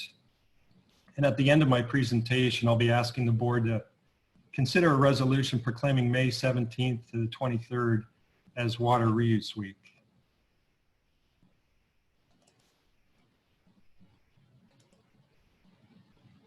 So what is reclaimed water? It's basically the water that leaves our homes and businesses and goes down the drain. And for most of us, that water flows to a central wastewater treatment facility that's operated by your local utility.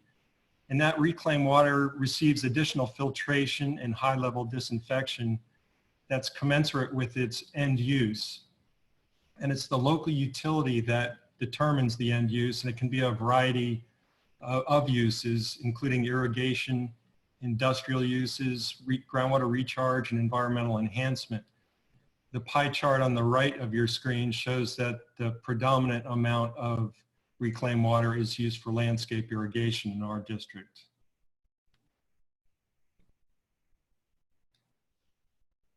So why is it important that reclaimed water continue to be part of the district's water supply picture? It's because our water supply plans have concluded that increasing growth will max out our traditional sources of water, and that alternative sources of water will be needed, and reclaimed water can be and is one of those alternative sources. It's also interesting to note that with increasing population, it brings along its own increase in reclaimed water supplies, which makes it a sustainable source. As I mentioned, most of the reclaimed water produced by the utilities in our district is used for irrigation. About 2/3 of it is. And the beauty of using reclaimed water for irrigation is that it can reduce the stress on our traditional sources of water, such as groundwater and surface water. However, some utilities do have a challenge in balancing out the supply of their reclaimed water with the demands for it. One of the ways some utilities use to balance out the supply and demand is through supplementation of the reclaimed water. And this can be done by adding groundwater, surface water, sometimes even potable water to their reclaimed water supply. And the graph on the left of your screen shows the challenge that the utilities have. The reclaimed water supply is shown by the purple line throughout a typical year, and it's relatively consistent. in contrast to the demand for reclaimed water, irrigation water throughout the year, which is much more variable. So the challenge that the utilities have is trying to balance out the supply and demand, in that during these hotter, drier times where the demand exceeds the supply, is trying to meet that demand while also minimizing the amount of unused reclaimed water during the wetter part of the year, which would have to be disposed of.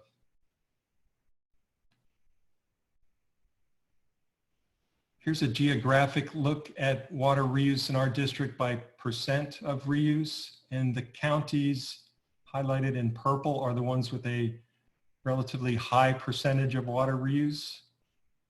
And predominantly we're talking about, in terms of the volume of reuse, we're talking about Lee and Collier County in the southwest and Orange and Osceola County in the northern part of the district. These areas, because their developments are relatively new, they've more or less grown up with water reuse over time. And in some cases, the lack of other options led them to make water reuse a norm. The counties highlighted in blue are the ones with a moderate amount of reuse. They've transitioned over the years from smaller package treatment facilities to the larger regional ones and increased their reuse along the way. The counties highlighted in yellow, Broward, Miami-Dade, and Monroe, the Keys, are the areas with a low percent of water reuse. Now, granted, they have high hurdles to overcome for water reuse, given that they are the older, urbanized areas with coastal wastewater facilities that may be impacted by saline water. There is the ocean outfall legislation, which has a water reuse requirement that will spur along some additional reuse for those facilities impacted in Miami-Dade, Broward, and Palm Beach counties. This graph shows the growth of water reuse in the district from about 100 million gallons per day in 1994, and then last year in 2019, 300 million gallons a day. Now that 300 million gallons a day is roughly 1/3 of the amount of total treated wastewater in the district, meaning 2/3 is disposed of, so there's definitely opportunities for increased amount of reuse in the district. It also should mean a decrease in the amount that's disposed of, especially for ocean discharge. It's important to recognize the significant investment that the district has made in water reuse projects over the years. From 1997 till now, the district has co-funded a total of 269 water reuse projects. That totals $109 million in approved funding, which supported $685 million in construction of these reuse projects. And in December, the board approved entering into agreements with a variety of entities for alternative water supply projects, including almost $7 million for water reuse projects. There's a couple of water reuse projects that I wanted to highlight that the district is currently co-funding.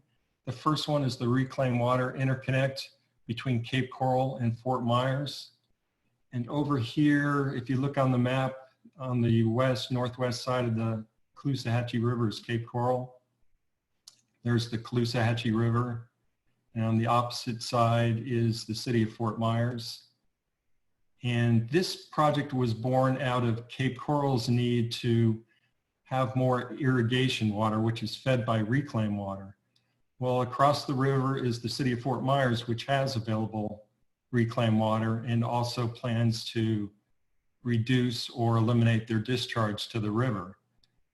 So the two cities came together, came to an agreement whereby the city of Cape Coral will be constructing a pipeline underneath the Caloosahatchee River, connecting the two cities, and it's anticipated that reclaimed water will start flowing from Fort Myers to Cape Coral by early 2023.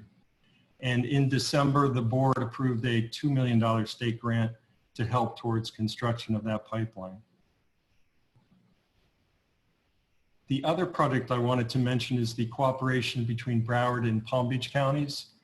This project was born out of Broward County's need to meet their reuse requirement as part of the ocean outfall program. And down here is, if you can look at the map, Broward County's North Regional Wastewater Treatment Facility, and that's one of the ocean outfall facilities. Broward County made the decision to meet their reuse requirement by providing irrigation water, but they didn't have enough demand for it in northern Broward County. So across the county line, there was plenty of demand for reclaimed water. So the two counties got together whereby Broward County will be constructing a pipeline heading north towards Palm Beach County. And Broward County is constructing that pipeline now. And in December, the board approved a $3 million state grant for helping with construction of that pipeline. A statewide effort that I thought should be mentioned comes from the Florida Potable Reuse Commission. This commission is comprised of a diverse list of members and stakeholders that work together to develop a policy and regulatory framework for potable reuse. Now, potable reuse can be indirect, like recharging an aquifer that feeds potable water supply wells, or it could be much more of a direct connection with the water supply. But regardless of how potable reuse is done, there's no doubt that the technology exists to make it happen. All you have to do is look up at the International Space Station and know that they've been doing it for years.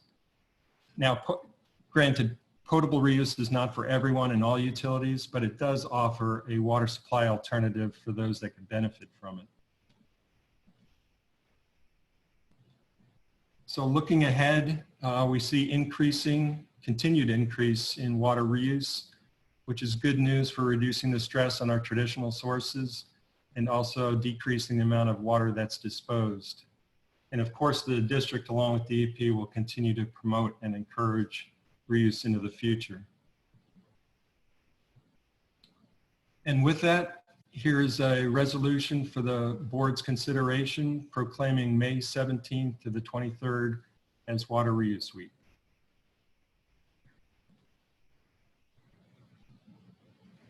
Well, thanks very much. I appreciate that, Rich. We'll take that up in just a second. We'll talk a little bit about the history of the Purple Coat, which goes back to May 2009, when governing board member Patrick Rooney donned it in recognition of Water Reuse Week. A very courageous man. It has since become a yearly point of conversation during May governing board meetings, and since its first appearance, the power of the Purple Coat has been passed on to a different governing board member each May. Drew gave it to me last year. I didn't quite fit it, or it didn't quite fit me, although after a couple months of COVID, maybe it would now. I do hate to give it up, but we're going to continue the tradition.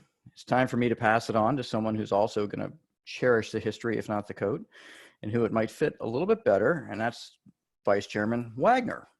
The power of the Purple Coat is going to you. You wear it well. Hey. You wear it well. That looks wonderful. All right. Rosie, are there any hands raised for public comment on this resolution? We have a couple. Rayanne Wessel, followed by Nyla Pipes. Yeah, please leave that picture up there. Good afternoon again, Rayanne Wessel, Sanibel Captiva Conservation Foundation.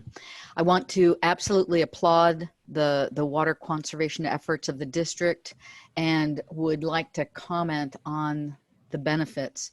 With 63% going to landscape irrigation and 15% groundwater recharge, there's a significant concern that nutrient levels in reuse water are contributors to impaired water bodies and contribute excessive nitrogen because they're not advanced wastewater treated, especially when our communities are in close proximity to impaired water bodies, such as Cape Coral, which has 400 miles of canals. The ability for that water to run off basically untreated, we've seen levels sometimes 8 times natural background in nitrogen. So this is in many ways an invisible source of pollution. we don't run the risk of getting our waters too clean. So cleaning it up front will take away some of the concerns about whether it's running off from irrigation or it's running down into groundwater.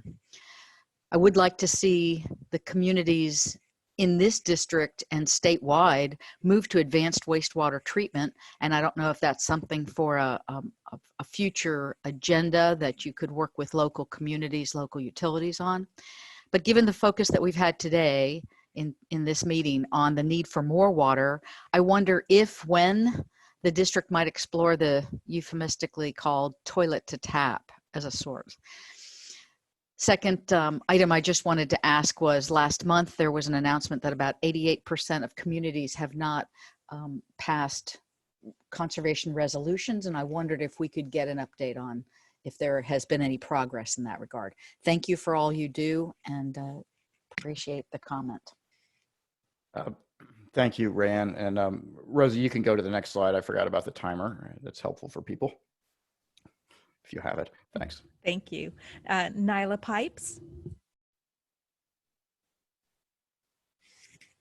Hello, Nyla Pipes, One Florida Foundation. I want to echo a lot of Rand's comments. You know, I've been talking to you all about the need to get our sewage infrastructure under control statewide. And of course, you know, the back end of that is we have to deal with what's left with this reuse conversation. And one of the challenges that keeps coming up in the conversations I have in the community throughout the state really is a lot of the HOAs, from what I am being told repeatedly, are actually reusing water, using that reused water that's high in nutrients on top of their fertilization regime. So I think there's a problem there, and we need to really clearly communicate to people how we go about that reuse of water. And then also the advanced wastewater treatment point she made is absolutely spot on. Everywhere we can be statewide, we need to be moving to that system, removing as much nitrogen as we can. We really have a lot of soils that are really sort of over nutrified at this point. And then finally, toilet to tap. I am a woman who grew up in the western part of this country, and I will tell you, if you have ever been to Vegas or California or a number of communities anywhere in the western United States, you've already drank toilet to tap. People don't realize that there is this immediate ick factor that happens here in Florida. And I just want to take the opportunity to say, we're headed there. We have water shortages. We have too many people moving in to cover all of those water shortages. We have to be realistic about that. Israel's been doing it for years. So anything the district can do to support that movement forward on those issues, I think that would be great. Thanks. Mr. Chairman, I do not have any more hands raised. Great. Thank you very much, Ms. Pipes, for those comments. Colonel Roman? Yes, thank you, Mr. Chair. A couple of the public speakers already hit the topics that I wanted to ask Rick about. In terms of reuse water and the nutrient level that varies depending on the processing of reuse water or reclaimed water, is there any measure or oversight or guidelines that is provided to the municipalities when they process this water? Yes, the oversight is through DEP, which regulates the wastewater reuse side of things, and the end use of the reclaimed water will dictate the amount of treatment that is needed. So in the permits that the municipality has, it will dictate the level of treatment needed. Because I share the public speaker's concerns, because in some cases I've seen on the ground, you know, evidence of high nutrient levels in reclaimed water, and also the double use of reclaimed water with high nutrients and fertilizer. So that's something that I know it's probably DEP's level, but we may want to just kind of follow up on. Hey, Ms. Roman, this is Drew. just to follow up on that, I know that the regulations that DEP has on the books were crafted with public health in mind with respect to the reuse water. And so it is for exposure, like human contact when it comes to irrigation. And if it's potable reuse, then obviously it's drinking water standards. But as we have learned more about the impact of reuse on the environment, DEP has been using the Basin Management Action Plan program to set even tighter limits for reuse water in areas where you can connect that reuse water to the actual impairment. And a lot of places that's manifesting itself is in our spring systems across the state. So there are tools in the system that DEP has to actually impose tighter restrictions on the nutrient levels in reuse water. That's very interesting. We have impaired waters here on the west coast of Florida, and yet I don't believe we are under a BMAP in any case. So it might be something in the future they'll put on their schedule to take a look at. Right. Thank you. Thanks to Mr. Butler. Thank you, Mr. Chairman. Yeah, I was just curious, just kind of piggyback on all this discussion. Mr. Nebulis or if anybody, Drew, had any thoughts on just how constant the nutrient levels are in reuse water?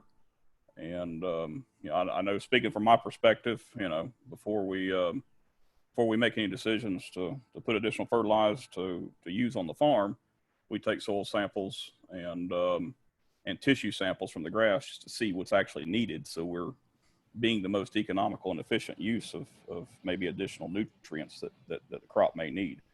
And so I was just curious, just how, is it a constant nutrient level or does it vary throughout the year? You know, which I guess would make it more difficult to kind of try to balance nutrients on where this reuse water is being used. My understanding is that the nutrient levels don't vary a whole lot through the year. So the important part, like you mentioned, is the education part, is trying to get the word out to the public in terms of not overdoing it in terms of fertilizing and using reclaimed water. So that will be an important part going forward for water reuse, is making sure that we're doing it the right way. And someone else mentioned the increased treatment of the water may be part of the solution for it.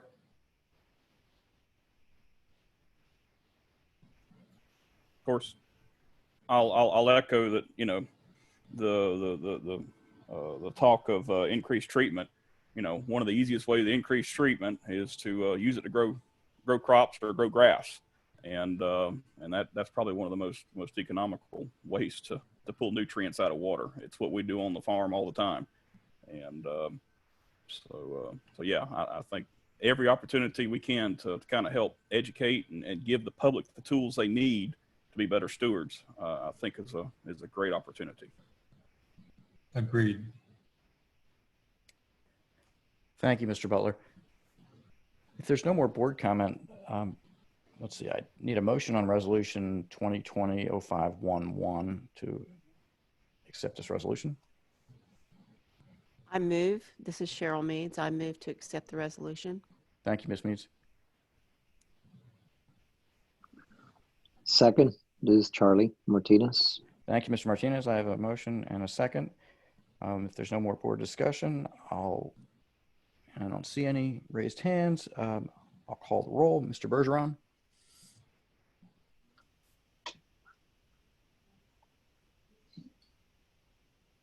We'll come back to Mr. Bergeron. Mr. Butler. Yes. Mr. Martinez. Yes. Ms. Meads. Yes. Colonel Roman. Yes. Mr. Steinle. Yes. Mr. Olipich. Yes. Vice Chair Wagner. Yes. I'm going to vote yes. Mr. Bergeron, you on? Yeah, I'm on. Yes. Thank you, sir. That resolution passes unanimously. Thank you all very much. And thank you, Rick. I appreciate your presentation. Oh, thank you. Mr. Bartlett. Thank you, Mr. Chairman. So I appreciate the opportunity to talk about the Water Management District's operations during COVID-19. I'm very proud of what the district has done, and so I really wanted this opportunity, and I appreciate your indulgence. So you may remember the March board meeting, and that was the board meeting when everyone was gaining the awareness of COVID-19 and the pandemic that was coming to the US.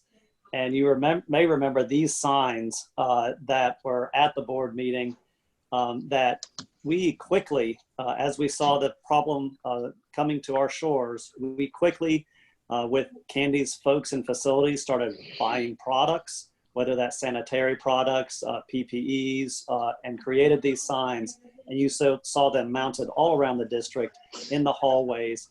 And we used the heck out of hand sanitizer in order to keep the employees safe. And so we responded right away when we saw it coming to the United States.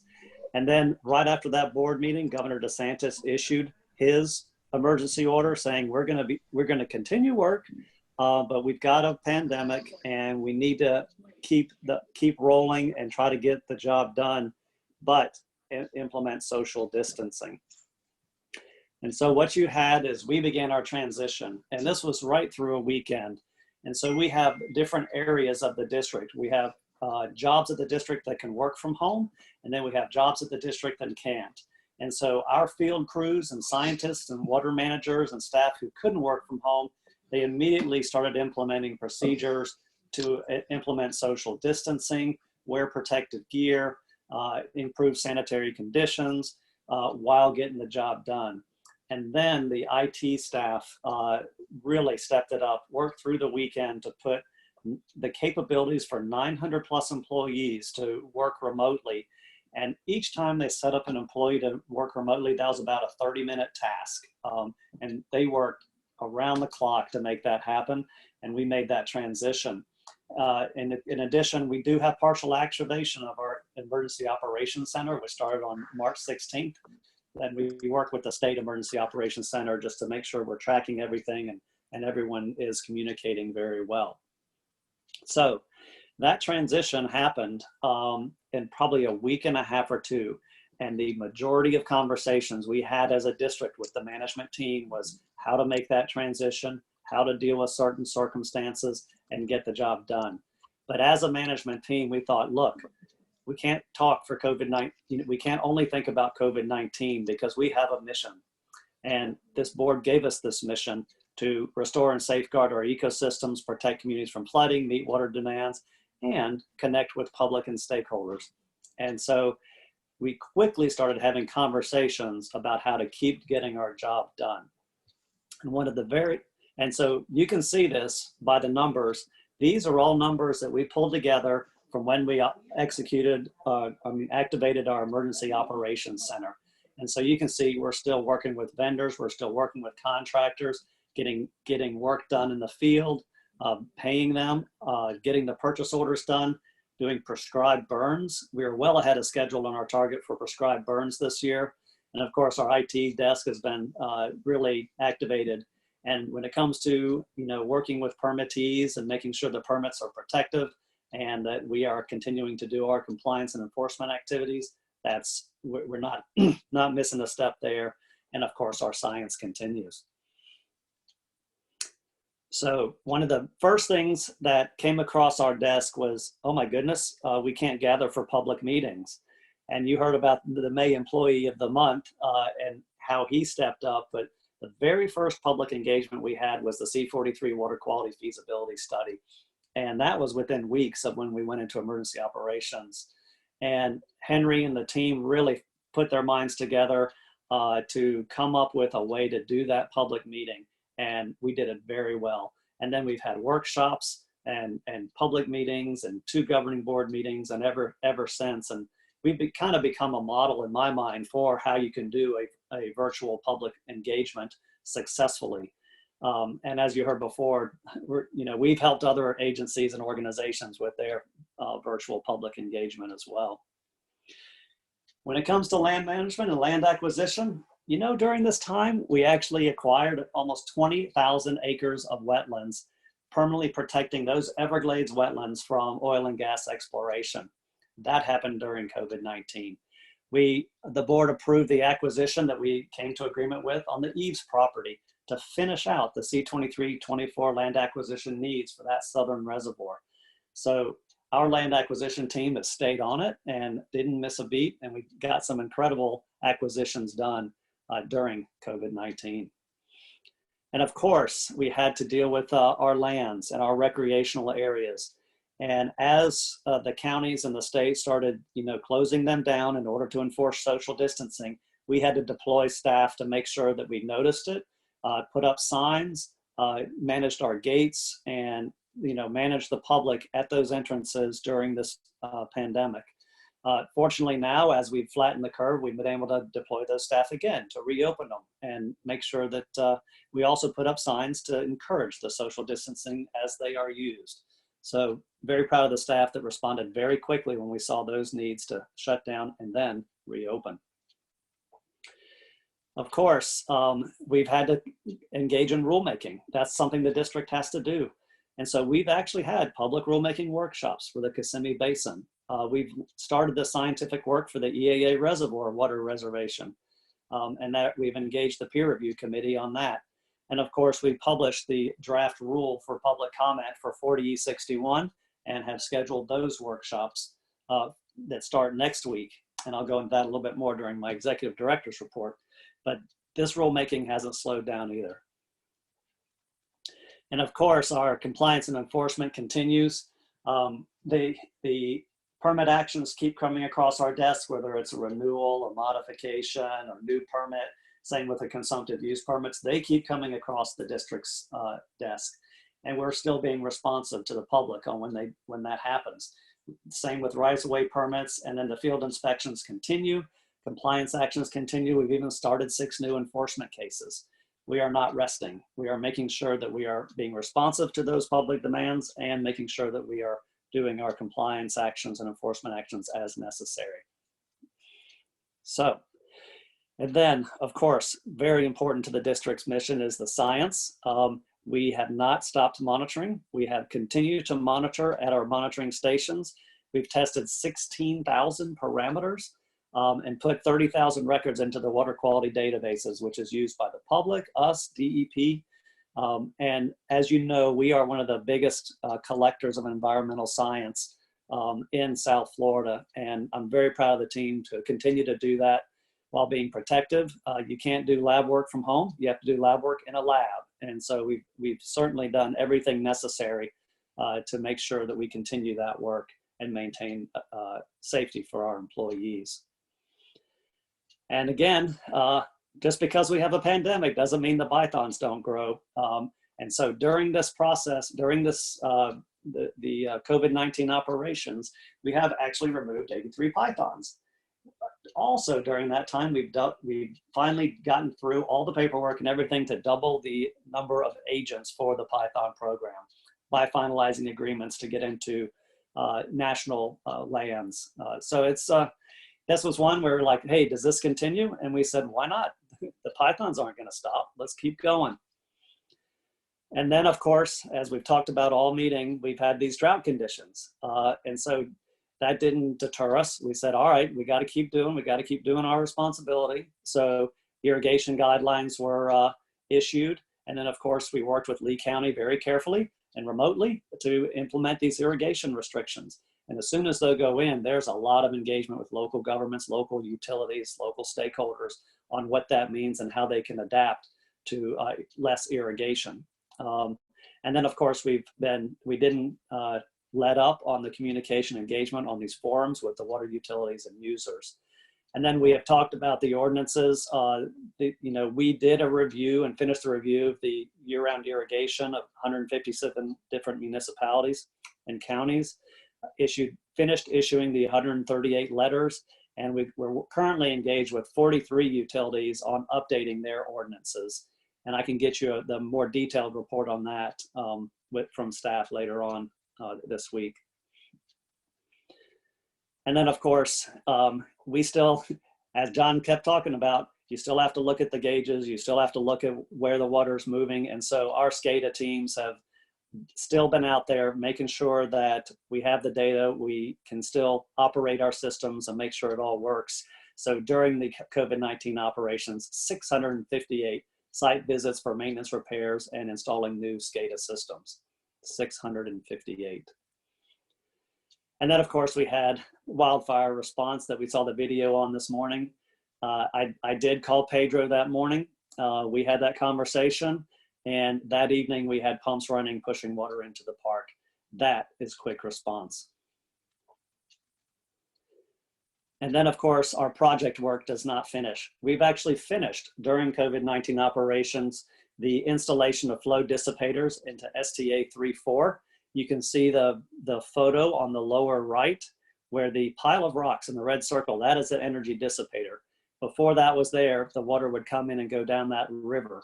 We don't want a river in our stormwater treatment areas. So these dissipators are going to revegetate those riverine type systems that we do not want in our stormwater treatment areas. Good job, crews. And during COVID-19, we've started removing the roadbed of Old Tamiami Trail. So that project is absolutely underway.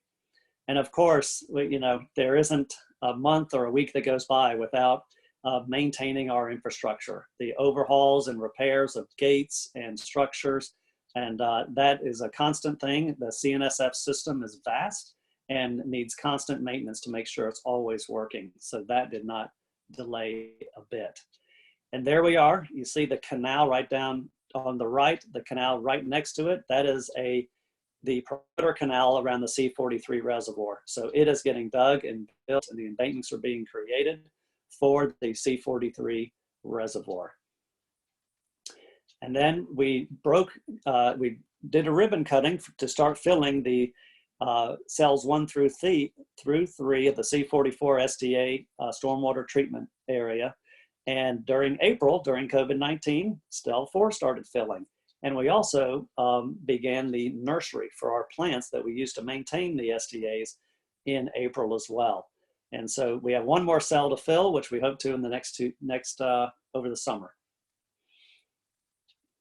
And of course, one of the highlights is getting the Corps permit on a Friday, and then that Monday getting out there and breaking ground on the reservoir. You can see in the bottom picture, that is clearing and grubbing in action.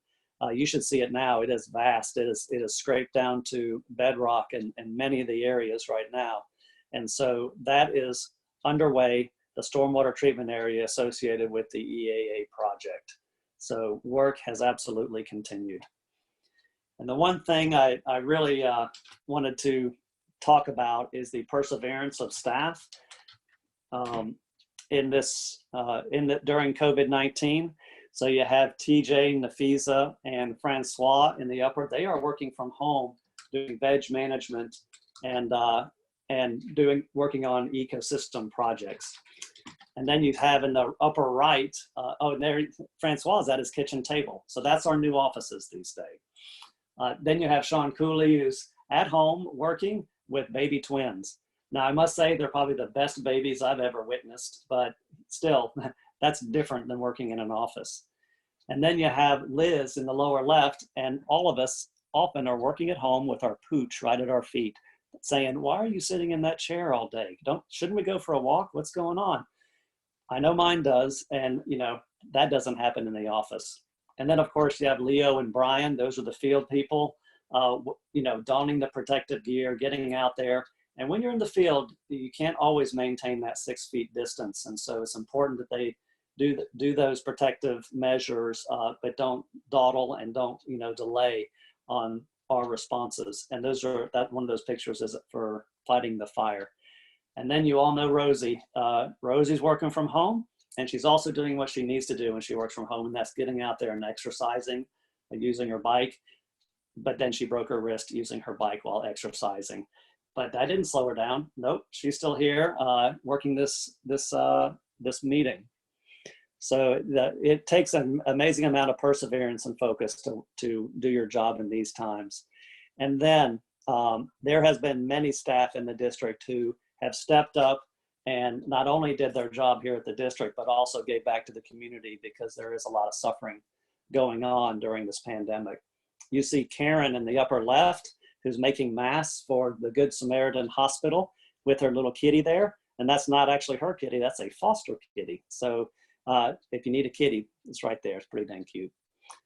And then you have Lucine in the upper right, who is working with West Palm 100, doing fundraising so they can get hand sanitizers for first responders and stocking up food banks and supporting charities that are helping out during COVID-19. And then the lower right, on the right-hand side of that picture is Yao Yan. He's the modeler of the district, but he worked with the Chinese community in Palm Beach County to secure about 20,000 masks for first responders and hospitals when there was a shortage of that supply, and donate them in I think it was last month. And then of course you got Pastor Bill, whose church is doing work to feed the hungry, for people that are certainly out of work. And then there's a good looking guy in the bottom right down there that has hauled hundreds and hundreds of gallons of milk and put them in people's trunks for families in need to help get through this pandemic when they're out of work. So I really, thank you for your time, and thank you, Chairman, for giving me the time to really thank the district and the team for stepping up and making sure that we didn't miss a step for executing our mission during COVID-19, even though it's such a different environment in the district. So thank you, team. Thank you to all 1,400 employees at the district. Back to you, Mr. Chairman. Oh, thank you, Drew, very much. And thanks to your incredible team. It's clear you haven't been sitting around doing nothing for the last 2 months. And I can't thank you enough. I know how difficult it has been for everyone. And I think that the residents of the South Florida Water Management District can be very happy to know that we're chugging along. Rosie, do we have any comments? We do. Nyla Pipes.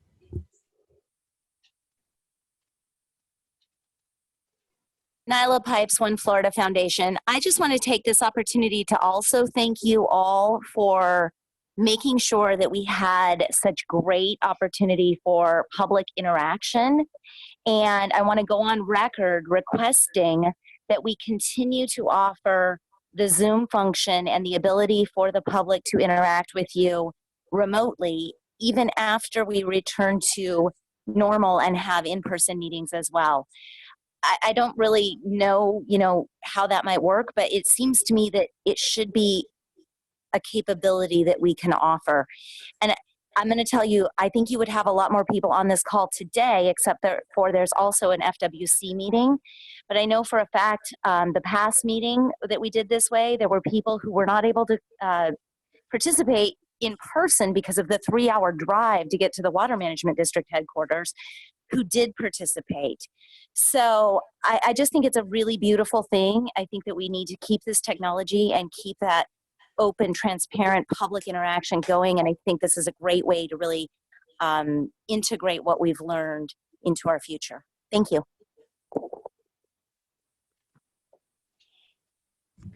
Thank you, Ms. Pipes. Next, we have Drew Martin. Yes, this is Drew Martin with the Loch Crypto Sierra Club. Can you hear me? We hear you. Thank you so much for allowing me to speak. I really appreciate the meeting and the time that everyone is taking and the work that the South Florida Water Management staff is doing, as well as the charitable work in addition.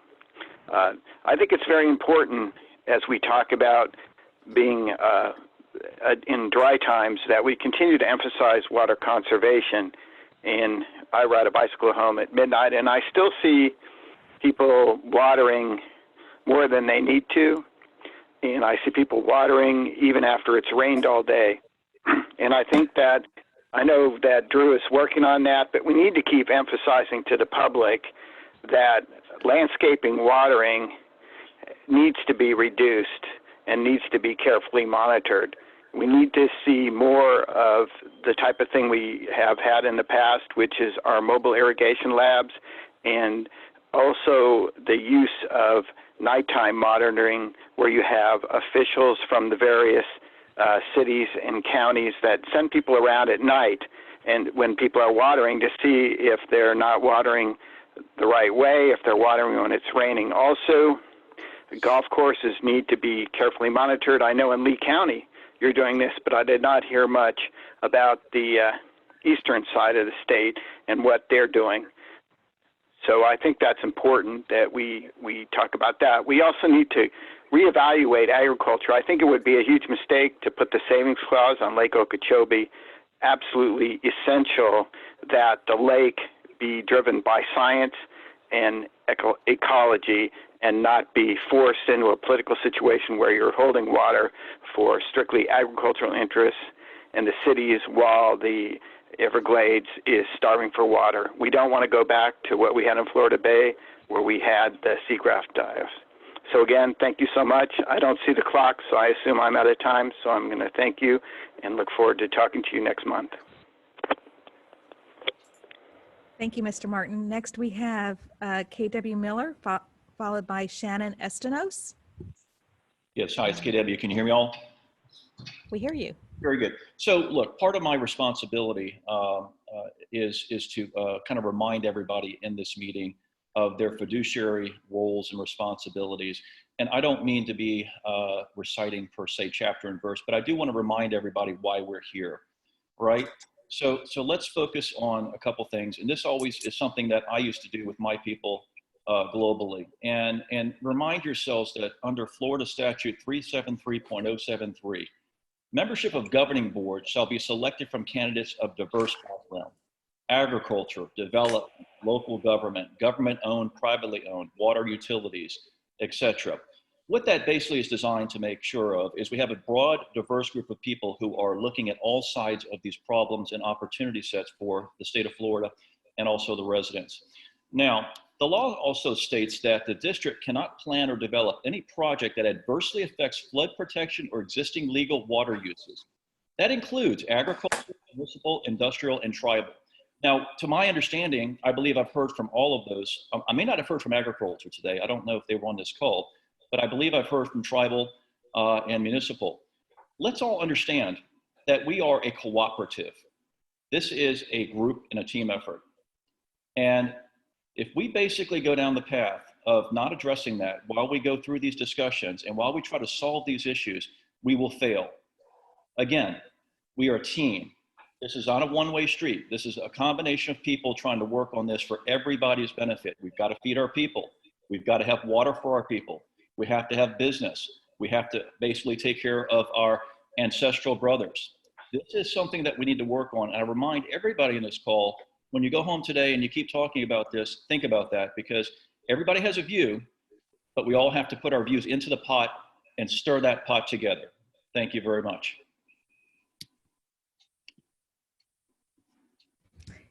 Thank you, Mr. Miller. Shannon Estanos, followed by Diana Umpieri. Thank you, Mr. Chairman, members of the board. Commenting for a third time, so thank you for your patience and the opportunity. 2 points, 2 quick points. I do just want to reiterate how important it is that we not pit or sort of urban water supply against environmental benefits. I think all of us know that those two things go hand in hand, and that urban water supplies and the environment are often the first to be cut off in times of shortage. So it's really about finding the ways to distribute water to the greatest number of people and to the environment. But the bigger point that I want to make right now with my last comment to you is on a different topic, which is the new starts problem that we are having inside Corps headquarters right now related to the EAA reservoir. And I'd like to suggest that the board find a way to weigh in with Corps headquarters, General Spellman, if possible. We learned from the testimony given by Lieutenant General Semonite 6 or 8 weeks ago before a House committee that the Corps has made a policy decision that the EAA reservoir requires a new start, and I'm using finger quotes, a new start, which is a designation that is required for that project to receive construction dollars. The problem with this is that, of course, the EAA reservoir is part of the Central Everglades Planning Project, which received a New Start designation 2 years ago. And that the real threat here is not only can the EAA reservoir not receive construction dollars until it receives a New Start designation, but the New Start designation the Congress sets a limit for new starts for the entire nation. And sometimes there's only 1 or 2 new starts allowed for the entire nation. And the Everglades got a big one 2 years ago. There is a very real risk that the Corps will not dole out another new start to a big Everglades restoration project this quickly after SEP received its new start designation. So I know that this is confusing here, but the bottom line is that as long as the Corps is making this internal policy decision, which we believe is directly counter to what the congressional authorizing process was for this reservoir, the Corps has decided that the reservoir is no longer part of SEP. And as long as that policy decision stands, we risk years of delay with the EAA reservoir.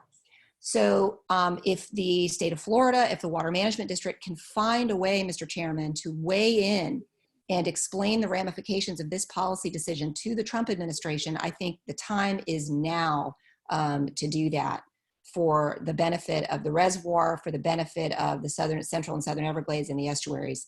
So thank you very much.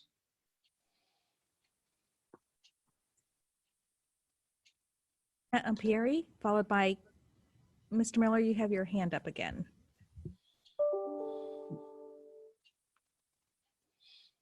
Hi, can you hear me okay?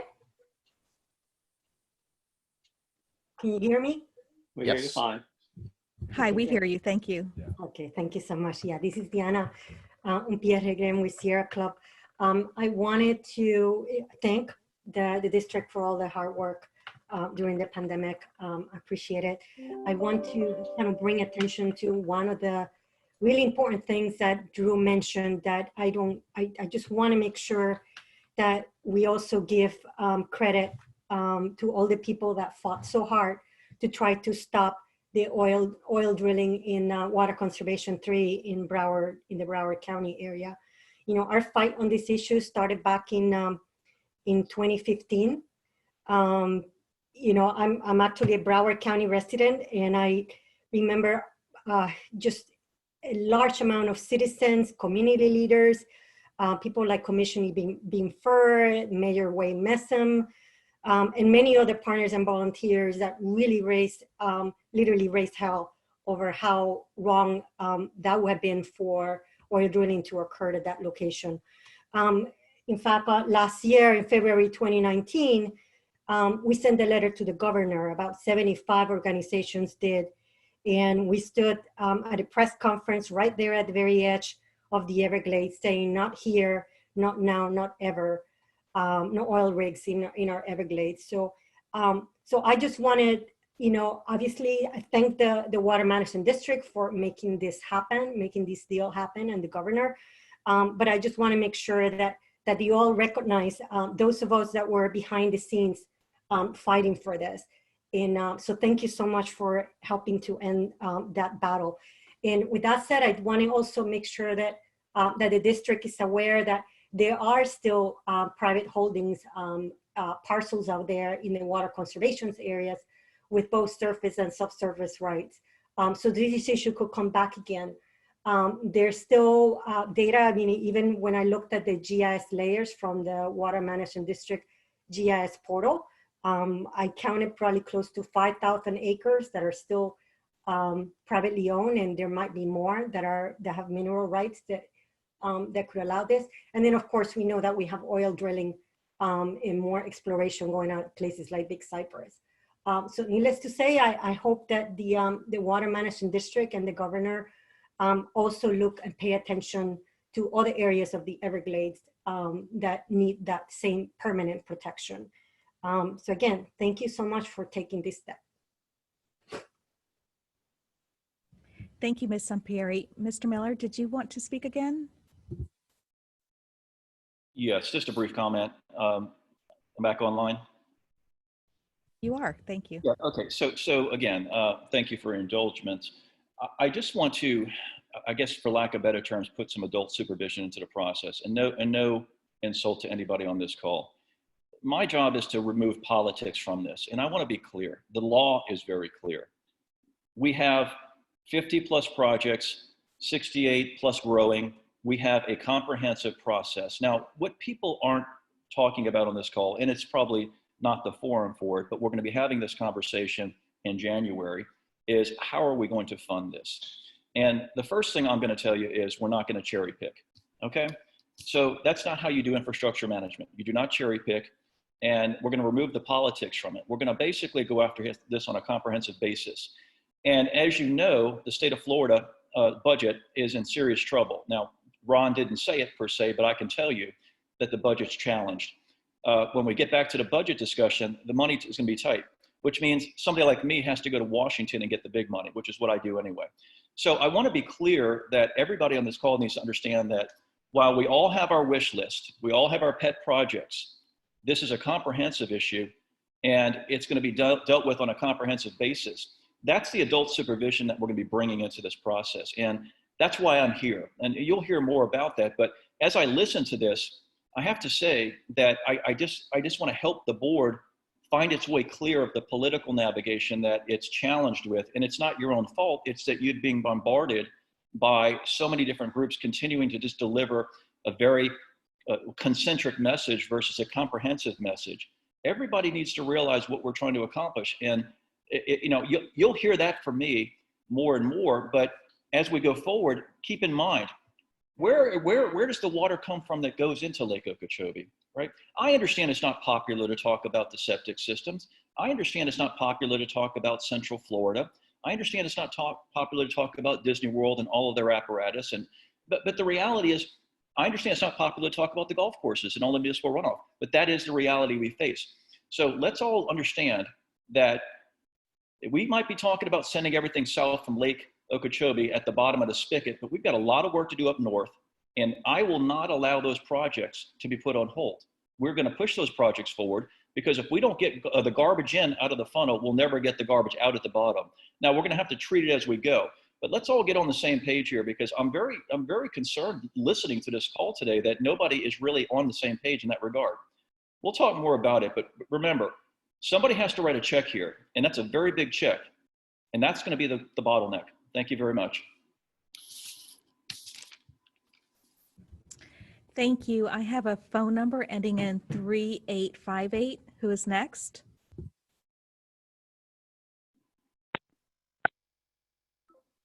I'm going to whip her ass.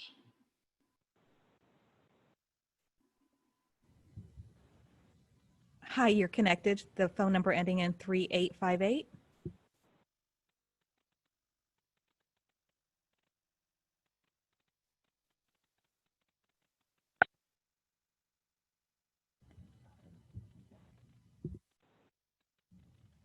Hi, for the phone number ending in 3858, we can hear your background noise.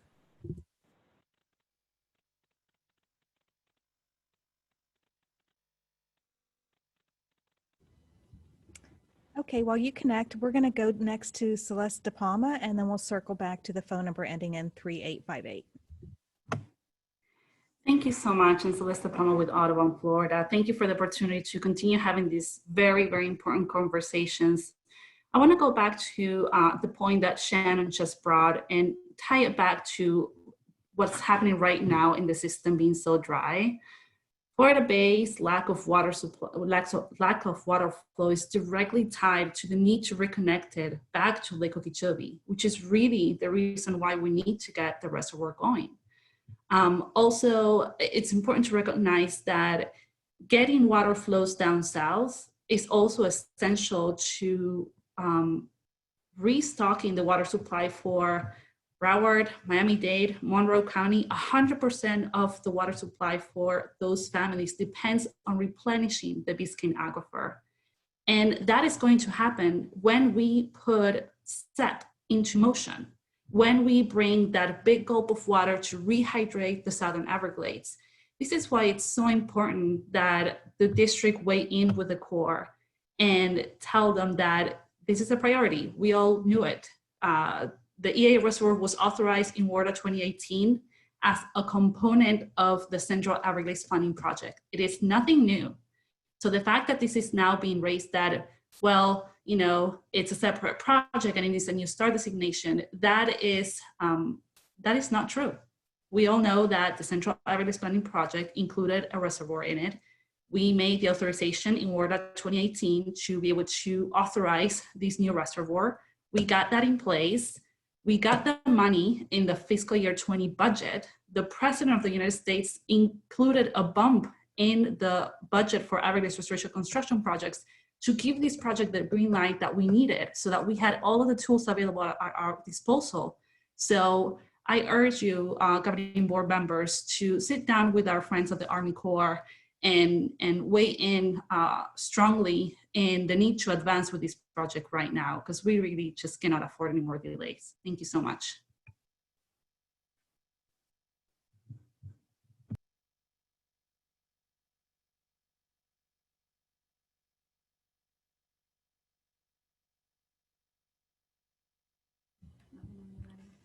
Mr. Chair, I apologize. I didn't mean to call the same person twice for this item. Next, we have a phone call with the phone number ending in 3858, and *6 will unmute your phone.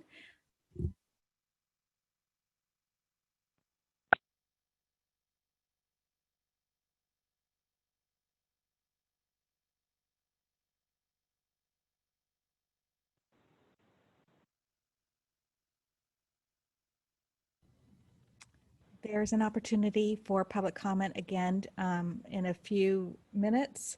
If we can't connect with phone number 3858, you will have another opportunity to raise your hand. But if you're on, just let me know.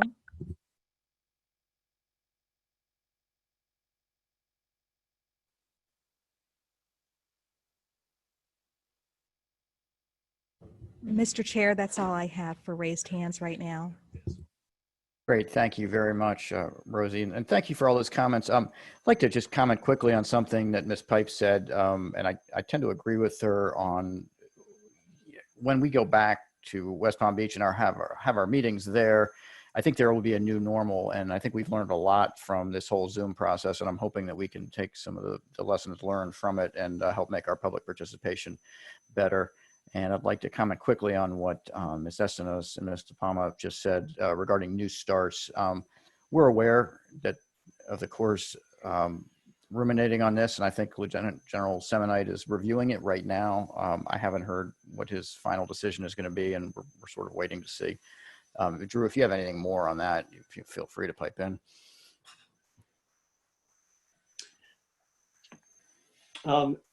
Sorry, Mr. Chair, I was busy communicating on something else. What was it you were asking? Have we heard anything on what the Corps' new start decision? I think that Lieutenant General Semonite was reviewing that decision that they had made initially, and I don't know if he's made any changes. Yeah, let me do an EAA reservoir update for you right now. It was going to be part of my executive director's report, but it's topical. So there's two things associated with the EAA reservoir and that I'll cover, the second one being the new start issue.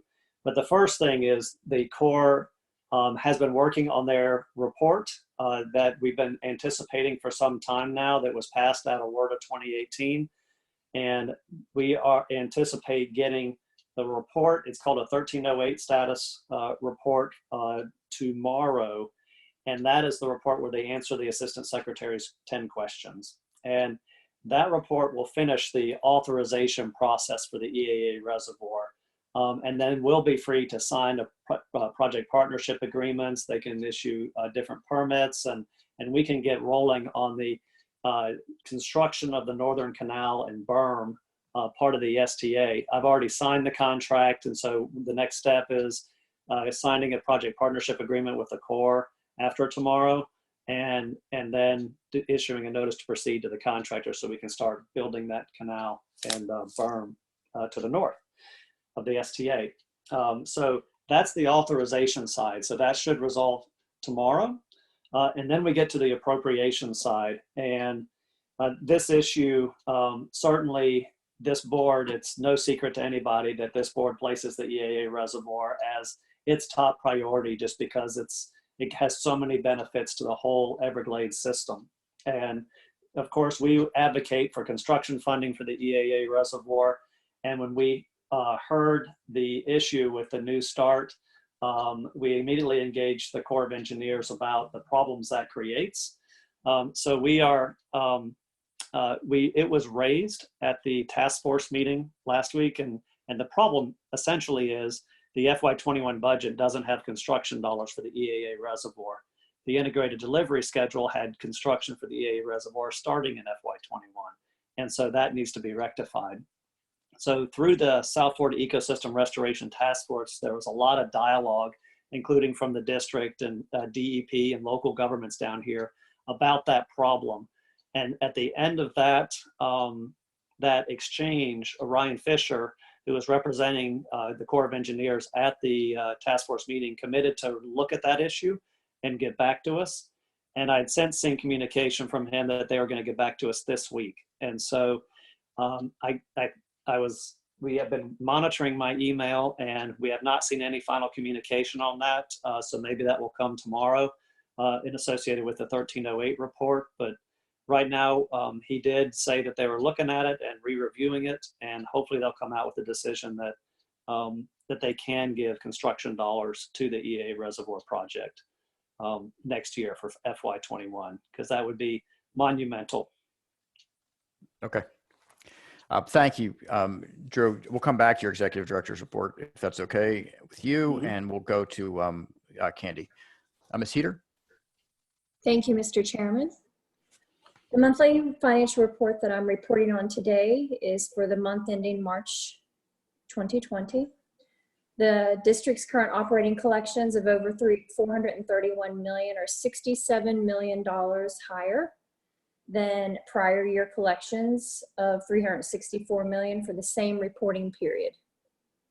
Recognition of the intergovernmental revenues are higher by $60 million, and taxes are higher by $7 million. Currently, there are no concerns for revenue collections at this time. I wanted to note that the monthly financial report will be posted on the district's web under Budget and Finance Reports. And in addition to the monthly financial report, we have also provided a report that includes 3 emergency procurements that were procured without competitive selection under the governor's and district's emergency order related to COVID-19 that I'm reporting per policy. And that concludes my update. Thank you very much. Ms. Cobb? I don't have anything, Chairman. Thank you. Thank you, Ms. Cobb. And Mr. Barlow, we're back to you. All right. Thank you, Mr. Chair. I really got a couple things at this point. The one thing I wanted to update the board on is the all-important 40E61 rulemaking effort. We have issued a draft rule, and that is out for public comment right now. We have 2 workshops next week to get public comment, and 1 workshop the first week of June. One of the things, so we put out the draft rule that we've been working on, you know, for the last few months. One of the things that is still unresolved is there is a legislative bill that was passed out of this session that hasn't been signed yet, and that's House Bill 5003. And Section 85 of that rule appears to limit this rulemaking effort to only the contents of Part 2 of our draft rule, which is monitoring when BMPs are not being done by local entities. However, we went ahead and put out Part 1, which is really how we implement our watershed protection plans, engage with the coordinating agencies, and try to make plans and assess signs to get reductions through the BMAP process and through our efforts. And so we went ahead and put Part 1 out as well to get comment on, because we can implement Part 1 through other means. We don't have to actually have it in a rule. So, you know, we are still taking comment on that because, you know, it's our plan for doing our watershed protection plans, and we want to hear from the public their thoughts on those watershed protection plans. So what I anticipate doing is getting comment from the public through the next 3 workshops. Those will all happen before the June board meeting. And then I'm preparing to brief the board on the rule and the comments that we're hearing, the salient and common comments that we're hearing through our public workshops, so that then we can have a discussion about sort of the rule and how we need to proceed on that. So that's where we are with the 40E61 rulemaking. I talked about the EAA reservoir status that we can have a discussion on if need be. And then the other thing I wanted to let y'all know is the Brighton Valley Dispersed Water Management Project is now ready for the wet season. That is an 8,000 acre project north of the Seminole Brighton Valley Reservation. And it can hold up to 40,000 acre feet of water if we have a excessive wet season, and we need to, manage lake levels. So that is now a project that is online. It's operated by Likes Brothers. And so at some point we'll be able to show you guys another 8,000 acre wetlandish system in the Lake Okeechobee watershed. That ought to be something. So with that, Mr. Chair, I'm happy to entertain any kind of dialogue. Well, that's great news about Brighton. I drove past it last weekend, and I heard what Mr. Butler said, that they have some limitations, I guess, on being able to fill it until the lake's at a certain level. Is that? Yeah. Okay.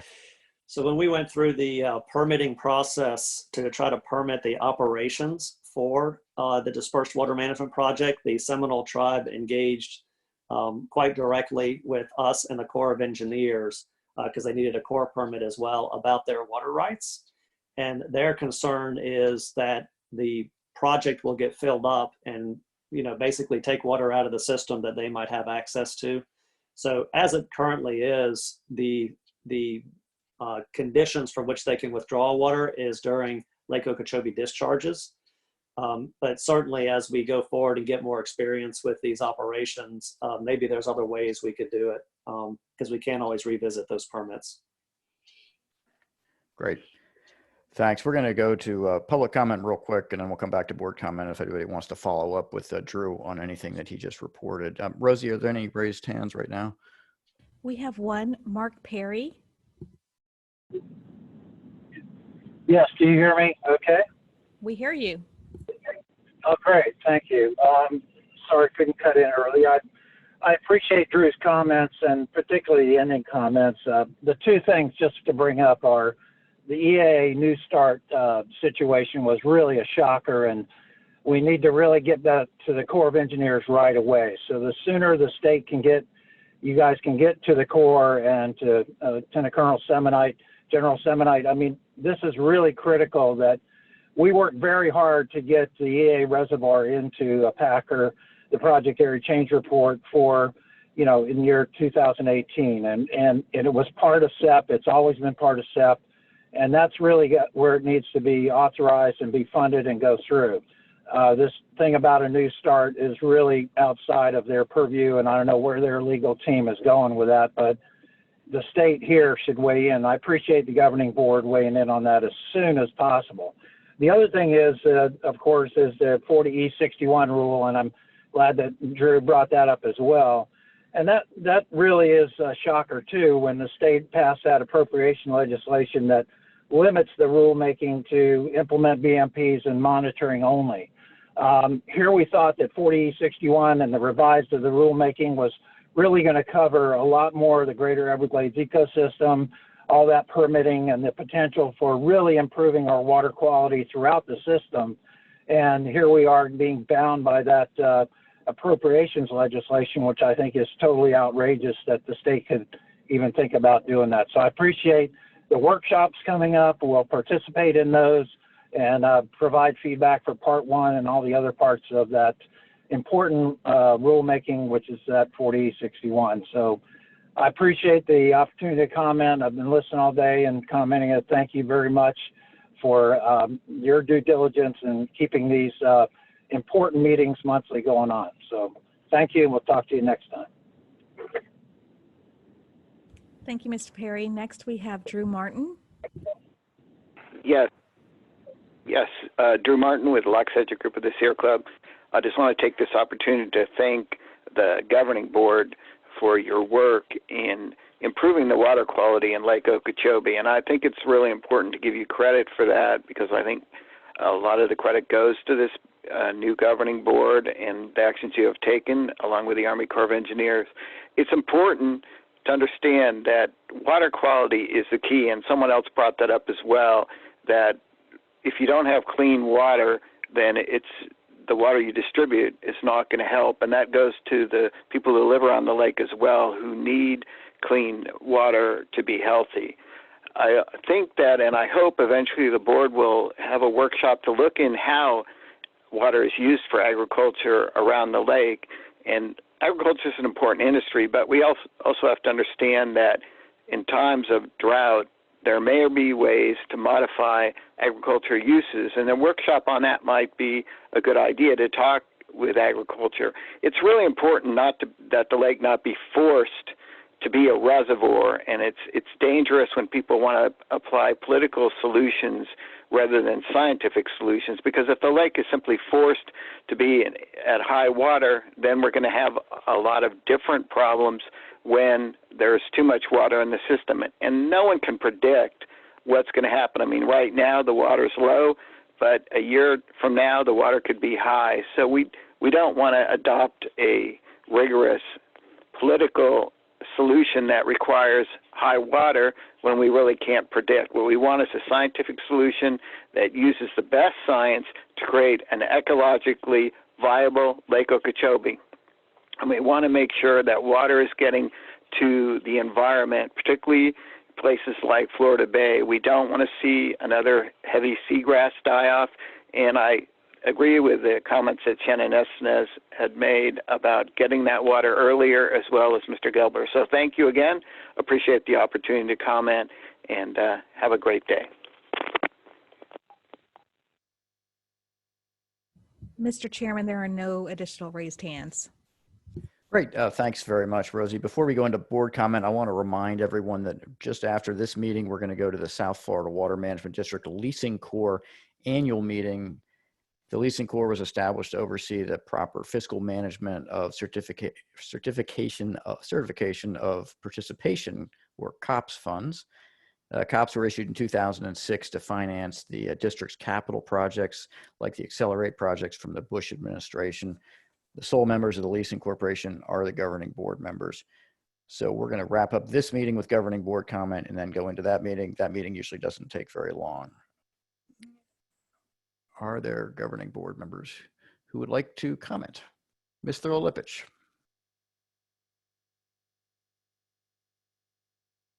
Thank you.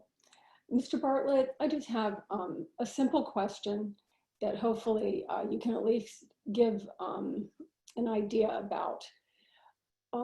There have been different communications of what might be the answer here.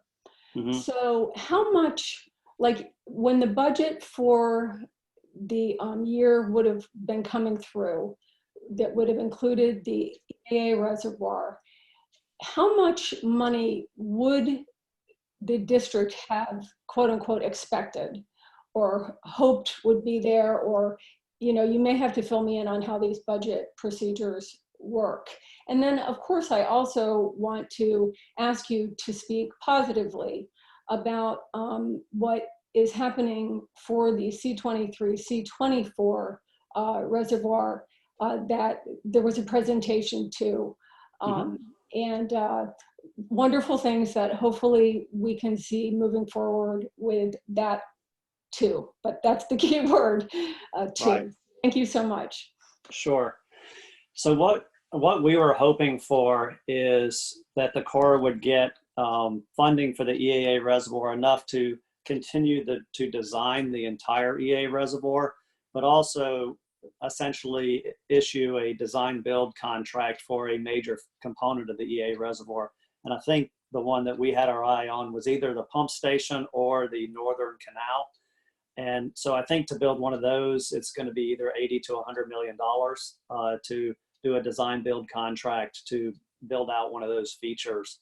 And John, please correct me if I'm wrong, but something along those. So that would require construction dollars. And so that's the that's what we were hoping to see, so that program could break ground essentially in FY21, that the EA Reservoir project could break ground. You know, obviously the IRL South project is very important. This board finds it very important. And so we do want to see that to move forward on schedule. We would want to see construction dollars for that in accordance with the IDS schedule.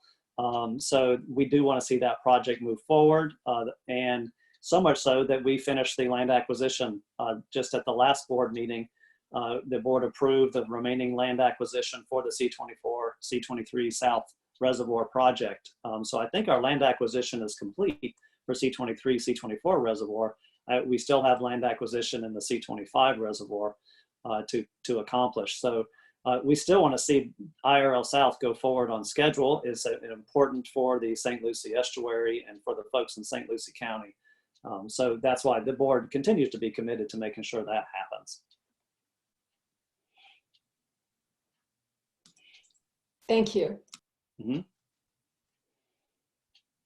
Thank you, Mr. Lipich. Any other board members have a comment? Great.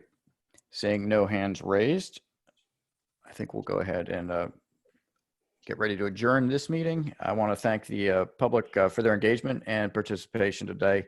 I really appreciate all the comments we had. They certainly help us form our opinions and decisions.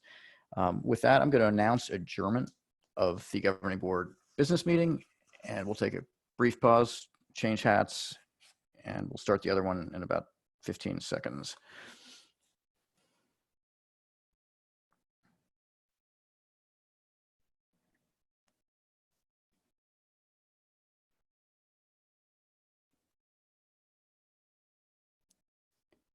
All right, good afternoon. We're going to call the annual meeting of the South Florida Water Management District Leasing Corps to order.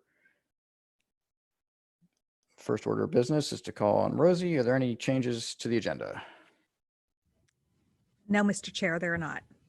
The second business is to approve the minutes from the May 9th, 2019 meeting. I need a motion to approve those minutes. This is Cheryl Meads. I move to approve. Steinley will second. Ms. Meads and Mr. Steinley with a second. Is there any discussion? I'm going to call the question. Mr. Bergeron? Yes. Thank you, Mr. Bergeron's aye. Mr. Butler? Yes. Butler's yes. Mr. Martinez?